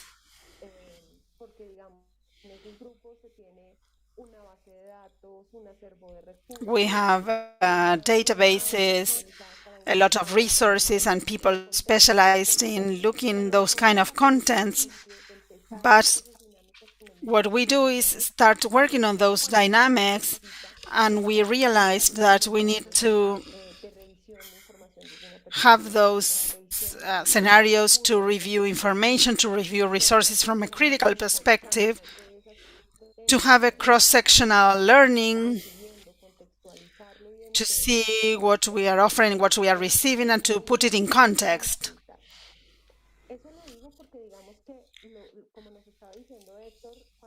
As Hector was saying, when we talk about platforms like the one he was telling us for kids who have problems at school,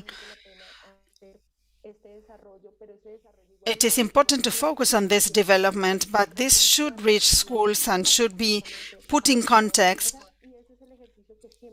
And that is what we always do when we do scientific research. And we need to think how we can enhance these processes. We believe that it's important that for kids from an early age to start paying attention and to produce information, to understand what is going on around them and to produce something that is connected to their context. It is something that was paramount in this development in the ministry, that is to put our science in context, to understand our science from the needs that we have. I was giving you an example. Let's suppose that we have a clear intention of offering internet to everyone, but at some point we need to pay attention and offer power to everyone, because there are many communities that have no power. So I cannot guarantee internet if they don't have power, that basic infrastructure that they need. So first we need to focus on that. And this process of rethinking about technology should be something that is done from the access I have to the sources I receive, from the information I receive. This is the way we are moving towards, and there are many different possibilities. And I also need to pay attention to everything that I am receiving, where I'm receiving it from, which is the intent or the goal of what I'm receiving, who sent it. There was some debate as regards free or open software. And for example, I may think that there are some contents that have licenses and we need to invest in these resources. So how can I understand this and make a decision facing that? This means that I expect people to ask questions and to develop knowledge and to learn. We may have access to internet, but we also need to see what is the basic infrastructure and to understand that there are things that we need to solve previous to offering internet to everyone.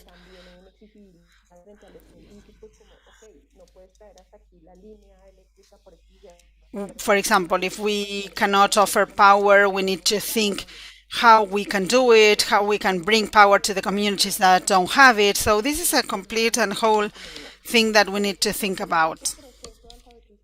And that's why this digital literacy process has many steps, and it is vital, essential for us. And it has to do with the need of information being at the center of producing knowledge, and that knowledge production has a specific context. So what we have been seeing at the ministry with the different exercises and research that we have been doing,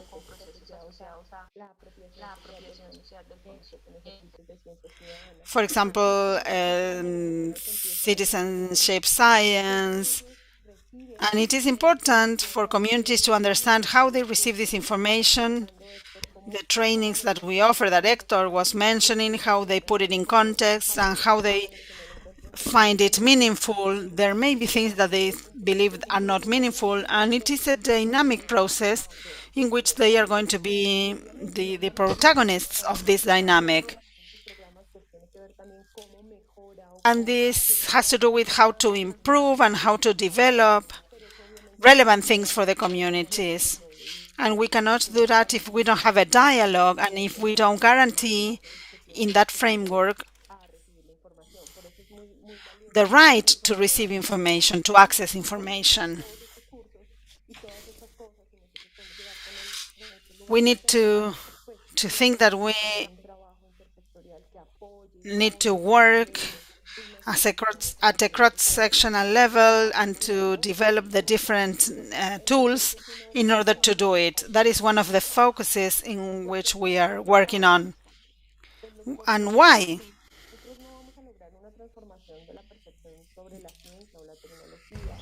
We're not continue something about creation content or technology if we are not having the necessary skills or capacities in terms of technology or technological development.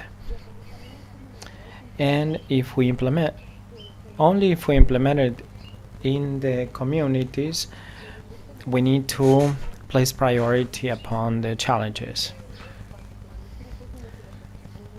In research groups, the first thing that we do is we need to consider if we have available a 3D computer or a printer.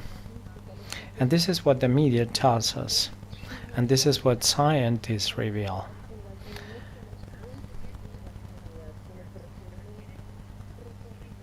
And sometimes we reconfigure the requirements or review what the community or how the community is going to implement this. So it's going from developing the skills and competencies that are related to innovation and create a set of expertise so they can approach that technology and to understand the goals and where we're going. That exercise that we do in our research centers is something that we do in the Ministry of Science.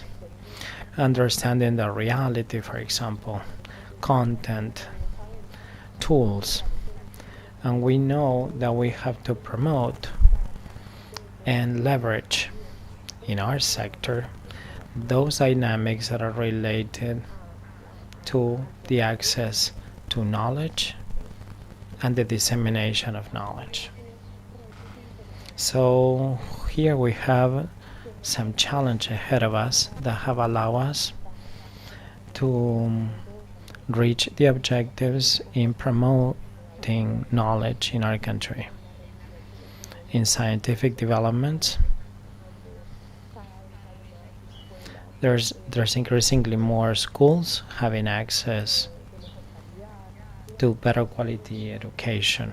So we're making progress along those needs that provide us with quality education. And this is subject to a mediation and assessment, and how we can integrate this to the communities. And the communities are going to play the role of assessment there, how they're going to implement this. And this is the actual transformation of science, the empowerment of communities, of children, of researchers, and how is going to be implemented in the communities.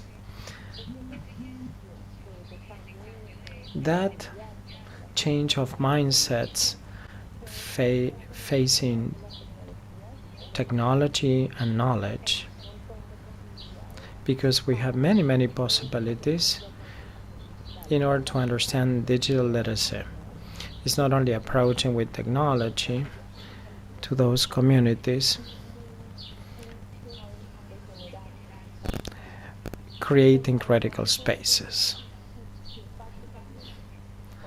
And also, we want stakeholders to help us develop the scenarios in line with the community needs, so they can understand that they require connectivity and then the internet and technological advance and understanding,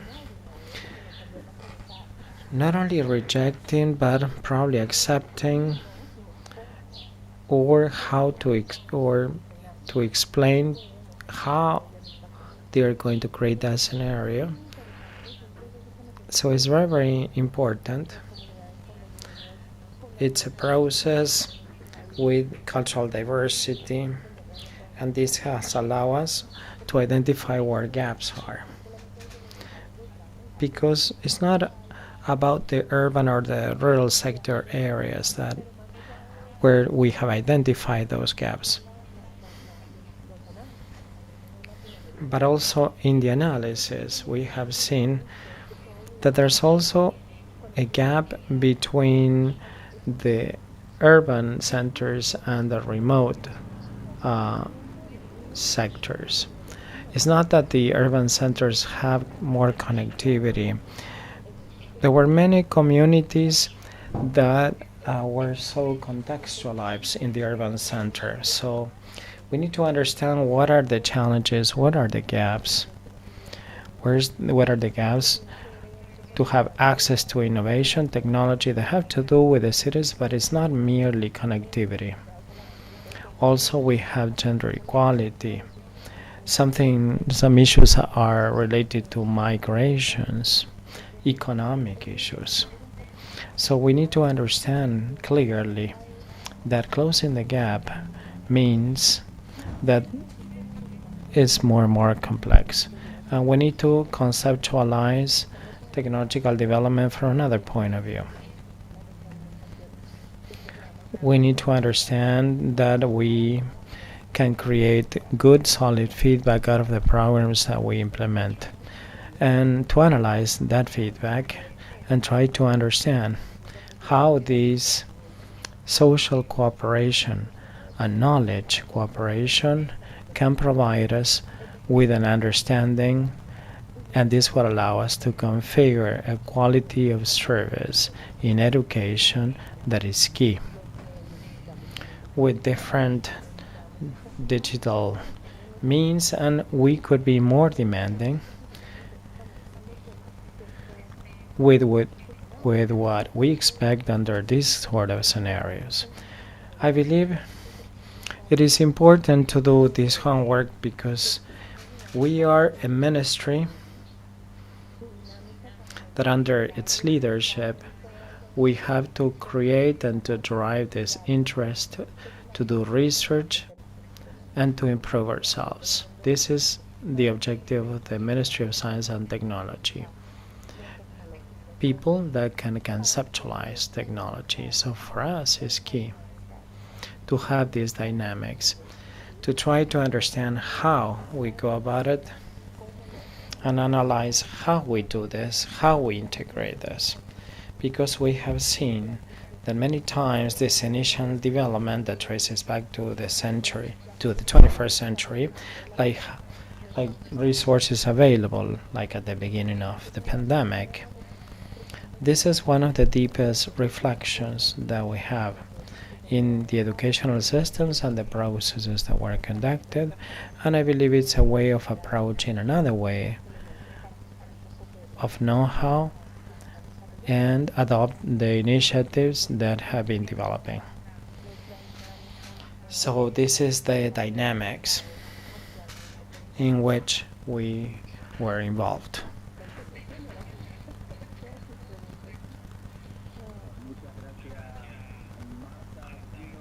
Thanks, Marta. Thank you for your excellent presentations and for your presence that allow us to start a discussion and to open this forum for questions and answers. Olga said that private and public cooperation and dialogue is one of the largest challenges, not only in education, but in other arenas. We have the feeling that we have different agendas. How do you feel that the pandemic, or what the pandemic created? Is there a new approach, learnings, approaches? What happens with the dialogue between public and private partnerships?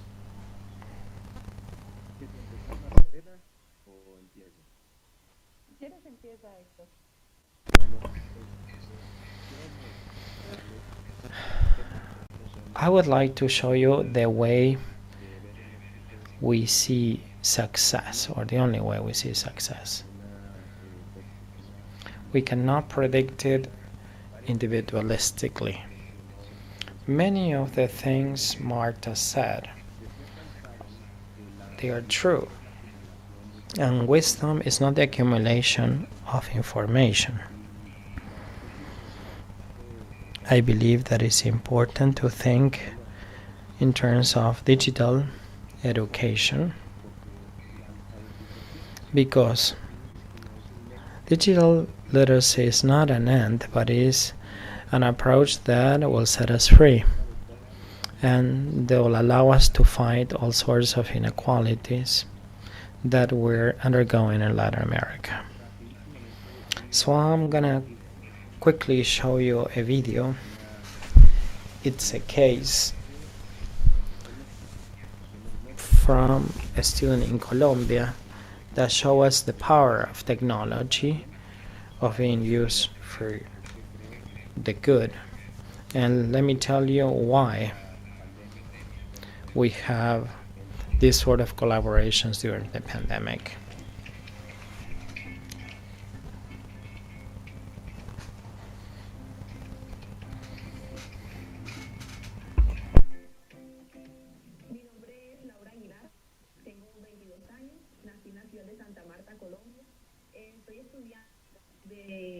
Ingeniería civil y estoy en el último semestre académico.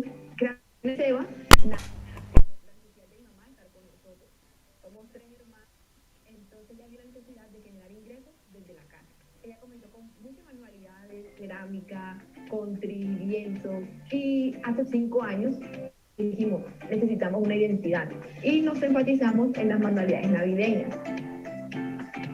Luego de un tiempo yo le dije, mami, hay que darnos a conocer. Y comencé a interesarme en la página de Facebook. Creamos una página, luego pasamos a Instagram en 2018 y lo último creamos WhatsApp Business. Luego comenzamos a hacer cursos y nos dimos cuenta que la interacción con nuestros clientes o nuestros clientes potenciales era lo más importante y comenzamos a crear una comunidad.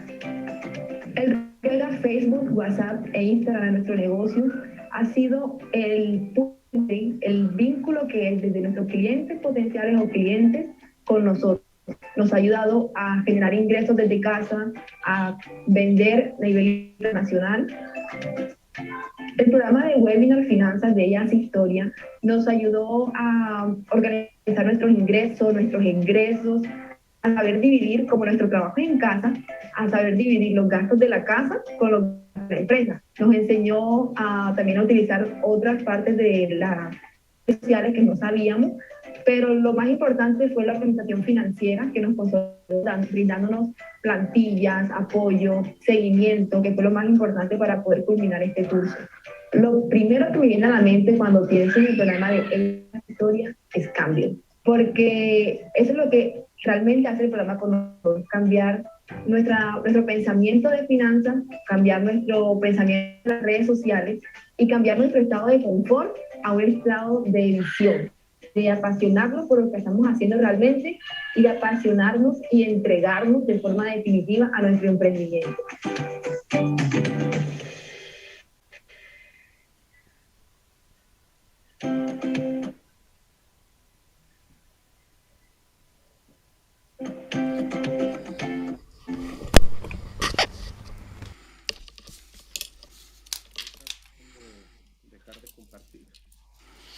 I'm going to stop sharing my screen.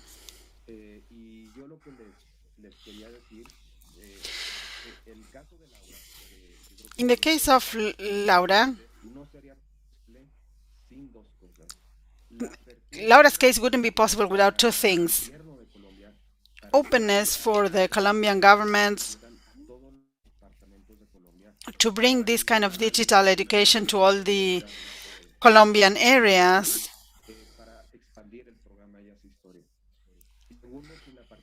and to enhance this program. And secondly, without the participation of our local partner, Colnodo, thanks to their dedication and commitment to work with people, they were able to reach a person like Laura and help her to generate value, not only for her, but for her community.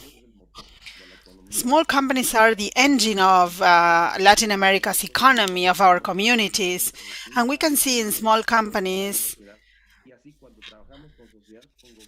a lot that they can offer to societies and to communities that help us assess with metrics and evidence which is the impact and the cause of the relevance of offering this to people and the results after some time. This is what makes us proud and show us that we can do it, that we are suffering an educational and economic emergency, and that we are not going to be able to solve it alone. In these couple of years, we learned to live in a different way than in the last 20 years, and that's why I think this is the way to move forward in the future. I believe that that talent that you were talking about building new trust with the private sector and communities, when you talk with as a government sector with an alliance with the private sector, the question that the communities ask is why, what are they going to require from us? It's like they are kind of scared, and we need to show them that, well, the private company is doing something to help the community, and that there's going to be economic development in that area. And for example, a nice project that we have in Borsaco is a union of coffee workers that are working with kids. We need to talk about corporate social responsibility and the different mechanisms and strategies to help communities. And that is one of the first things in which we need to focus when we work with private companies and governments. And something that the pandemic taught us is that we are kind of a little bit more relaxed with the system, with the intention of the processes, because we believe that we are facing a crisis and that it's not very clear how to solve it. So in the science ministry, since this was a research exercise, we have a great relationship with private companies And what we are trying to solve now is how to be able to have our scientists start working on this a little bit more, participating with different private companies. This is like the most complex part. It was to develop this kind of trust scenarios with communities, and that's why it's necessary to do it. We may think, well, what Facebook is doing is positive, but then we listen to some news and then the idea is lost. So we need to think a little bit more about this and to build trust within the communities as regards the public-private connection. It's very positive to listen that there are a lot of steps toward this goal. Olga, I know that you may have some questions from the audience. Yes, thank you so much to both for your presentations and for sharing. I hope that we have learned about the different advantages that we could have. There were great benefits, and we shouldn't lose them because of going back to face-to-face, the face-to-face world. We have to keep the positive aspects of the virtual environment. I hope that offices and education sector learn that we need to take advantage of those benefits.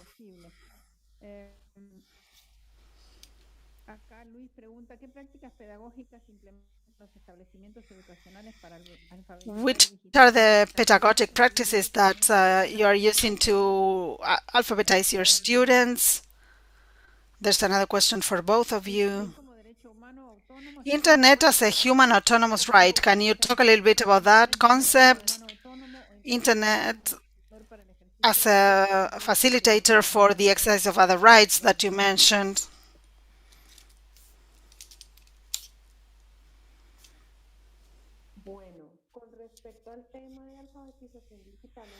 Well, as regards digital alphabetization at schools, this is one of the aspects that we have always paid attention to because of access to technology and access to infrastructure. This is a huge challenge in teacher training, parents and families training. There are some basic needs there to reflect on those matters in order to understand the advantages of technology. Sometimes there's kind of reluctance as regards kids and time spent on screens. So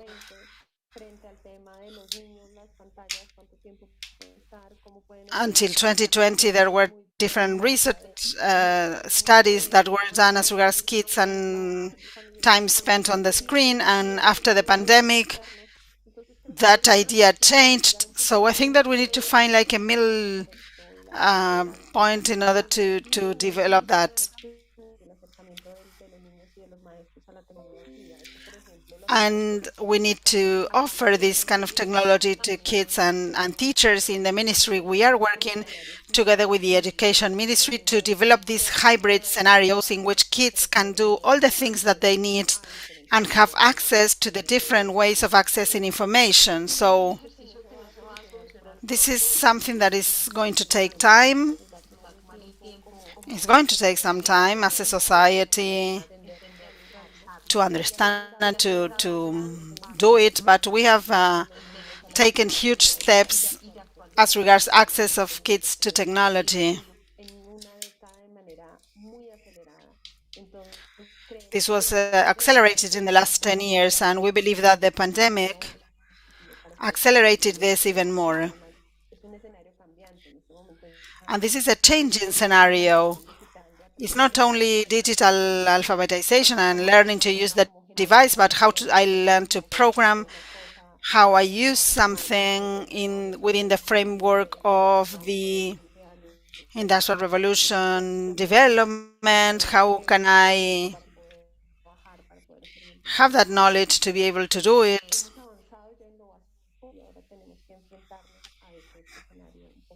Now we have to face a different scenario that is kind of more familiar for us.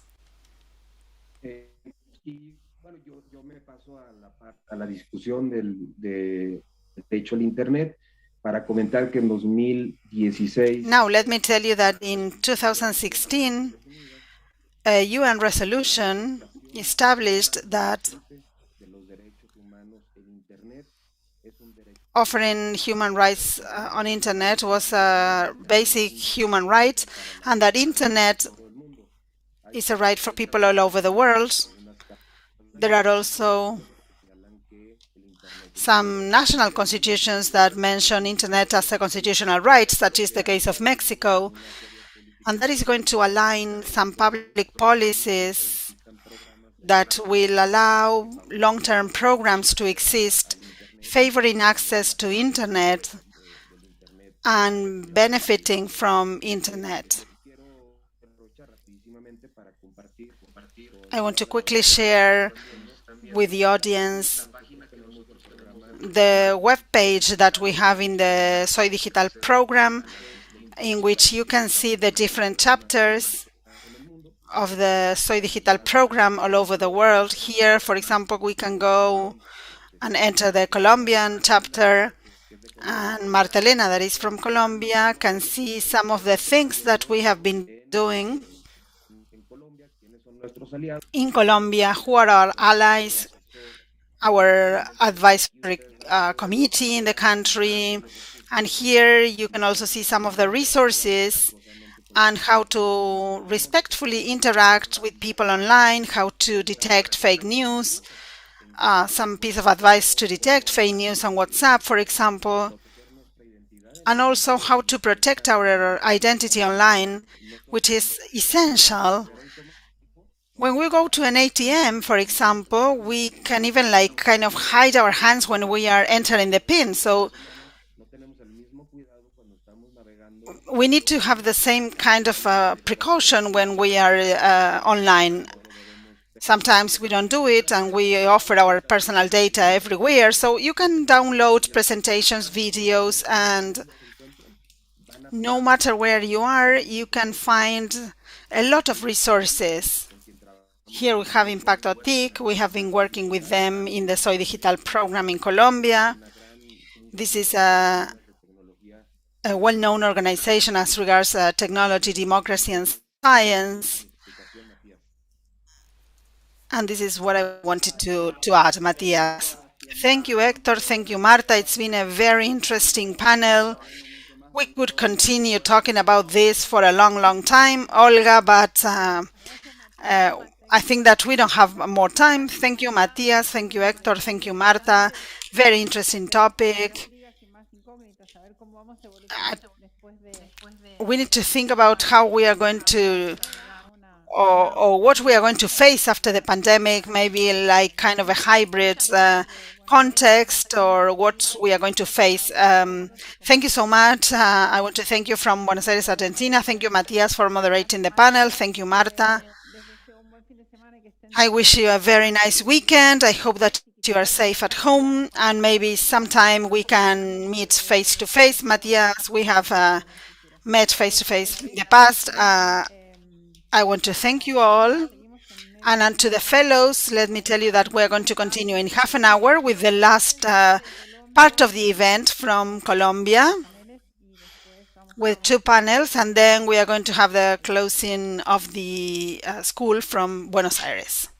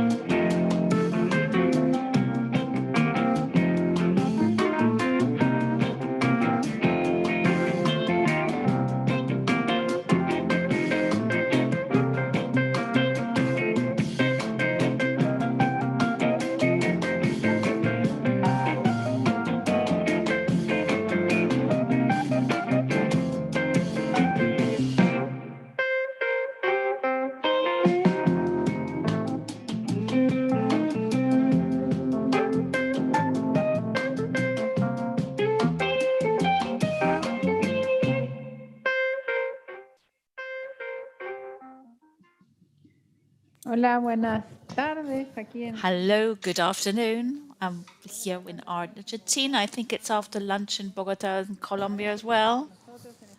It's good to have you with us at this last session of our 5-day conference of the South School of Internet Governance. Some of us had 7 weeks worth of a course before this. I'm so grateful to our interns for all their super questions. And now I'd like to hand you over to Isabel Cristina de Avila. She's the manager of .co and Internet Governance in the ICT Ministry in Colombia. We have a really important panel who's going to be talking about Internet promotion and massification. And we're going to be hearing from some of the top carriers of Internet and connectivity in Colombia. So we're over to Colombia, our node in Colombia. Hi there. Or over to you, Isabel. We're listening to you from Buenos Aires and our interns from all around the world.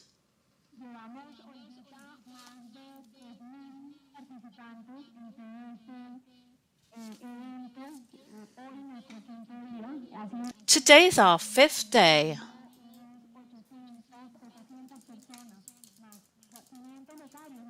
We have 500 interns from all around the world. Isabel, my dear, just could you put the microphone just a little bit further away from your mouth? We can't actually hear you.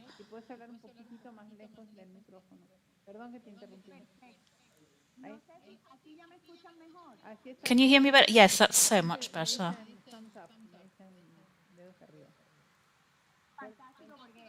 That's great, because the panelists can hear me, obviously.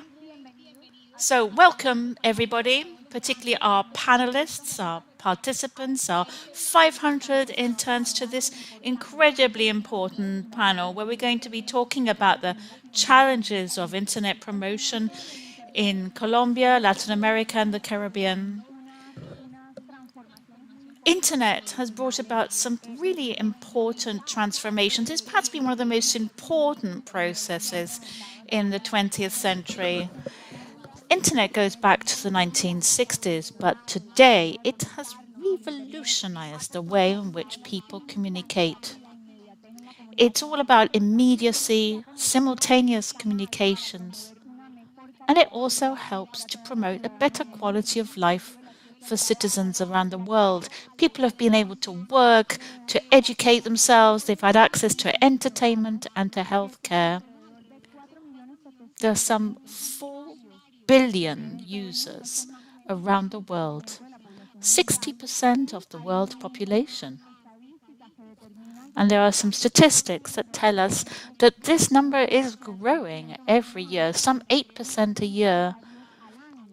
So we're looking at an awful lot more people every year, and particularly in the pandemic, for many Colombians, internet was a tool that allowed us to be close to our loved ones.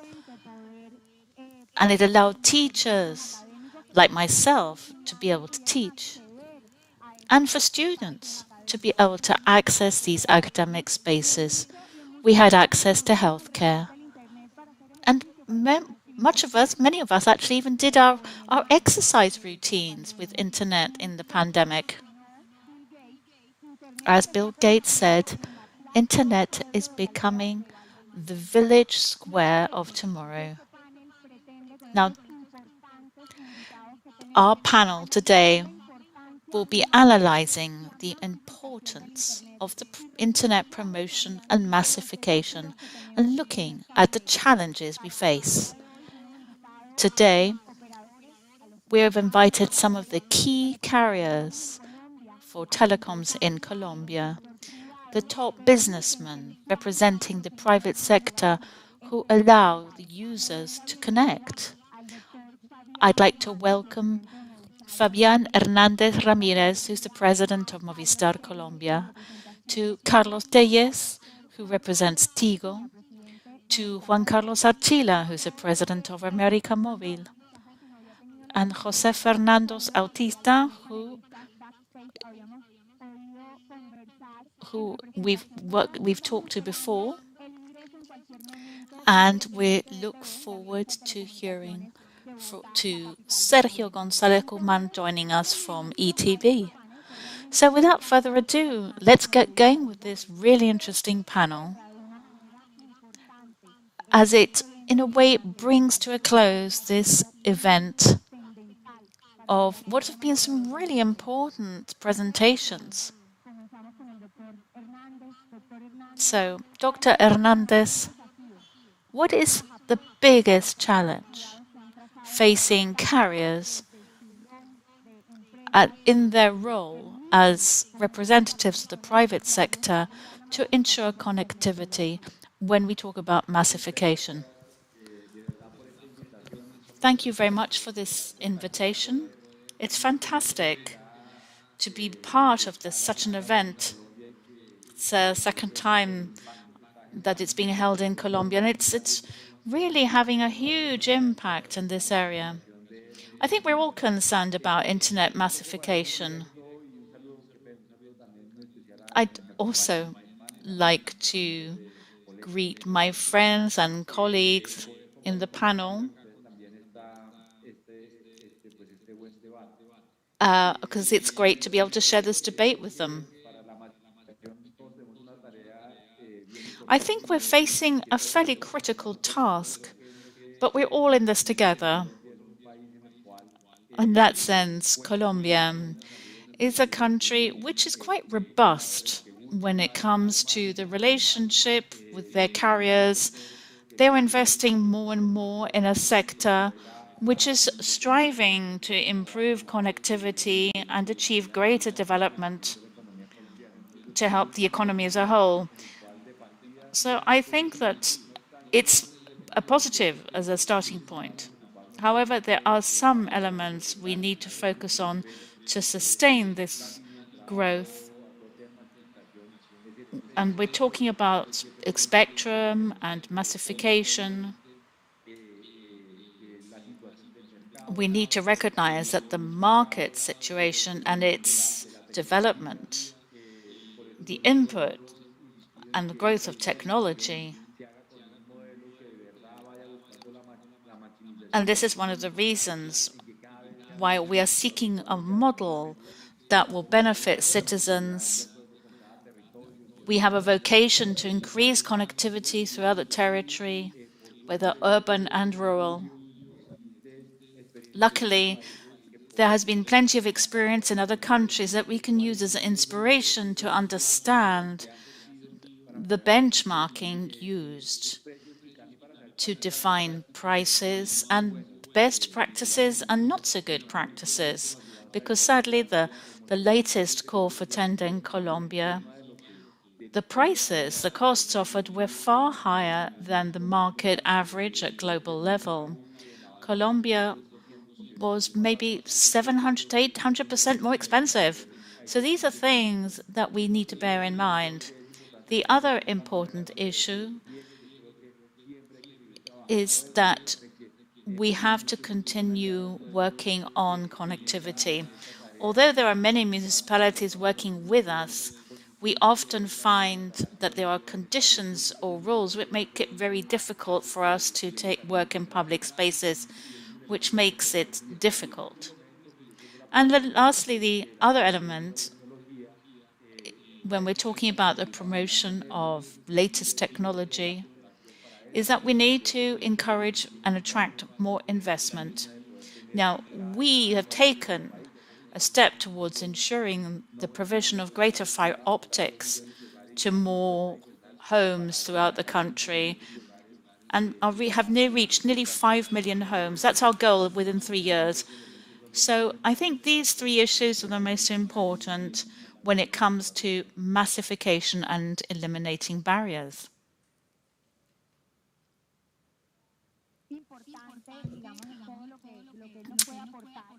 I think it's very important to consider everything that new carriers can contribute, and this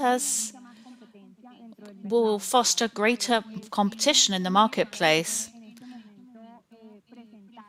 So I think it's very important to hear what you can tell us about this aspect.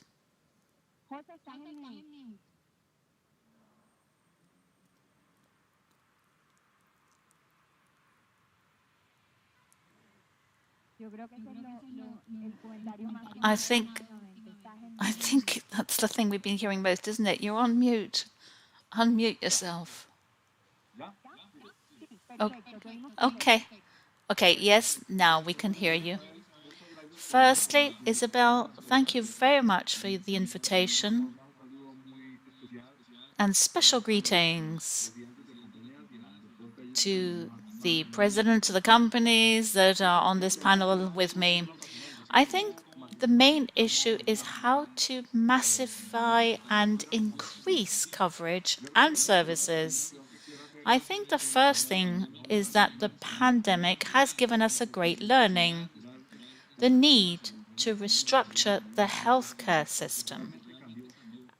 And that, what changed most was the trend around the world concerning telecommunications and digital infrastructure.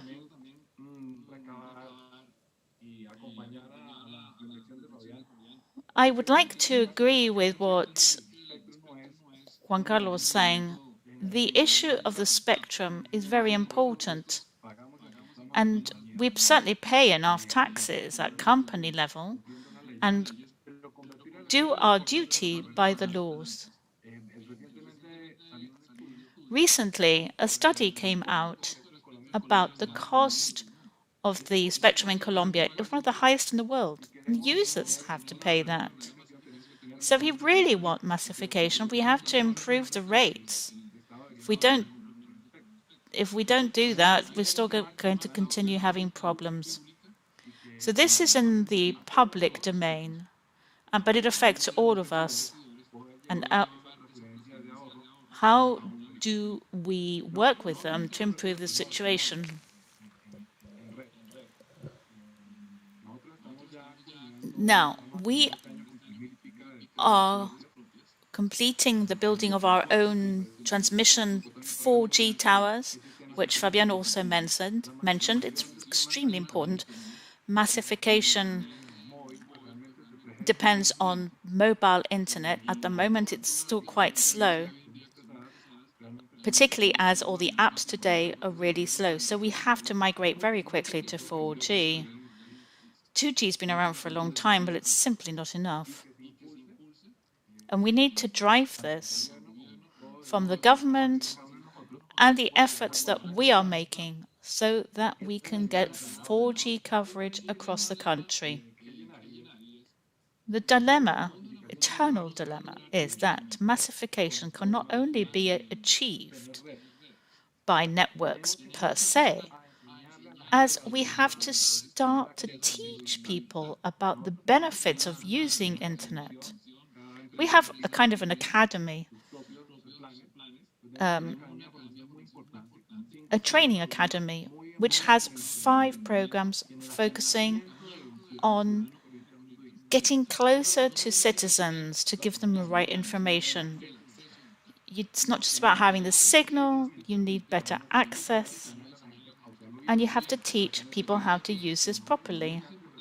So they don't end up focusing on things like social networks. It's not just about social networks. You really need to know how to use internet more efficiently, particularly when it means accessing the digital world. Very interesting. We're going to hear from Carlos Tejes. Good afternoon, everybody. Thank you very much for the invitation. At Tigo, we believe that closing the digital divide and the connections of Colombia to the digital world can only be achieved with smart investments. For us, winning the tender for 2 blocks of 700 means reconverting our company. And we have showed this through investing in the country, helping with the job market and the growth in 4G. It is public knowledge today that a Tigo network is the best qualified network in the country. And that has also placed us faced with quite significant challenges. We are investing to increase the 4G network and provide better services to citizens. And all the panelists have talked about this. It's really important. Spectrum prices, where they are today, that reduces competition, which means that the digital divide, a concept which I've been studying for 20 years, we used to talk about telephones and now we're talking about digital. We haven't managed to close this gap. And today, more and more Colombians are moving away from connectivity. So that is one of our objectives at Tigo. And that's why we continue to invest increasingly in this country. And another thing I think that's really important to bring to the table is to make people understand, ordinary Joe public, the people who connect from remote places like Puerto Gaitan, that internet is so much more than social networks. It's much more than just seeing what the weather's going to be like in a particular part of the world. Internet is a communications channel. It's a gateway to another world. I think it's probably the most important gateway humanity has had to knowledge, because it means that knowledge can be distributed more equitably. We can access all these different libraries. So that's our purpose, that the 50 million plus Colombians continue to grow and are able to connect to internet quickly, efficiently, and with good quality, and at the best possible price. And we can only do that when the public sector works with the private sector. The state has to understand the spectrum should not be something taxing on state finances, because through connectivity, everybody can achieve more objectives. Also, as the private sector, we continue investing so that Colombians can have the best possible networks. Thank you, Dr. Diaz. So we've talked about spectrum, we've talked about market development, maximizing the social impact, barriers to deployment, better rates, better infrastructure, low rates, growth for jobs, offering citizens the best possible experience, investing in ICTs, and maximizing the use of internet. It's not just deployment, but appropriation of this tool. Dr. Archila, and we will finally hear from Sergio González Human. So what is the main challenge facing your company nowadays? Good afternoon, Isabel. I hope that you can hear me well. Thank you for the invitation to take part in this panel. It's a great opportunity to be able to share with everybody today some of the structural issues we face in the industry. And before I go into this in detail, I just want to raise a question which I believe is important. What has America Móvil done when it comes to massifying telecommunications in Colombia, as we have done in other countries? I think that where we've been putting our money, and I think that this goes very much in line with the answers of my colleagues, is investment. I think it's viable investment is incredibly important. And I would say, and in fact, Dr. Bautista, I think, said something along those lines too. The pandemic has left us with many learnings, and it should also leave Colombia with many learnings. The pandemic put pressure, or if you like, stressed the telecoms networks around the world in an unsuspected way. And if you look at it like that, as something so stressed, you'd say, no, it's not going to work. Everything you said, Isabel, at the beginning, about the fact that we were entertained and educated, everything that we're doing now, in fact, here we are, we're connected from all parts of the region. It would have been unthinkable. And the only reason all of this could happen was because there was an over-investment in telecommunications networks around the world because the world and in the way in which this business has developed means that there have been an awful lot of investment and what economists call an infrastructure competition. This means that what happened back in 2020 in Colombia, we went from one week to the next producing 40% more data, transmitting 40% more data. Everybody in the region, if there are any companies or industries or sectors which produces 40% more data in one week to the next, I'd like to hear it. We think about 40% more soda drinks, unthinkable, or food. It's just unimaginable, but not when you're talking about telecoms. Because of this, because the business model for the telecom sector has a scheme which involves over-investment. And that happened in Colombia too, but not necessarily everywhere. And I think that's very important because we're talking about the big cities with all the carriers. There are 11, 12 carriers, and we've all invested in the region, but not in the country, not in our own country. 60% of the municipalities in Colombia only have a 4G network. So, Isabel, I would like to go into this in a bit more detail because I would not like to. I want to say that I completely agree with many of my colleagues' comments, the business about spectrum, deployment, everything that's been said so far. But in the case of Colombia, I think that we are facing some fairly major challenges, which I would say are structural.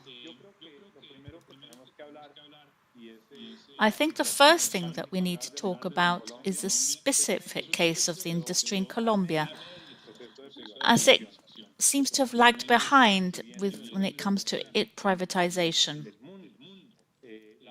Although the privatization of telecommunications services took place around the world in the 90s in Colombia, we still have 4 or 5 of the main telecommunication services providing all-round services. Only 4 to 5 of them have public investment. And I think that that dictates much of what happens and how public policy is defined. And I think it's a pending issue which needs to be resolved.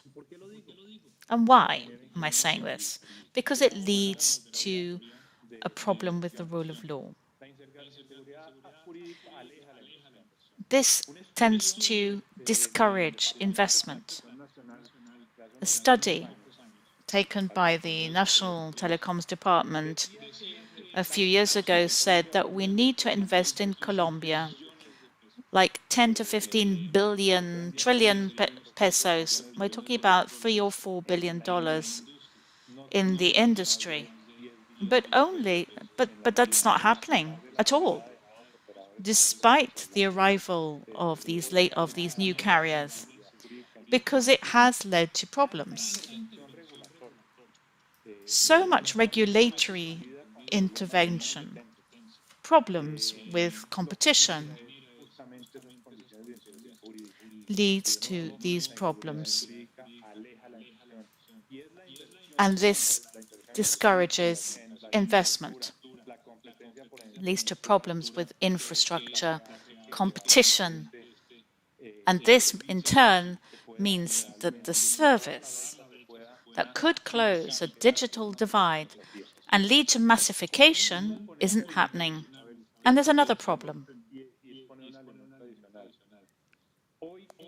Today, public policy in Colombia is aimed at benefiting mostly those that are already connected, not those who don't have a connection. In Colombia, we have the lowest income per user in the world. The users who are connected in Colombia invest or spend very little in order to be communicated.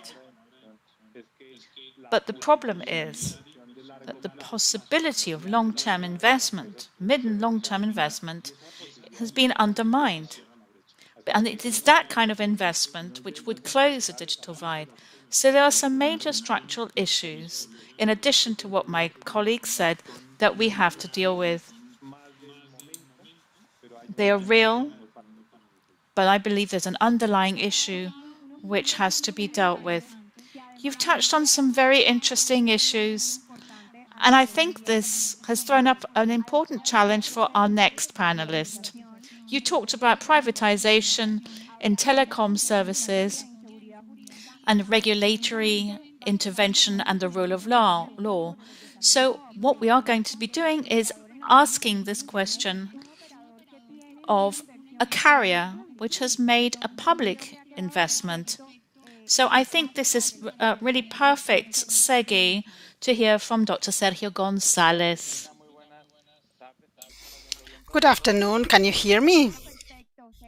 Yes, perfectly, Sergio. Thank you so much. Good afternoon to all the members of the panel, Juan Carlos, Carlos, and all the rest, and all the audience. I would say that I would like to answer your question like with two answers. I'm going to try to be a little bit brief, but I want to answer in two ways. In DTV, in the last 10 years ago, we were the first operator using fiber technology in the city. And that is what made us or helped us during the last year's pandemic to be the fixed telecommunication company, the best telecommunication company all over the country.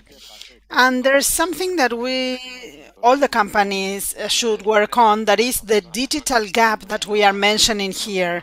Undoubtedly, one of the main topics is investment that we systematically have been making. We know that we need to invest between 20 and 25% of the total revenues every year. And the investment that we have done in Bogota and all over the country, of course, is very important. Nevertheless, the big digital gap that we have in Colombia is alarming. We can see the fixed internet connection is around 48 or 50% in Colombia, so 1 out of 2 homes don't have a fixed internet. And in mobile internet, we were at 63%, I think. Some developed countries are around 118, 120%. So there's something that we need to do there. And specifically talking about Bogota, this digital gap is 30%. So this means that out of 10 homes, 3 are not connected. So we need to think what happened during the pandemic. We all had to stay home. All we had was connectivity in order to work, to connect with our families, with in the case of our children, to keep educating and going to school. So this is something that we still have to work on. We understand the importance that it has, and we know that what we have is a very important fiber network. And what we want to do is to mount a neutral network so that everybody can use it. It is a leading-edge technology network that can offer all the customers in Bogota to double this network. This is the project that we have, and to be able to close this digital gap and reach 86% penetration in Bogota with the fiber optic technology, to support and to work and close this digital gap. This has to do with management, employment generation, economic development, and we need to think how we can contribute not only to closing the digital gap, but also towards economic recovery. And this is where we are focusing on. Another important issue is that in this kind of markets, there are some things that have to do with dominance of the market. And I think that we need to work there. When we see all the competition there's kind of a balance in the markets. So I would say that undoubtedly we need to think about investment. And of course, we need to find this market balance. Thank you so much. There are so many interesting topics that you mentioned, Mr. Gonzalez. We can see here how from the perspective of each of the main operators in Colombia, they have all agreed that investment, management, and massification for economic recovery are the most relevant points. I think that Dr. Attila mentioned it, and also many of you talked about the role that the Colombian government needs to play so that more citizens have access to internet. As Mr. Gonzalez was saying, with numbers, we have around 63%, that is the last number that we have, registered as regards access to mobile internet. And what do we need to do, or is it possible for the government to do something so that these numbers can have a positive impact? I would like to ask you first, Dr. Attila from America Mobile. Is the government or the state an important and relevant player in this issue? Thank you so much, Isabel. I promise to try to be brief.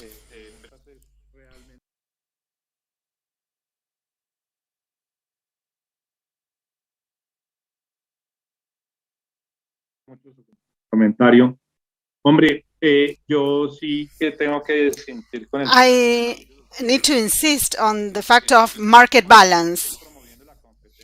If we are doing is fostering competition,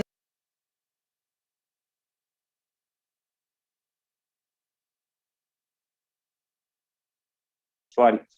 Así que ese es como un contrasentido de la competencia, el equilibrar los mercados. Los mercados tienen una cancha de juego a todo el mundo. It's different to balancing the markets. Everybody should have the possibility of having a positive role, but I think that this is key. I promise to be brief. The role of the state as an enabler is important. They should enable the private sector to develop the telecommunication market and not depending on others, so that benefits are offered to the users. And there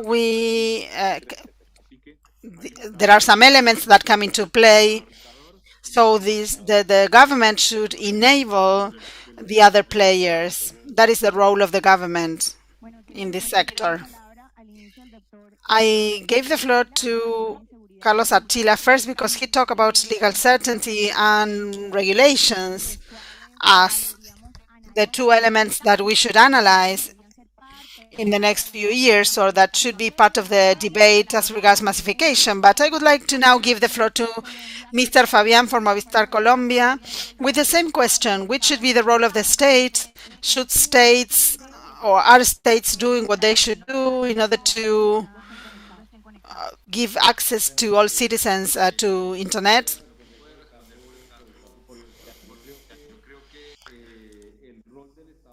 I believe that the role of the states, we all agreed that is the role of enabling in an industry such as ours in Colombia, which is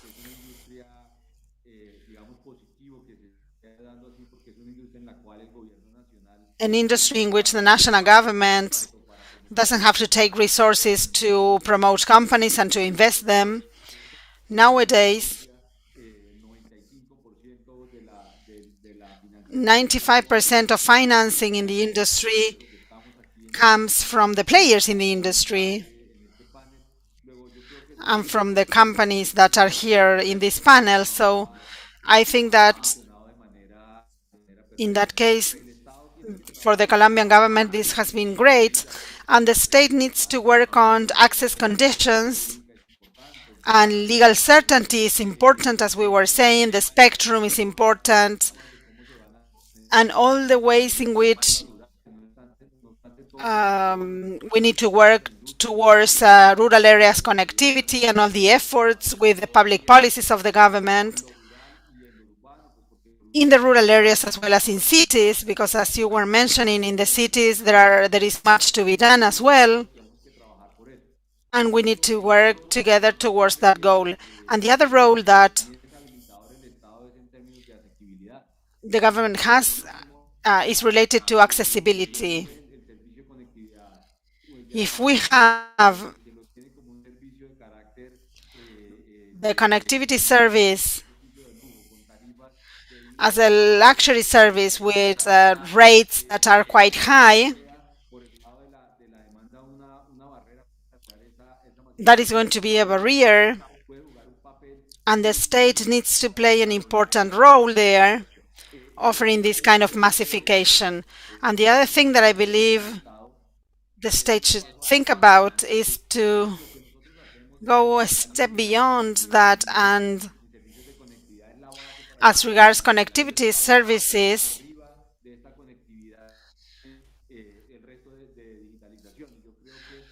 I believe that the current government is moving forward as regards talking about the public policies that will allow us to be able to benefit from this digitalization in an adequate way, with access, the cloud, and all the topics that we have been working on and the government has been working on, and no other governments in the region has been working on that, because we are one of the countries with the best public policies in that sense.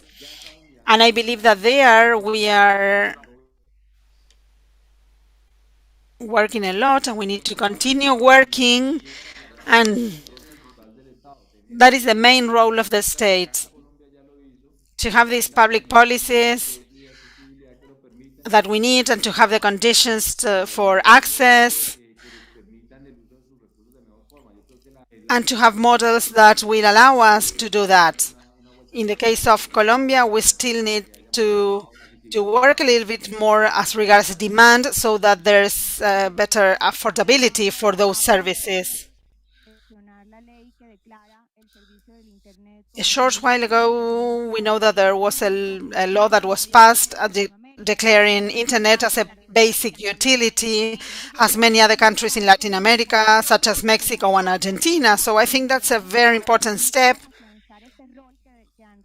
in Colombia that is going to strengthen that role that you all in the panel have mentioned.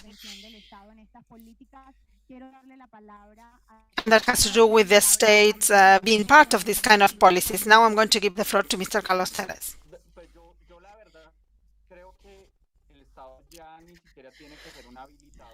I believe that the state shouldn't be like enabling the sector to do things, but it should, that concept of the state being everywhere,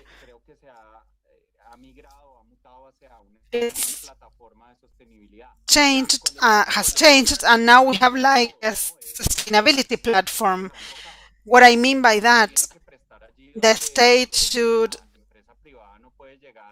offer services where private companies cannot offer the services because of financial conditions. So the state should offer that kind of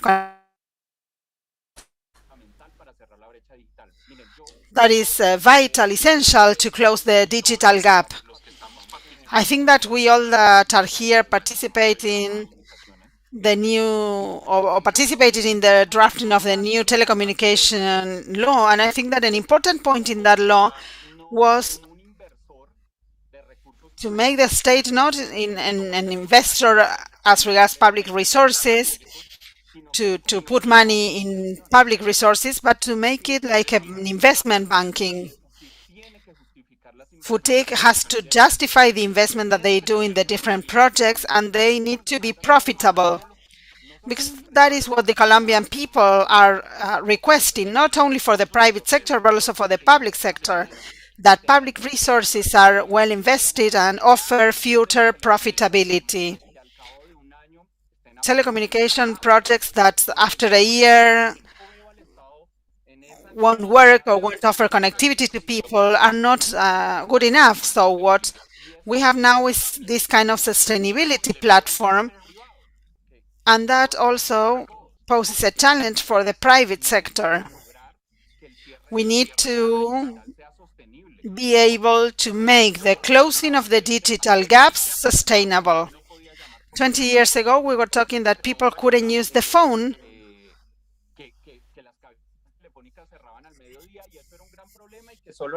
and that was a problem, and only half the locations had telephone booths.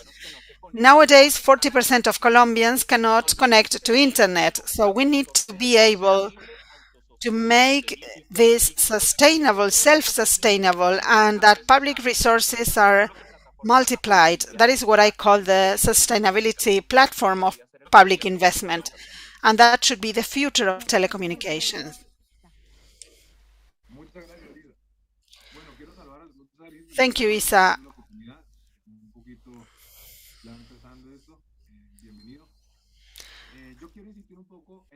I want to insist on the first topic that we have already talked about, the role of the Colombian state, and specifically this government that had an ambitious goal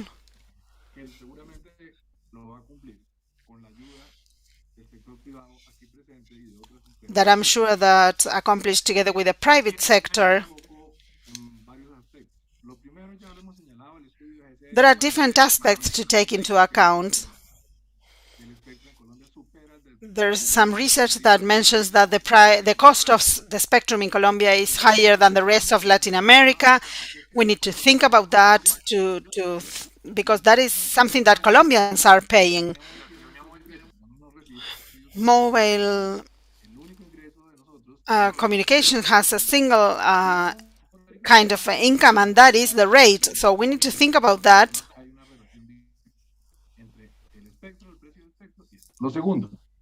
So there's a connection there between the spectrum cost and that I was mentioning. I want to mention what Dr. Achila said, that in the sense that here we need to focus on those who are not connected in any way.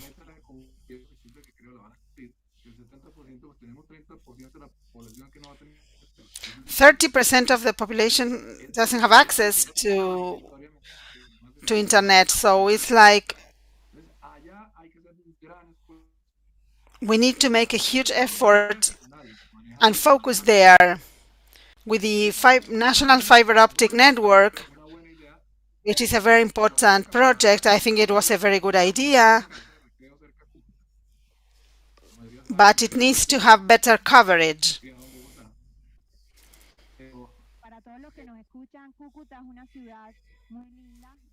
For all the audience, I want to tell you that this is a beautiful city. It's the capital of our departments in the north, Santander, because we have people from all Latin America, so we need to explain them that. That is the border with Venezuela. It's, for example, a house in the middle of the country, and the mobile telephone signal is 3G, and internet is terrible, works terribly bad.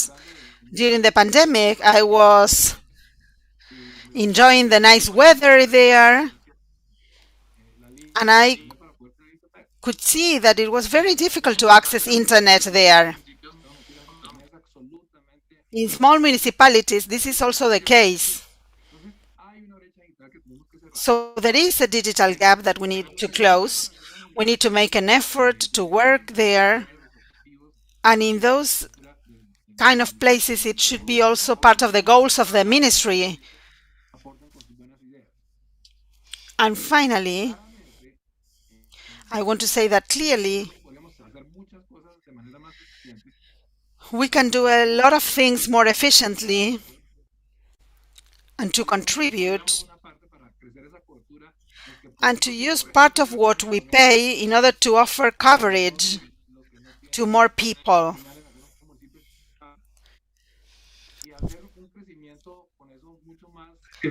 and to be able to have a better and more efficient growth using that money or investing that money there. So that is our business, what we are interested in. We have a huge purchase capacity. We can buy a lot of infrastructure, equipment, and I believe that here there's a lot to be done. And I want to mention something else. We need to respect the rules of engagement, protecting investment and legal stability, which is essential for this to work. When you go to a bank and you borrow some credit, it's going to last for 20 years. So we need to think in the long term. Those are things that should be respected. And which is the role of the state in this issue? Everything is in the private hands nowadays as regards this. So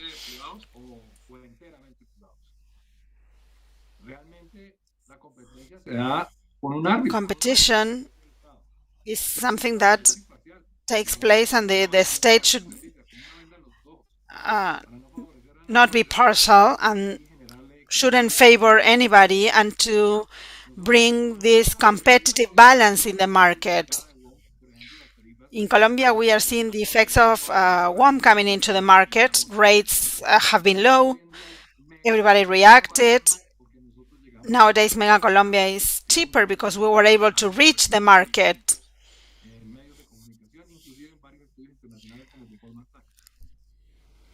And that has been said in many international agencies such as Goldman Sachs.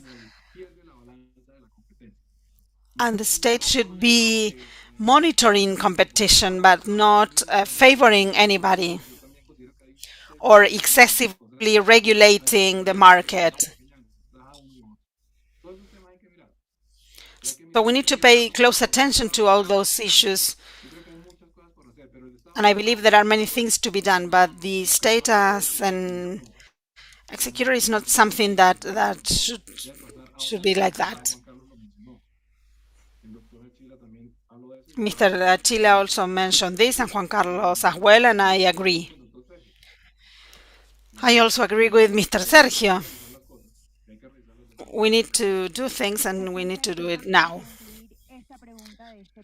Mr. Sergio, to conclude with this question in the panel. I like you to have the conclusion. I don't know if you have realized. I think that the rest of the panelists have given enough information about this. I want to say hello to Fernando. I didn't say hello when the panel started.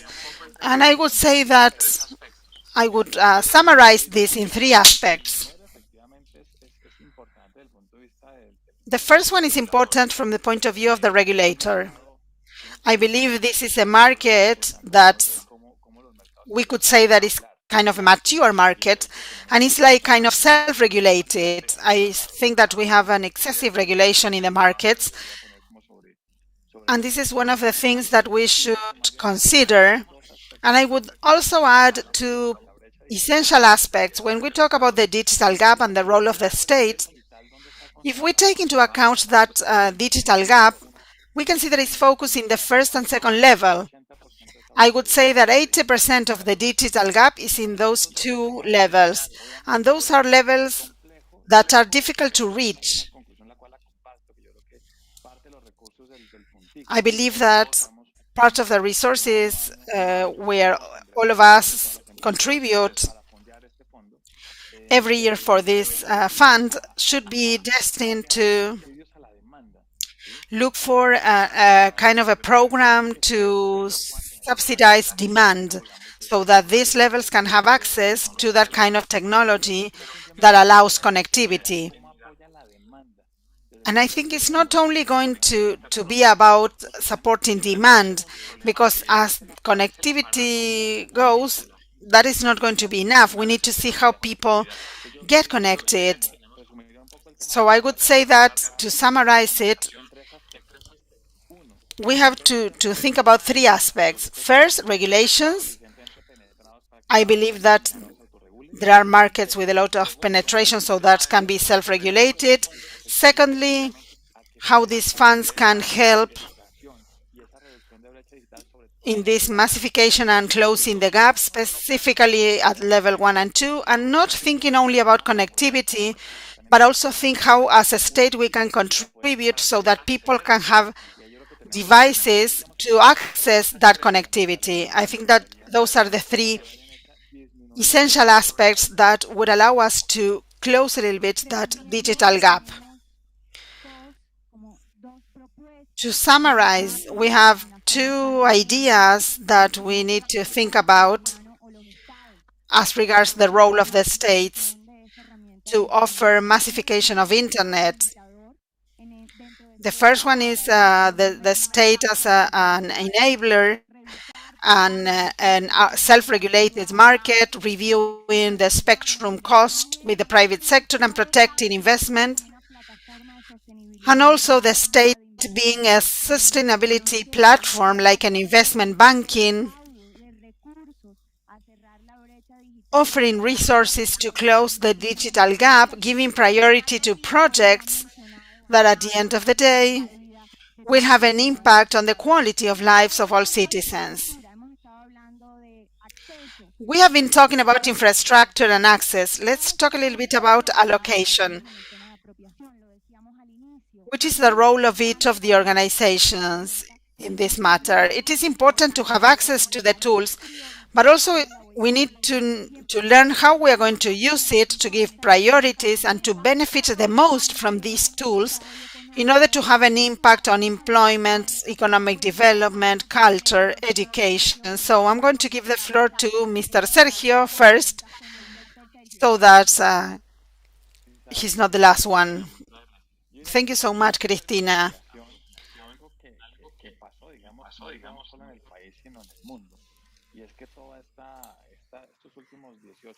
In these last 18 months of the pandemic, what has happened is that the digital transformation has picked up speed. It's almost unimaginable.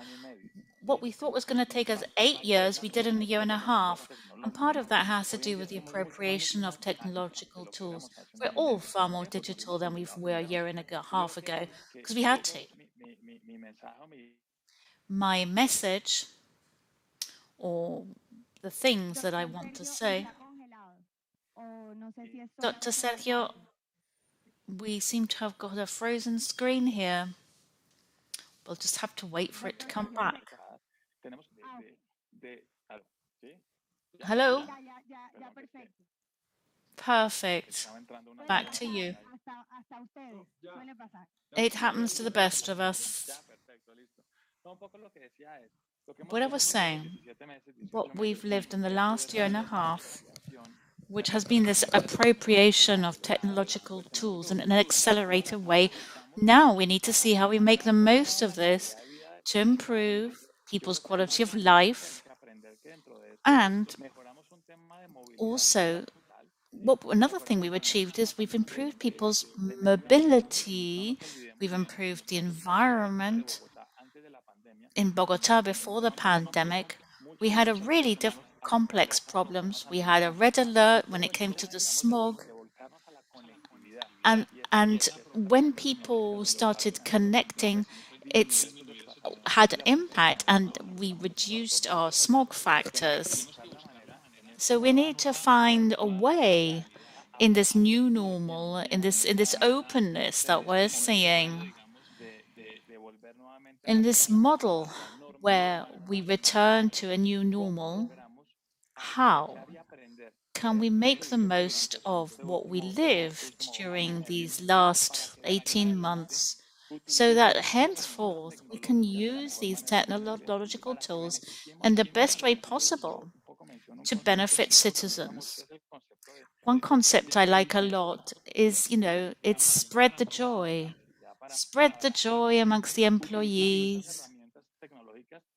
using these technological tools as best possible so that we can all be efficient and support environment, efficiency, and at the end of the day, we should make an analysis of what we've been doing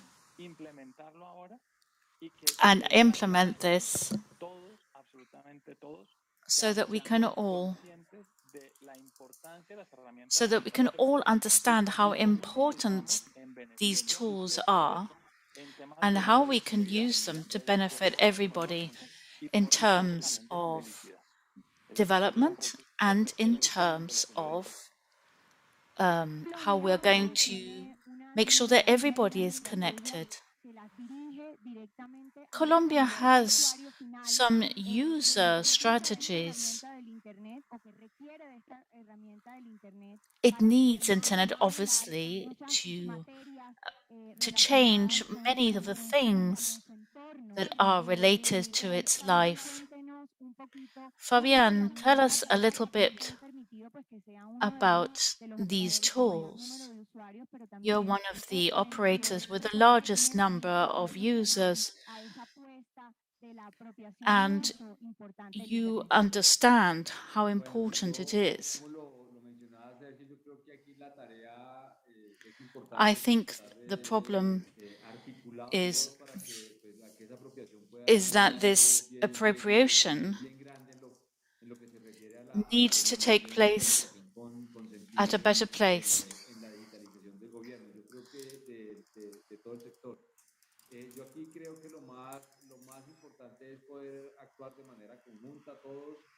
I think we all need to act together, and we all are working very closely together with these initiatives to create a value proposal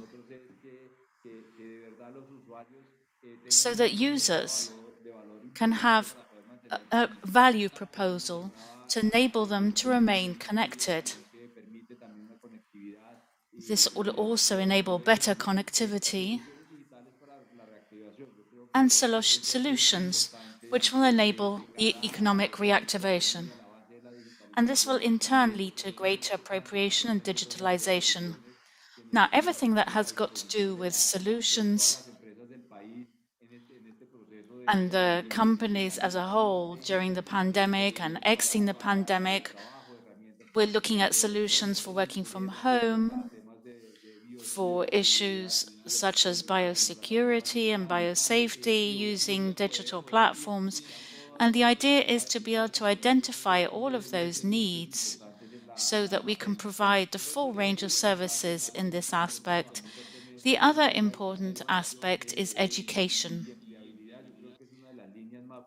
because I think this is one of the most important aspects of appropriation.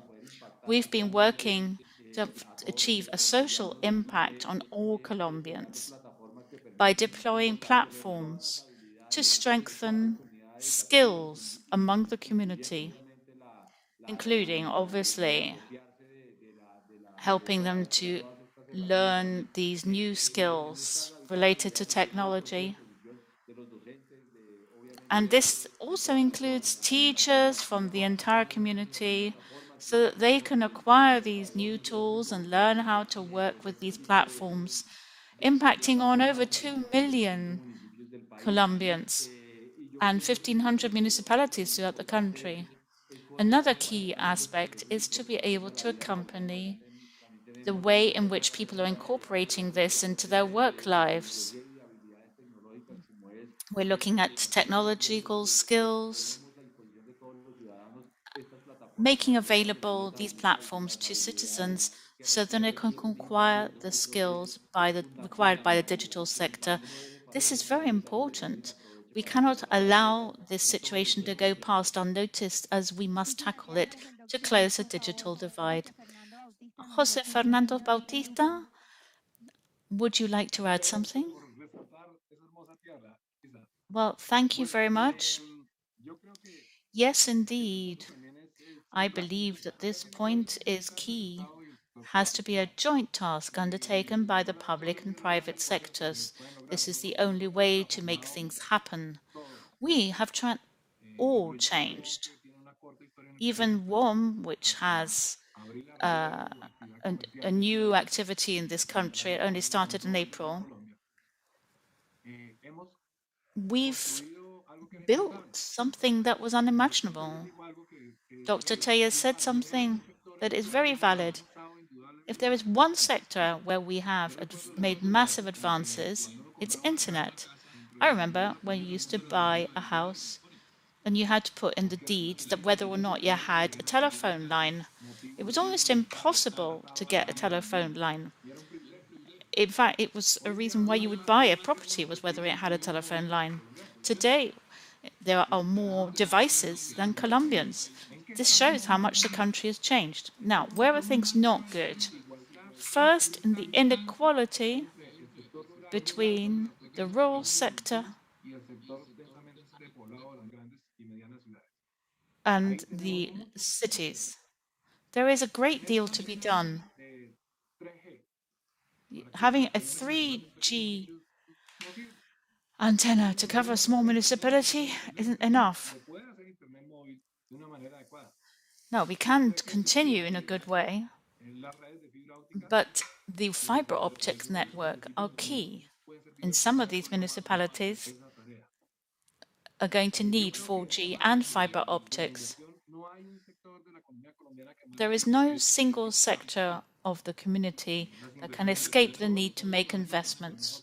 We're all making huge investments. We're some of the biggest investors, obviously because we are creating a joint interest in this area. But everybody has to invest. And it's quite sizable too. Fiber optics. I'm a ETV client, right? ETV provides my internet. I have ETV TV. And I have high-speed internet provided by ETV. It's an excellent service.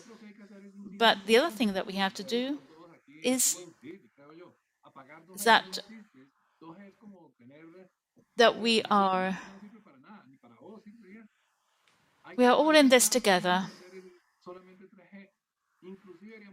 3G is no good anymore. We have to move beyond that. We have to help the country achieve connectivity. We can do many things. There's a digital divide in Bogota. You'd think it was impossible, really, wouldn't you, given the internet penetration? Okay, so then what do? We should sign agreements with EBTB to invest in fiber optics and better connectivity. We are also lagging behind when it comes to having a share in the mobile market, which would also bring many advantages to Colombians throughout the country, because we need to do what we did in Chile. So I think there's a major task ahead of us as a private sector. I think the state really needs to take care of us. It needs to ensure rule of law, because here are some of the top investors in the country at a time when our consumption has grown by 40%. I mean, which is unheard of. You can't expect that to happen by itself. We have to make sure that things continue working and continue progressing in this direction. And also, we mustn't forget that this is a way of the state gaining more revenue and bringing about social transformation. And, it is also about education and work and jobs. Education is really important. We have a free platform, educational platform for anybody who wants to learn about entrepreneurship or finance or technology. And we have thousands and thousands of students. So this is the gateway to transform society. I should also like to point out that the pandemic wasn't just about good things in this sense. I don't understand how today Some things have become more expensive in this sense.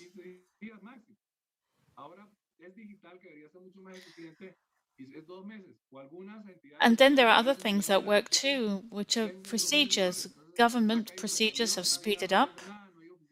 But then you get other things like, server crashing and nobody seems to be responsible. And you need someone to step up and be responsible for that and intervene, because services have to mean benefits for the population. Otherwise, it doesn't work.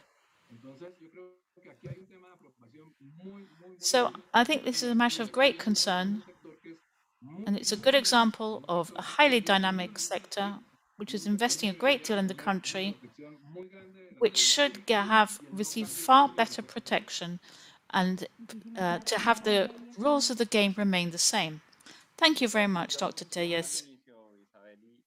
You said this before, Isabel. I think that the big challenge we face is to fill the tube. Colombia is among those countries with the lowest levels of data consumption in Latin America and indeed OECD countries. So that's about appropriation. We need to teach people that it's about much more than social networks and WhatsApp. And we need to teach them how useful it can be for their daily lives to create business opportunities, for instance. Now, yesterday in Cucuta, we celebrated the 200 years of the Constitution of Cucuta, the first one in the country, which obliged countries and people to implement the municipalities to offer public education. I don't think today we can talk about education without talking about internet. And I think what we should be doing is helping people to educate themselves digitally. It's faster. We know that now. Digital is far faster than a road, even if you're going 100 kilometers an hour. Okay, so that's what appropriation is about. It's about teaching people that internet is far more than what we tend to do in our daily lives, and that will traction a productive cycle in Colombia, because we are a developing country, but we have really robust networks. Those of us who are here, we can create a digital expressway to take people to the next generation without having to make a super effort or make great sacrifices, because we already have this expressway. Now, what we need is for people to take it and to enjoy using it and understand that internet can take them to a far better quality of life and that that is sustainable. So we're convinced of this. We believe that we can contribute to the development of the country by ensuring that this expressway, this network, becomes a means of education, progress, and work. I think everybody agrees that access without information does not lead us to success, neither in participation, access, or appropriation. We do need to think about appropriation and how we train end users, as Dr. Tellez said, who in fact all of our panelists have said this. We require consumers to understand what these tools are for and how they can make the most of the benefits of it. Businessmen who can grow by using internet. For students to be able to optimize their learning through internet.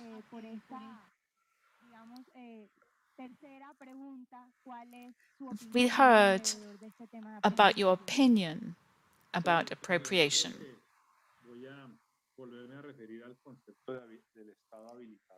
So I think we need to return to this concept of the state as enabler. State as enabler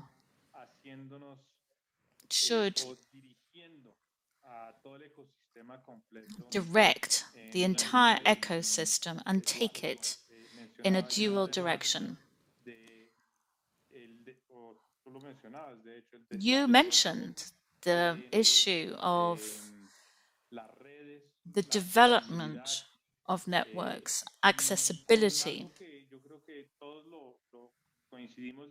And I think we all agree on the problems when people are not connected, because there is a fundamental issue here.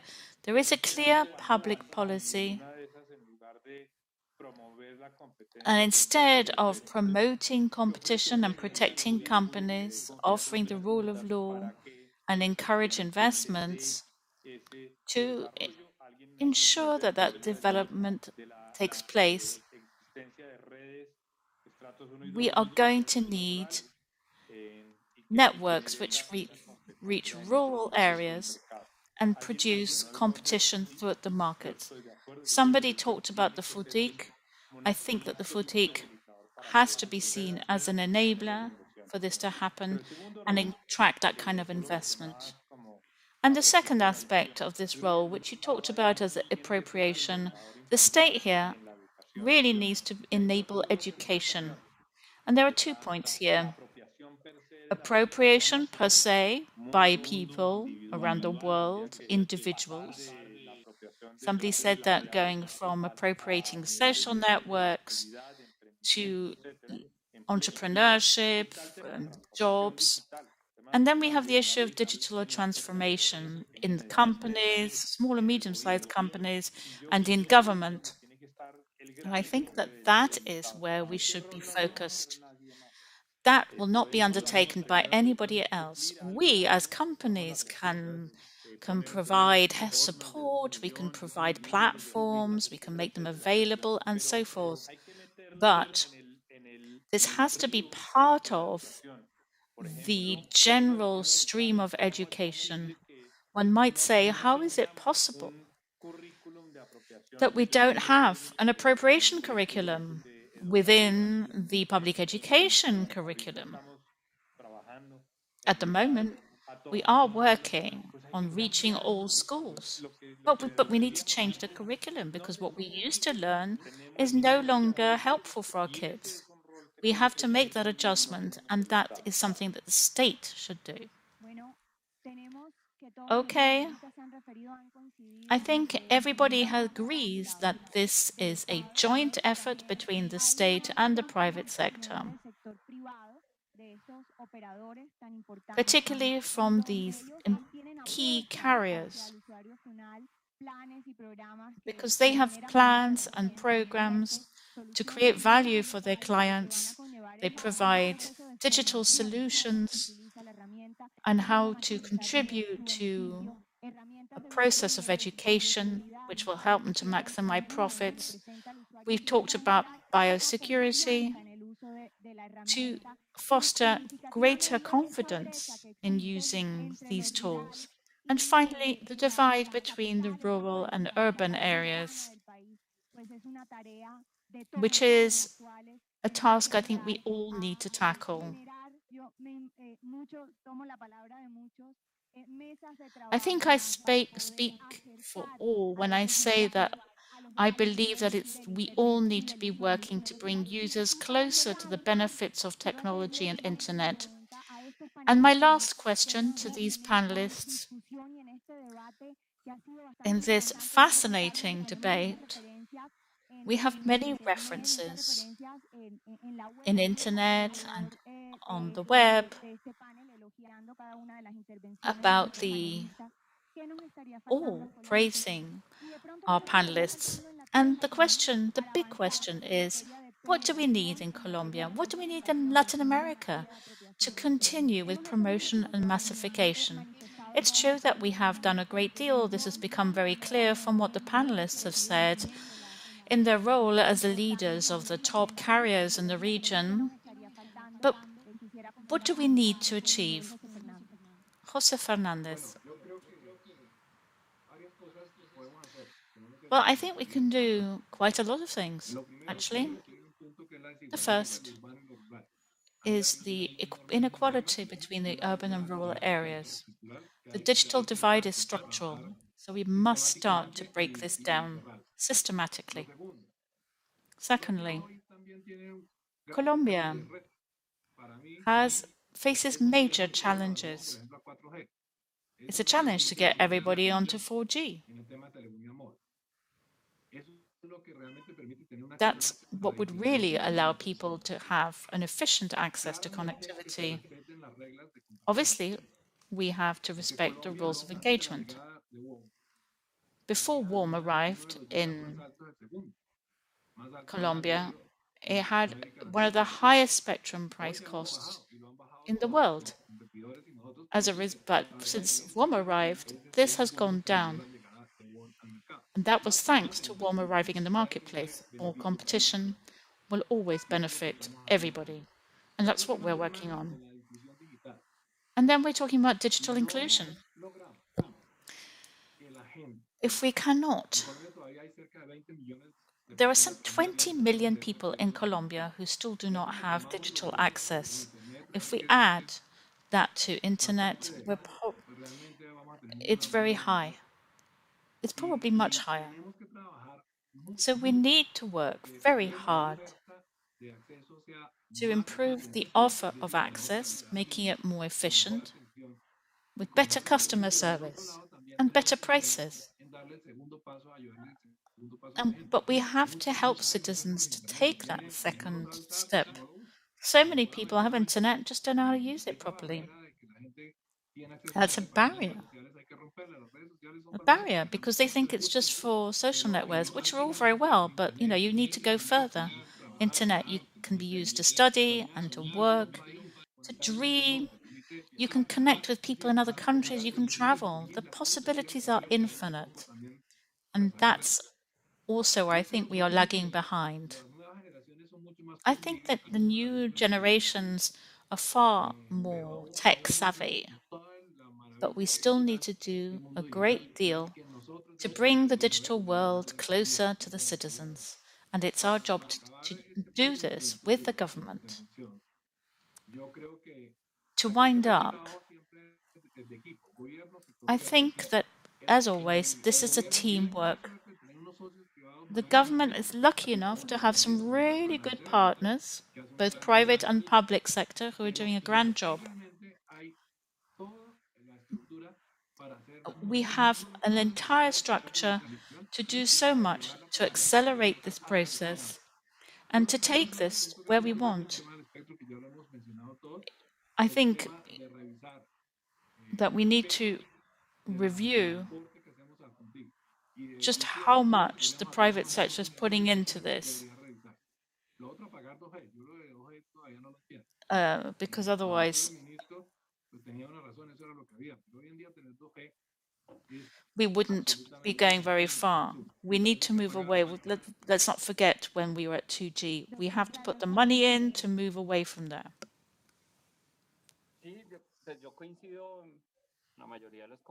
I agree with most of the conclusions.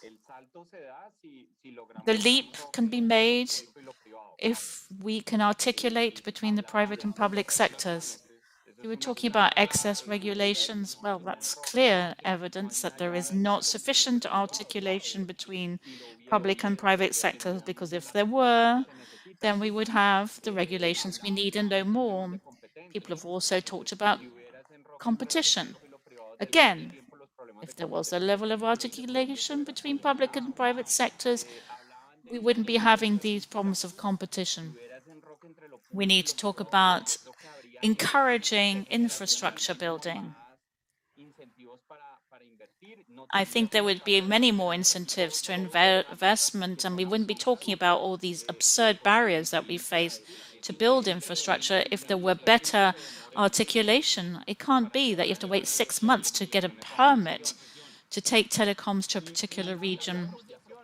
And we've also talked about appropriation, which I think is the most important thing about this articulation between public and private sectors.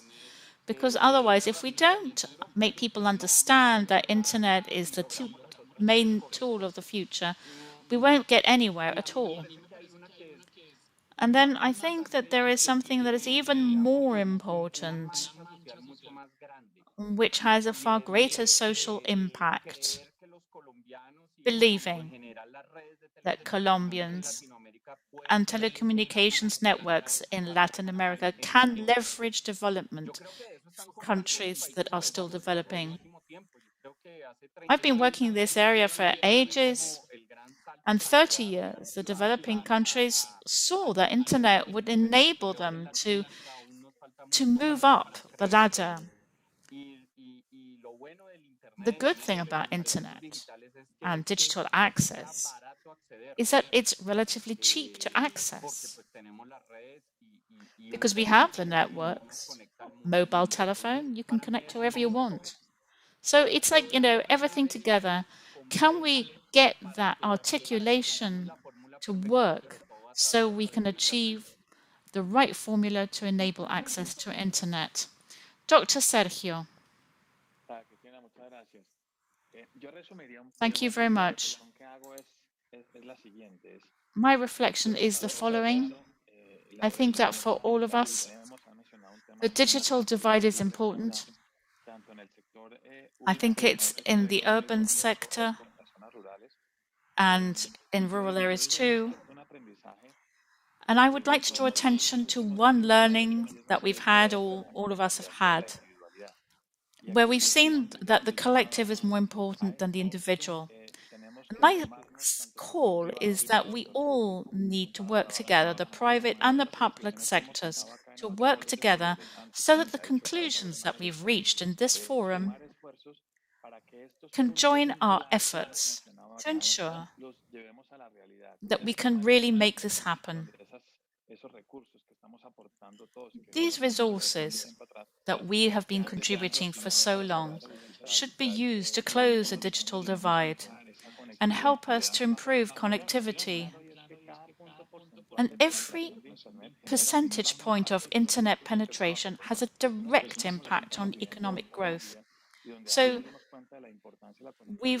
I think we've understood the importance of connectivity, and with this information, it becomes even more important to close the digital divide when we compare ourselves with other countries. It really is quite alarming to see that there are entire families who are disconnected in such a virtual world. So I think that this should be a collective exercise where we should all work together to achieve common objectives. And I believe that this, added to legal certainty and deregulation, as we are an industry which is quite mature, needs that extra freedom to enable the processes to become faster. This includes things like radio frequency spectrum, the business about 2G, which Fernando talked about.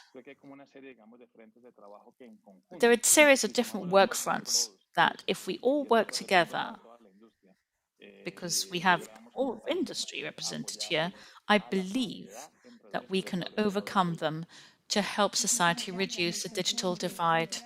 Thank you, Dr. Sergio. Dr. Archila, can you give us the conclusions to this panel? And then afterwards by Dr. Fernando Hernández.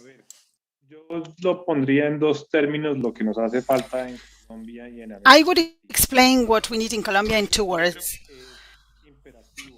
I believe that is essential for the region to have an industry structure as the one that is taking place in the rest of the world. These are 2 components that I believe that we need to promote. It's a part of a role of the state as an arbitrator, as somebody said, where we need to have financially sound operators that have investment capacity. This definitely is going to close the digital divide, the digital gap, and it has to do finally with investment, bigger investment, that's the ones that we have today. Today we say that we are the highest private investors in the country, but we need to multiply that or to add 50% more investment. And actually companies today are not able to invest 50% more. So what we can see is that if we compare ourselves with our other markets, such as the US and China and the push forward in Europe, it has to do with the consolidation of the industry. With the technological renovation renewal that we are talking about, I don't know how many times we have talked about 2G and then 3G, 4G, and now we are in 5G. So Colombia cannot be left behind, but our reality is quite simple. We need more investment. Those are the changes from the point of view of structure of the industry. From the point of view of public policy and regulations, we need a lot of changes. Less intervention, less regulation, and trying to achieve social well-being and working on the spectrum cost. And I think that something important is the field of education. We have to work with data, data ethics, internet ethics, and all the manifestos on how we are working on that topic are essential. And I believe that there's a need to integrate technology into the general educational system of all countries. We are quite behind in Latin America, and in that way we are not going to accomplish anything. We need people to adopt it and to make technology part of their everyday lives. Mr. Fabian, to conclude this important question, I believe that the first thing that we need to think about is connecting all those who are not connected nowadays, and specifically focus on the difference between the rural areas and the cities. And there are many things to be done. When we analyze the numbers and we check the digital divide in the rural areas is higher. And when I consider the number of homes, it's 2.9 million homes that are not connected. And when you see the homes that are not connected in the cities, although the percentage is lower, it's 4.2 million homes. So I think that what we all have to do as the private sector, the state, and the citizens is to work towards that. We still need information as regards digital skills and the productive revolution. We have all talked about education. As Juan Carlos was saying, in the first stages of education and training, we need to keep on working in developing educational skills, and I believe that the development of technologies towards competitiveness is something important. And here the country needs a digital productivity policy. We need this kind of policy to have a positive impact in competitiveness, to eliminate productivity traps, and in general terms, we need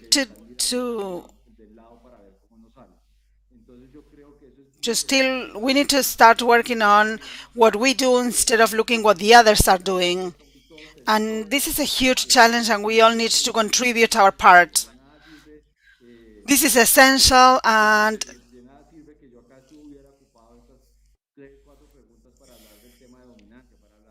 if I, for example, talk about dominance or the regulatory framework, what I really need to talk about is how to develop a technological base that is available to everyone in the country. It would be senseless to start arguing about topics that are not necessary or that are not going to contribute to anything. And the big challenge that we have after the pandemic is first to work together. That is what the pandemic showed us, that we need to work together, that we co-depend on each other, and we need to address all these topics that we have mentioned. Of course, we need a regulatory agenda, but I believe that the challenge is so huge that we all need to work towards the same goal. Our panelists talk about access, adopting technologies, technical digital inclusion, investing in infrastructure, ICT for competitiveness, as Mr. Fabian said, reviewing the different legal restrictions, access for massification and adoption, the growth of internet as an element growth for economic recovery, the role of the states as arbitrators in these elements of massification, and of course, all our panelists have mentioned internet as a vital tool for economic recovery of all countries in Latin America and the Caribbean. I want to close this panel. I want to congratulate and thank all our panelists. I want to tell you that there were very good comments in the audience. There are many questions that we can answer later, and I hope that in the next opportunity, probably next year, we can have this forum face-to-face and to debate about these important topics. Thank you so much to all our panelists and to the audience. Thank you all.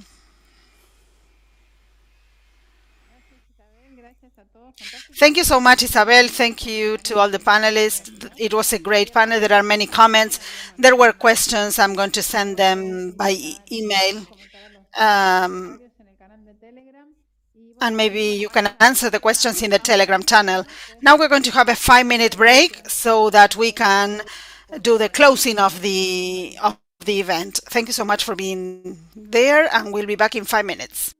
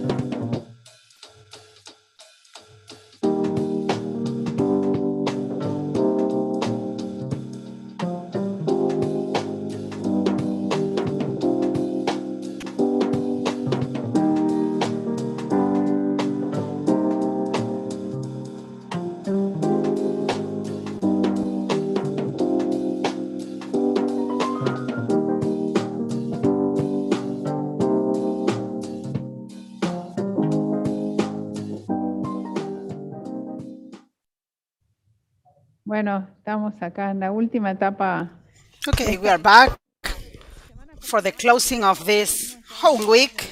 trabajando con los 500 becarios. Actually, we've been working since the 2nd of August with a lot of fellows and with Isabel's team, En conjunto, working together, tiempo de coordinación, así que muy contentos de coordinating everything, and we are very pleased to close this successful event. And now we are going to give the floor to our hub in Colombia so that they can offer the closing remarks.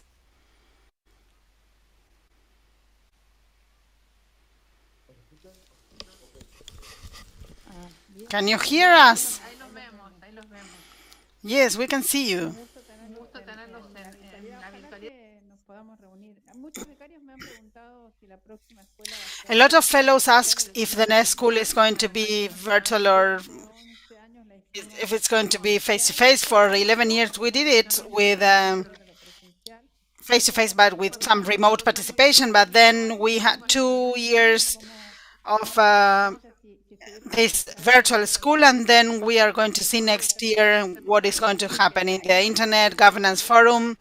You have probably seen that there's a slow process of going back to normal. Hola, hola, hola. Acá estamos. ¿Ellos me están escuchando? Sí, los escuchamos. Sí, sí. Yes, we can hear you. Hola, hola.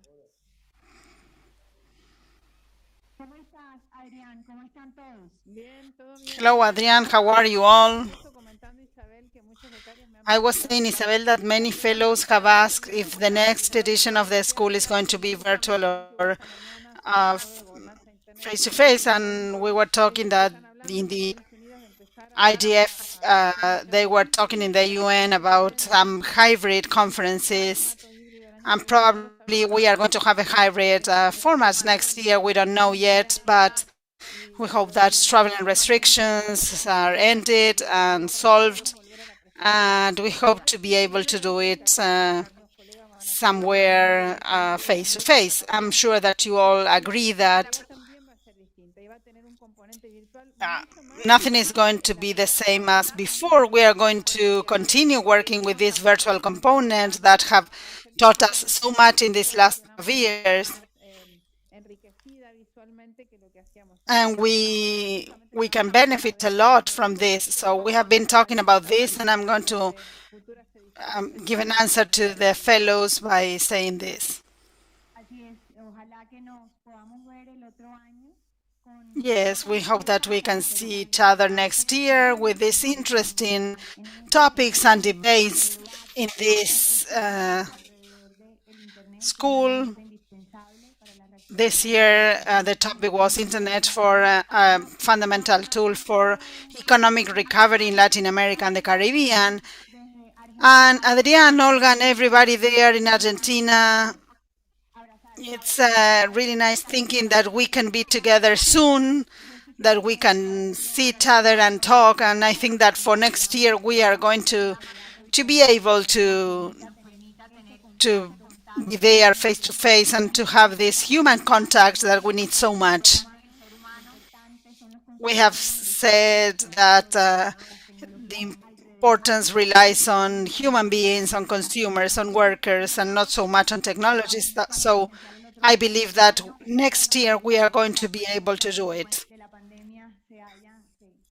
And let's hope that the pandemic is mitigated by next year and that we can see each other.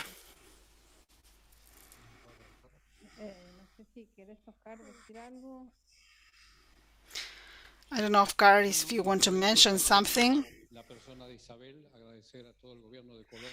Through Isabel, I want to thank the government of Colombia and all the officials for their effort to support us, and to all the panelists and speakers. These 5 days have been very intensive, with 37 panels, 96 speakers. That was not easy. We hope that all the fellows were able to benefit from all the speeches, and we want to congratulate all the speakers for their excellent presentations. I'm sure that next time it's going to be hybrid events, but it was our case always, because I guess that we have always been streamlining the school on internet, so it's been a great pleasure to participate in these 5 days with you. And now I'm going to give the floor to Olga. Okay, now I'm going to give the floor to Adrián.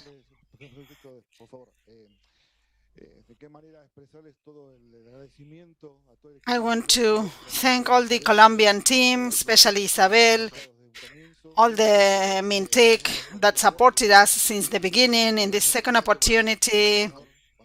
It was a great honor when last year we started talking about the possibility of organizing the event once again with MINTIC. And it's been a real pleasure.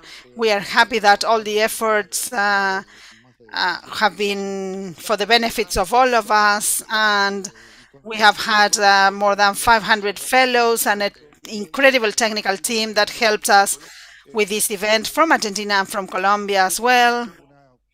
It would be,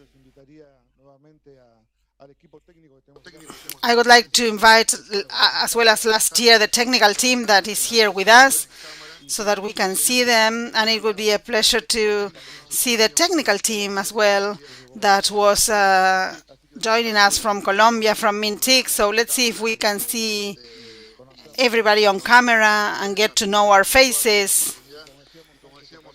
And as we were saying before, let's hope that soon we can meet each other again,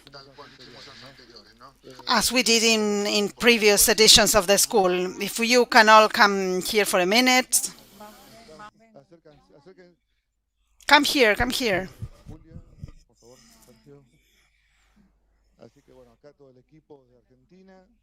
This is our team in Argentina. That's the team in Colombia.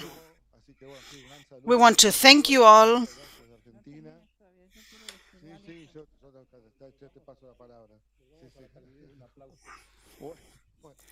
We are going to give a big round of applause to everyone. And now I'm going to give the floor to Olga. I have my Madonna-style microphone. First of all, I want to thank MINTIC, a fantastic host. And I have said this before, there was a change after the 2012 school in Bogota with MINTIC. It was, every year it's better, and we need to improve ourselves every year. I want to thank Isabel. You are great, your whole team. We have been meeting all the weeks and talking all the time, so I'm going to miss you. I'm going to send you a WhatsApp every once in a while, and this is, I want to thank Oscar. He believed in this project when we didn't have a history to tell, so he's a great friend of ours, and he's also offering or helping us in the school and many of the other activities. And of course, Adrián, that is the one that works so much. I want to thank Lucas, Reimer in Venezuela, Ezequiel helps with the web page and all his team, all the technicians that you have seen on camera.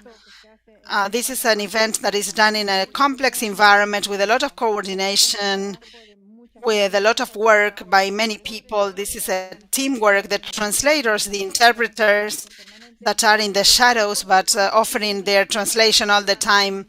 Those that tell you that this event is cheap, that's not true. You have to invest a lot of money, so we want to thank our sponsors because it was possible to do it because of them.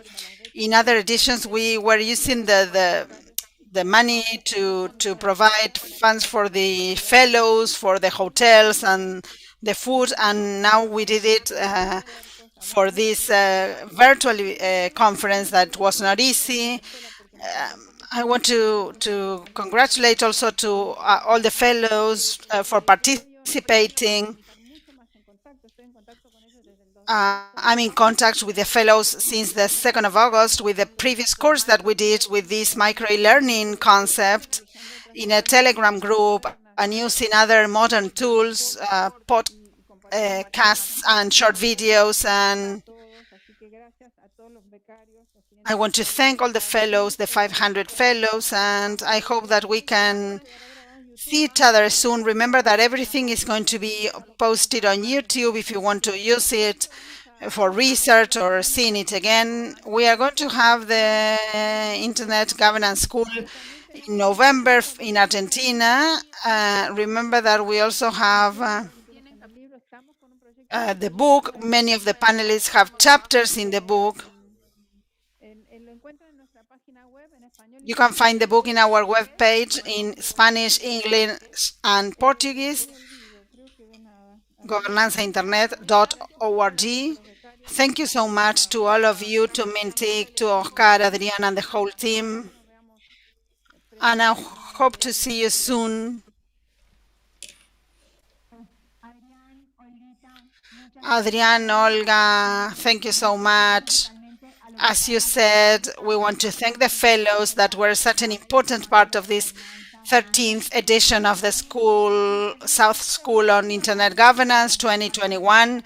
Internet as a tool for economic recovery after COVID-19. And I want to thank all the people there in Argentina and here that made this event possible, to the organizers, to the panelists, to the speakers, to the technical team. They couldn't get here because they are still working, to the people in the different platforms, to Internet itself, because Colombia, as the host of this edition, is only the ambassador of an event that we built together. This is a joint effort that took 5 days with more than 100 speakers, and we were able to offer our guests and fellows everything. And this is an exercise in order to help learning and to debate. And I want to thank you all for being part of this work.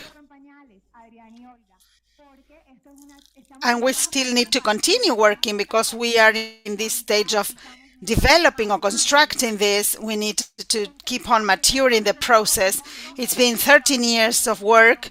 This is the second time Colombia is the host of the School of Governance, identifying failures and strengths and weaknesses of the Internet.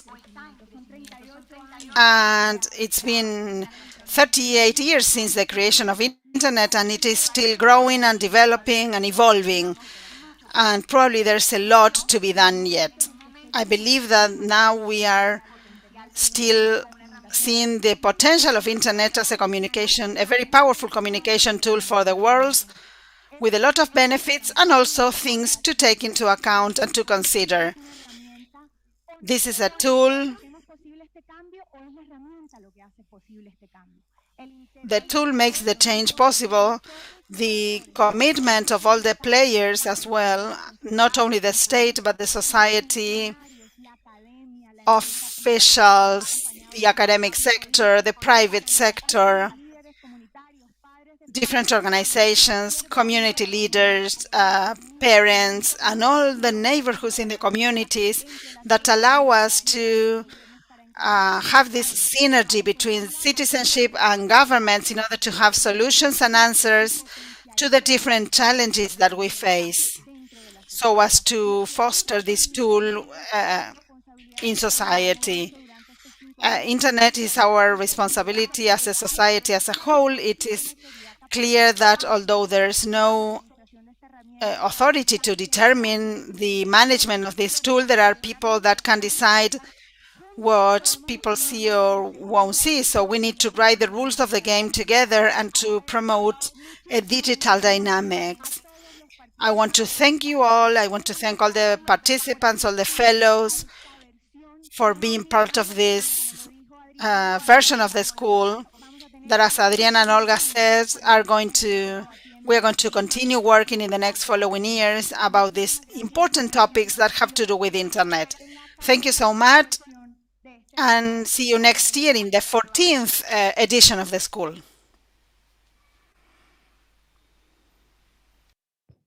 Saludos desde Buenos Aires. Greetings from Buenos Aires.